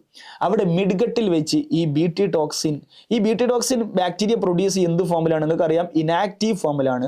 അത് ഇവിടെ വെച്ചിട്ട് എന്താണെന്ന് അറിയോ, ആക്റ്റീവ് ഫോം ആയിട്ട് മാറും. എന്തായിട്ട് മാറും, active form. Inactive BT toxin become active in gut of larva. കാറ്റർപില്ലറിന്റെ ഗട്ടിൽ വെച്ച് എന്ത് ചെയ്യും, ഇനാക്റ്റീവ് BT ടോക്സിൻ ആക്റ്റീവ് ആവും. അപ്പൊ അത് കാരണം എന്താ വെച്ചാൽ ഇവിടെ ഈ ഇതിന്റെ ഉള്ളിൽ ആൽക്കലൈൻ മീഡിയമാണ്. ആൽക്കലൈൻ മീഡിയത്തിൽ എന്ത് ചെയ്യുന്നറിയാം, BT ടോക്സിൻ ഓൺ ആവും. അപ്പൊ ആ BT ടോക്സിൻ ആക്ടിവേറ്റ് ചെയ്യും. അപ്പൊ എന്ത് ചെയ്യുന്നറിയാം, ആ കാറ്റർപില്ലറിന്റെ അലിമെന്ററി കനാൽ ഉണ്ടല്ലോ, അതിന് പെർഫറേഷൻസ് ഉണ്ടാക്കി അതിനെ നശിപ്പിക്കും. ഇയാളെ എവിടേക്ക് പറഞ്ഞേക്കും, റെസ്റ്റ് ഇൻ പീസിലേക്ക് പറഞ്ഞു. അഥവാ നമ്മുടെ കാറ്റർപില്ലറെ കൊല്ലും. അപ്പൊ എന്താ ഇവിടെ സംഭവിച്ചത്, BT ടോക്സിൻ ആണ് ഇവിടെ ആരെ കൊന്നത് ആണ്. അപ്പൊ it produce BT toxin which cos bacterial disease in larva. ആരാണ് BT ടോക്സിൻ പ്രൊഡ്യൂസ് ചെയ്തത്, ബാസിലസ് തുരിഞ്ചൻസിസ്. ഇതാണ് പരിപാടി. പക്ഷെ ഇവിടെ ഞാൻ എന്താ വെച്ചാൽ ഇതിങ്ങനെ എനിക്ക് ഇലകളിൽ കൊണ്ടുപോയി തളിക്കണം. അപ്പൊ അതിനേക്കാളും വേറൊരു മെത്തേഡ് നമ്മൾ അപ്ലൈ ചെയ്തിരിക്കുക. ഈ മരം തന്നെ BT ടോക്സിൻ ഉൽപ്പാദിപ്പിക്കുകയാണെങ്കിൽ കാര്യങ്ങളൊന്നും കൂടി എളുപ്പമായില്ലേ. അപ്പൊ ഞാനിത് കാറ്റർപില്ലറിനെ കാണുന്നു, ഞാൻ മാർക്കറ്റിൽ പോകുന്നു, ഞാൻ അതിന് വെള്ളത്തിൽ മിക്സ് ചെയ്യുന്നു, എന്നിട്ട് അടിക്കണം. വേറൊരു മെത്തേഡ് വെച്ചാൽ ഈ മരം തന്നെ BT ടോക്സിൻ പ്രൊഡ്യൂസ് ചെയ്യുകയാണെങ്കിൽ എനിക്ക് കാര്യങ്ങളൊന്നും കൂടി എളുപ്പമായി, എനിക്കൊന്നും അറിയണ്ട. അങ്ങനത്തെ മരങ്ങൾ ഉണ്ടാക്കി എടുത്തിട്ടുണ്ടോ ചോദിച്ചാൽ ഉണ്ട്. അതിനാണ് നമ്മൾ എന്ത് അപ്ലൈ ചെയ്യുന്നത്, ജനറ്റിക് എഞ്ചിനീയറിംഗ് അപ്ലൈ ചെയ്തിട്ടുള്ളത്. അഥവാ സംഭവം എന്താ വെച്ചാൽ നിങ്ങൾക്കറിയാം, ഈ ബാക്ടീരിയ സപ്പോസ് ഇതാണ് ബാസിലസ് തുരിഞ്ചൻസിസ് വിചാരിക്കാം. ബാസിലസ് തുരിഞ്ചൻസിന്റെ രണ്ട് ഭാഗം, ഏതൊരു ബാക്ടീരിയ എടുത്തു കഴിഞ്ഞാലും അതിന് ക്രോമസോമൽ DNA പ്ലാസ്മിഡ് DNA ഉണ്ടാവും. നമ്മൾ എന്ത് ചെയ്യുന്ന വെച്ചാൽ ഈ ജീന് ഐസൊലേറ്റ് ചെയ്തെടുക്കും. ഈ ബാക്ടീരിയ നമ്മൾ എന്ത് ചെയ്യും, ഒരു ജീൻ ഉണ്ട്, ആ ജീന്റെ പേരാണ് ക്രൈജീൻ. എന്താ വിളിക്കുക, ക്രൈജീൻ. ഈ ക്രൈജീൻ എന്ത് ചെയ്യും, ഐസൊലേറ്റ് ചെയ്യും. ക്രൈജീൻ എന്ന് പറഞ്ഞാൽ എന്തെന്നറിയോ, ക്രൈ പ്രോട്ടീൻ അഥവാ നമ്മുടെ BT ടോക്സിൻ പ്രൊഡ്യൂസ് ചെയ്യുന്ന ജീനാണ്. ഈ ജീന് ട്രാൻസ്ക്രിപ്ഷൻ ട്രാൻസ്ലേഷൻ നടന്നാലാണ് എന്ത് പ്രൊഡ്യൂസ് ചെയ്യുക, BT ടോക്സിൻ പ്രൊഡ്യൂസ് ചെയ്യുക. ഈ ക്രൈജീന് ഞാൻ എന്ത് ചെയ്യുന്നറിയോ, നമ്മളെ പ്ലാന്റിലേക്ക് ഇൻട്രൊഡ്യൂസ് ചെയ്യും. എവിടേക്ക് ഇൻട്രൊഡ്യൂസ് ചെയ്യും, പ്ലാന്റിലേക്ക്. അപ്പൊ പ്ലാന്റിന്റെ ഉള്ളിൽ ഇപ്പൊ എന്തെത്തി, ക്രൈജീൻ എത്തി. അപ്പൊ നമ്മൾ എന്ത് ചെയ്യുന്നറിയോ, ഇതാ ഈ ക്രൈജീൻ, ഈ പ്ലാന്റിന്റെ ഉള്ളിൽ ആരെത്തിപ്പോ, ക്രൈജീൻ എത്തി അല്ലെ, പ്ലാന്റിന്റെ ഉള്ളിൽ ക്രൈജീൻ എത്തി. അപ്പൊ ഈ പ്ലാന്റിൽ ക്രൈജീൻ എത്തി. പ്ലാന്റിന്റെ DNA നമ്മൾ എന്ത് ചെയ്യുക, ഇത് ഇൻസേർട്ട് ചെയ്യാം.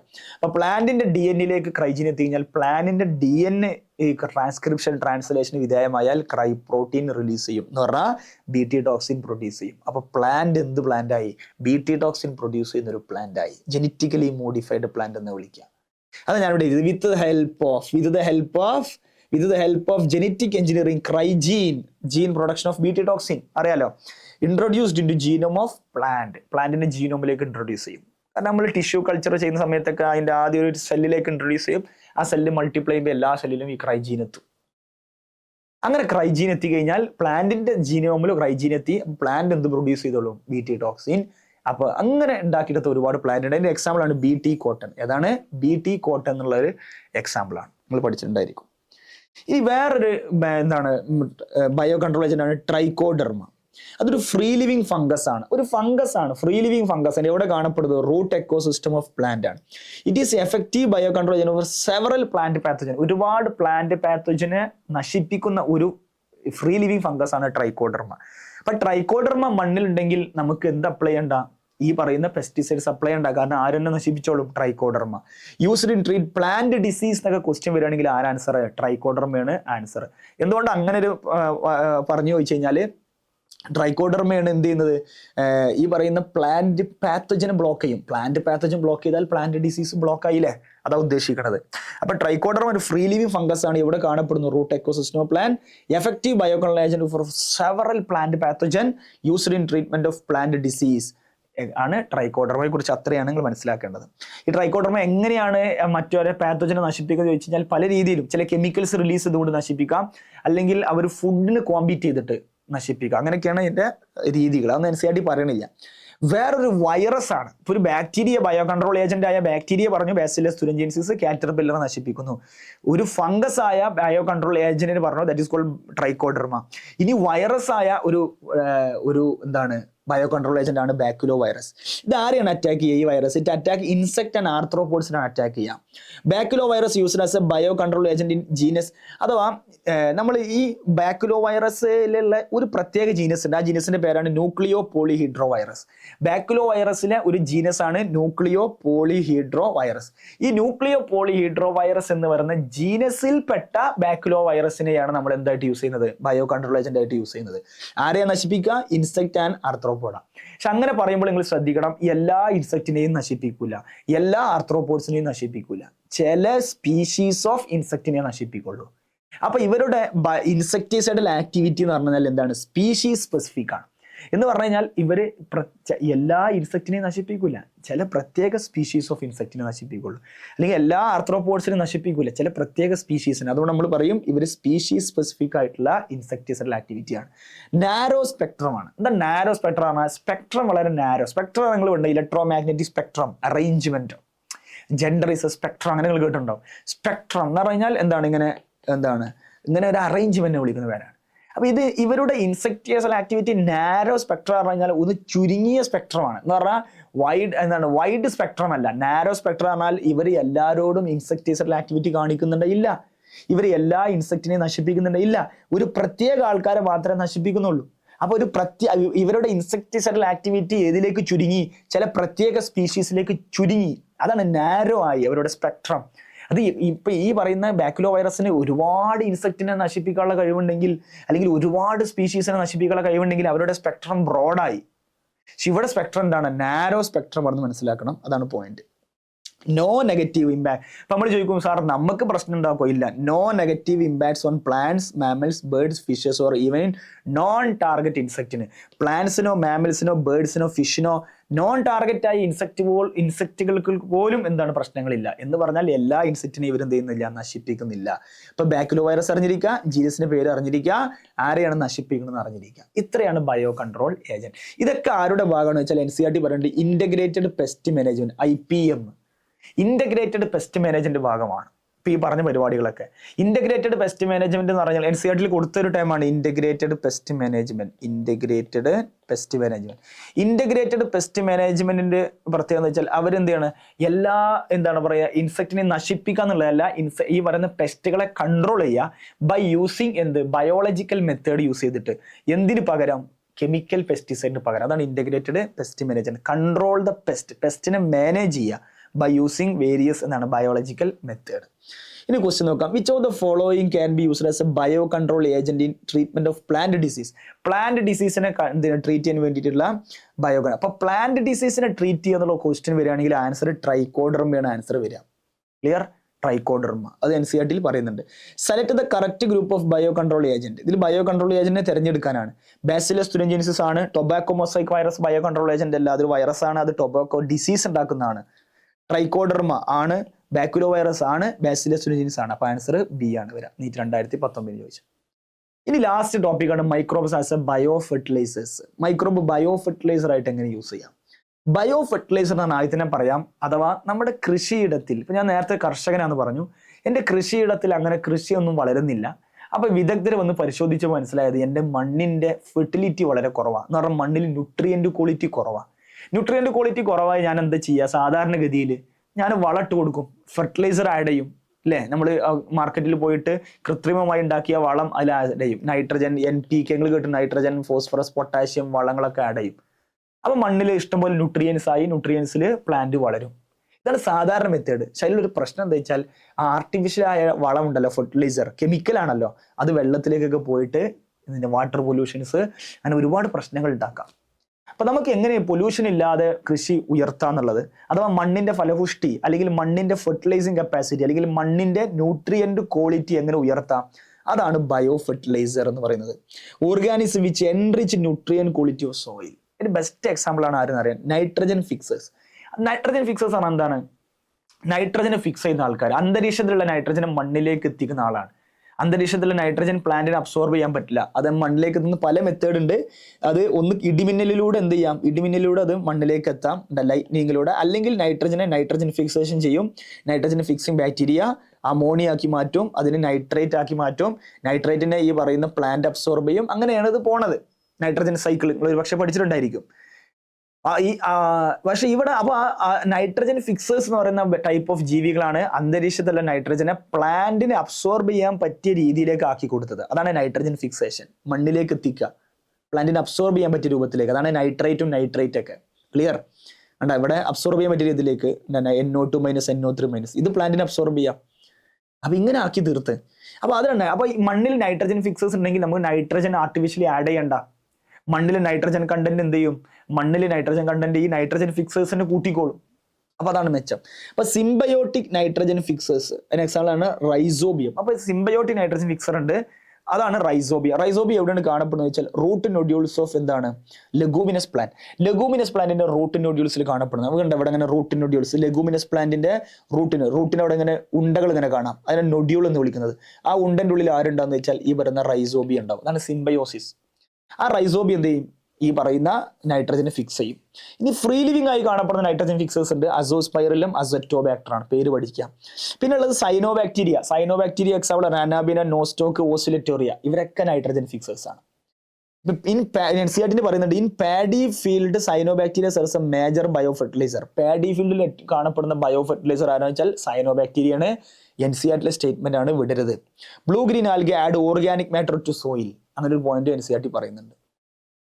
ഇനി വേറൊരു നൈട്രജൻ ഫിക്സർ അല്ല, വേറൊരു ബയോ ഫെർട്ടിലൈസർ ആണ് മൈക്കോറീസ. അപ്പൊ നൈട്രജൻ ഫിക്സേഴ്സ് നമ്മൾ പറഞ്ഞു, ഫ്രീ ലിവിംഗ് എക്സാമ്പിൾ പഠിക്കുക, സിംബയോട്ടിൻ എക്സാമ്പിൾ പഠിക്കുക, പിന്നെ സൈനോബാക്ടീരിയൻ എക്സാമ്പിൾ പഠിക്കുക. മൈക്കോറീസ എന്ന് പറഞ്ഞ മറ്റൊരു ബയോ ഫെർട്ടിലൈസർ ആണ് നമ്മൾ പറയുന്നത്. Symbiotic association between fungus and root nodules of higher plant ആണ്. റൂട്ട്സ് ഓഫ് ഹയർ പ്ലാന്റ് നമ്മൾ ഇതുണ്ട്, ഇവിടെ ഇങ്ങനെ പ്ലാന്റിന്റെ റൂട്ട്സ് കണ്ടില്ലേ, ഈ റൂട്ട്സിലൊക്കെ അസോസിയേറ്റ് ചെയ്ത് കാണപ്പെടുന്ന ഒരു എന്താണ്, ഫംഗസ് എന്നാണ് ഇങ്ങനെ. അപ്പൊ ഫംഗസും അതേപോലെ ആരും പ്ലാന്റിന്റെ റൂട്ട്സും തമ്മിലുള്ള, ഹയർ പ്ലാന്റിന്റെ റൂട്ട്സും തമ്മിലുള്ള അസോസിയേഷനെ വിളിക്കുന്ന പേരാണ് മൈക്കോറീസ എന്നുള്ള ആദ്യം മനസ്സിലാക്കണം. Symbiotic association between fungus and Roots of higher plant. ഈ എല്ലാ ഫംഗസും ഇതിന് നിൽക്കലില്ല, ഒരു പ്രത്യേക ജീനസിൽപ്പെട്ട ഫംഗസ് ആണ് മൈക്കോറീസ ഫോം ചെയ്യുന്നതിന്റെ പേരാണ് ഗ്ലോമസ്, ഫോംസ് ദ മൈക്കോറീസ. ഇത് ഇങ്ങനെ ഒരു അസോസിയേഷൻ ഉണ്ടായ എന്താണ് മെച്ചം, അതല്ല നമ്മൾ നോക്കുന്നത്. പ്ലാന്റിന് എന്താണ് മെച്ചം എന്നുള്ളതാണ് നമ്മൾ നോക്കുന്നത്. ബെനിഫിറ്റ് ടു പ്ലാന്റ്, പ്ലാന്റിന് എന്തൊക്കെ ബെനിഫിറ്റ് ആണുള്ളത് നമുക്ക് നോക്കാം. First, fungus helps absorption of phosphorus. കേട്ടാ, ഫോസ്ഫറസ് നിങ്ങൾ NCERT അണ്ടർലൈൻ ചെയ്യണം. അഥവാ ഈ പറയുന്ന ഫംഗസിന് അറിയാലോ, മൈസീലിയം എന്നുള്ള സ്ട്രക്ചർ ഉണ്ട്, ഹൈഫൈ ഉണ്ട്. ഈ ഫംഗസ് എന്ത് ചെയ്യുന്ന അറിയാം, അത് റൂട്ട് ഹെയർസ് പോലെ പ്രവർത്തിച്ചിട്ട് എന്ത് ചെയ്യും, ഫോസ്ഫറസ് അബ്സോർബ് ചെയ്യാൻ ഹെൽപ്പ് ചെയ്യും. ആർക്ക്? പ്ലാന്റിന്. അപ്പൊ മൈക്കോറീസ അസോസിയേഷൻ ഉണ്ടെങ്കിൽ, അഥവാ പ്ലാന്റിന് ഫംഗസുമായിട്ട് അസോസിയേഷൻ ഉണ്ടെങ്കിൽ ആ പ്ലാന്റിന് ഈസി ആയിട്ട് എന്ത് അബ്സോർബ് ചെയ്യാൻ പറ്റും, ഫോസ്ഫറസ്. അതിന് ആര് സഹായിക്കും? തന്റെ പാർട്ട്ണർ, ഈ പറയുന്ന ഫംഗൽ പാർട്ട്ണർ സഹായിക്കും. എന്ന് പറഞ്ഞാൽ പ്ലാന്റിന്റെ ഫോസ്ഫറസിനെ അബ്സോർബ് ചെയ്യാൻ ആ പ്ലാന്റിന്റെ റൂട്ടുമായി ബന്ധപ്പെട്ട് കിടക്കുന്ന ഫംഗസ് ഹെൽപ്പ് ചെയ്യുന്നു. അപ്പൊ ഫംഗസ് ഹെൽപ്സ് അബ്സോർപ്ഷൻ ഓഫ് ഏത് എലമെന്റ് ആണ്, ഫോസ്ഫറസ് എന്നാണ് മനസ്സിലാക്കാം. റെസിസ്റ്റൻസ് ടു പ്ലാന്റ് പാത്തജൻ, സ്വാഭാവികമായിട്ട് റൂട്ടിലൂടെ അറ്റാക്ക് ചെയ്യുന്ന, ഇതിലൂടെ കുറെ പാത്തജൻസ് അറ്റാക്ക് ചെയ്യേണ്ടി വിചാരിക്കുക. റൂട്ടിലൂടെ അറ്റാക്ക് ചെയ്യുന്ന പാത്തജനെ ആര് തടയും? ആ റൂട്ടിൽ കാണപ്പെടുന്ന ഫംഗസ് തടയും. അപ്പൊ പാത്തജനെ ആര് അറ്റാക്ക് ചെയ്യാൻ സാധിക്കൂല? ഈ പറയുന്ന പ്ലാന്റിനെ അറ്റാക്ക് ചെയ്യാൻ സാധിക്കൂല. അപ്പൊ സ്വാഭാവികമായിട്ടും ആ പ്ലാന്റിന് റെസിസ്റ്റൻസ് കിട്ടും ഈ പറയുന്ന ഒരുപാട് ഡിസീസിൽ നിന്ന്. അടുത്ത്, increase tolerance to plant against drought and salinity. Drought പറഞ്ഞാൽ വരൾച്ച സമയത്തൊക്കെ പ്ലാന്റ് എന്ത് ചെയ്യും, വെള്ളം കിട്ടാത്ത അവസ്ഥ വന്ന് പ്ലാന്റ് നശിച്ചു പോകും. പക്ഷെ ആ ഡ്രോട്ട് അല്ലെങ്കിൽ സലൈനിറ്റി പറഞ്ഞാൽ മണ്ണിന്റെ pH ഉണ്ടാവുന്ന മാറ്റം. ആ pH മാറ്റം വന്നാൽ, അല്ലെങ്കിൽ അതിന്റെ സാൾട്ട് കണ്ടന്റ് ഉണ്ടാവുന്ന മാറ്റം, ആ സാൾട്ട് കണ്ടന്റിൽ മാറ്റം വന്നാലോ, ഡ്രോട്ട് വരൾച്ചയൊക്കെ വന്നു കഴിഞ്ഞാലോ പ്ലാന്റ് സാധാരണ ഇതിൽ നശിച്ചു പോവാണ്. പക്ഷെ അങ്ങനെ നശിച്ചു പോവാതിരിക്കാൻ വേണ്ടി ആര് ഹെൽപ്പ് ചെയ്യുന്നുണ്ട്? അതിന് ടോളറൻസ്, അവിടെ പിടിച്ചു നിൽക്കാനുള്ള ഒരു കപ്പാസിറ്റി ആര് കൊടുക്കുന്നുണ്ട്? ഈ പറയുന്ന ഇയാൾ കൊടുക്കുന്നുണ്ട്. ആര്? ഈ ഫംഗസ് കൊടുക്കുന്നുണ്ട്. അല്ലെങ്കിൽ മൈക്കോറൈസൽ അസോസിയേഷൻ കൊണ്ട് പ്ലാന്റിന് അങ്ങനെ ഒരു മെച്ചം കിട്ടുന്നുണ്ട്. അഥവാ ഡ്രോട്ട് സലൈനിറ്റിയിൽ എന്ത് ചെയ്യുക, ടോളറേഷൻ കപ്പാസിറ്റി, അഥവാ ടോളറൻസ് പറഞ്ഞാൽ സഹിച്ചു നിൽക്കാനുള്ള കഴിവ് ആർക്ക് കൊടുക്കുന്നുണ്ട്? പ്ലാന്റിന് ആര് കൊടുക്കുന്നു? ഫംഗസ് കൊടുക്കുന്നു. ഇനി അപ്പൊ എന്താ ഇപ്പൊ ഇവിടെ ആ ടോളറൻസ് കിട്ടി, നല്ല റെസിസ്റ്റൻസ് കിട്ടി, ഫോസ്ഫറസ് വരെ ന്യൂട്രിയൻസ് അബ്സോർപ്ഷൻ കൂടി, ഇങ്ങനെയൊക്കെ ഉണ്ടായുള്ള മെച്ചം എന്താ വെച്ചാൽ overall increase in plant growth and development. പ്ലാന്റിന്റെ ഓവറോൾ ഗ്രോത്ത് ആൻഡ് ഡെവലപ്മെന്റ് എന്തെന്ന് വെച്ച് കഴിഞ്ഞാൽ കൂടും എന്നുള്ളതാണ് അല്ലെ. പ്ലാന്റിന്റെ ഓവറോൾ ഗ്രോത്തും ഡെവലപ്മെന്റും കൂടും, മൊത്തത്തിൽ പ്ലാന്റിന് മെച്ചാണ്. തിരിച്ചെന്തെങ്കിലും മെച്ചമുണ്ടോ വെച്ചാൽ ഉണ്ട്. അതിന് ഷെൽട്ടർ, അതേപോലെ ഫുഡ് എന്നുള്ളതൊക്കെയാണ്, ന്യൂട്രിയൻസ് എന്നുള്ളതൊക്കെയാണ് ഫംഗസിന്റെ ബെനിഫിറ്റ്. അപ്പൊ ഇതാണ് പ്ലാന്റിനുള്ള ഒരു മെച്ചം എന്നുള്ളതാണ്. ഓക്കെ, അപ്പൊ ഇത്രയും കാര്യങ്ങൾ നിങ്ങൾ എന്ത് ചെയ്യുക, മനസ്സിലാക്കുക. ഇതൊക്കെ നിങ്ങൾ അണ്ടർലൈൻ ചെയ്യുക. അനാബിനോ, നോസ്റ്റോക്ക്, ഓസിലേറ്റോറി അണ്ടർലൈൻ ചെയ്യണം. അതുപോലെ ഈ എന്താ അസോസിയേഷൻ ഫോസ്ഫറസിന് ഹെൽപ്പ് ചെയ്യുക എന്നുള്ള കാര്യങ്ങൾ അണ്ടർലൈൻ ചെയ്യണം. ഇതേപോലെ അതിന്റെ മെച്ചങ്ങൾ ഇതാ, റെസിസ്റ്റൻസ്, ഈ പോയിന്റുകളൊക്കെ നിങ്ങൾ നോട്ട് ചെയ്ത് വെക്കുക കേട്ടോ. ഓക്കെ, അപ്പോൾ ഇത്രയും ടോപ്പിക്കുകളാണ് നമ്മൾ എന്ത് ചെയ്യാണ് ഡിസ്കസ് ചെയ്യാനുള്ളത്. അപ്പോൾ ഇത്രയും കുറച്ച് ക്വസ്റ്റ്യൻസുകളൊക്കെ നോക്കി. ക്വസ്റ്റ്യൻസ് ഒക്കെ വളരെ ഡയറക്റ്റ് ക്വസ്റ്റ്യൻസുകളാണ് ഇന്നേ വരെ നീറ്റിന് ചോദിച്ചിട്ടുള്ളത്. ഓക്കെ, അപ്പോൾ നിങ്ങൾ കഴിഞ്ഞ പ്രാവശ്യമൊക്കെ നീറ്റിന് ചോദിച്ചത് നമ്മുടെ ആസിഡ്, എൻസൈം, കെമിക്കൽസ് ആ ഭാഗത്താണ്. അപ്പോൾ നിങ്ങൾ അത് നന്നായിട്ട് പഠിച്ചു വെക്കുക. NCERT ഒന്നും കൂടി നന്നായിട്ട് തറവായിട്ട് എന്ത് ചെയ്യുക, വായിക്കുക. അപ്പോൾ നമ്മൾ എന്ത് ചെയ്യുക, നിങ്ങൾ പഠനം പഠിച്ചുകൊണ്ടേയിരിക്കുക. അപ്പോൾ നന്നായിട്ട് പഠിക്കുക. നിങ്ങളുടെ ഡ്രീമിലേക്ക് നിങ്ങൾക്ക് എത്താൻ സാധിക്കട്ടെ. മറ്റൊരു വീഡിയോയുമായിട്ട് എന്ത് ചെയ്യുക, അല്ലെങ്കിൽ മറ്റൊരു ചാപ്റ്ററുമായിട്ട് മറ്റൊരു വീഡിയോയിൽ കാണാം. Good bye.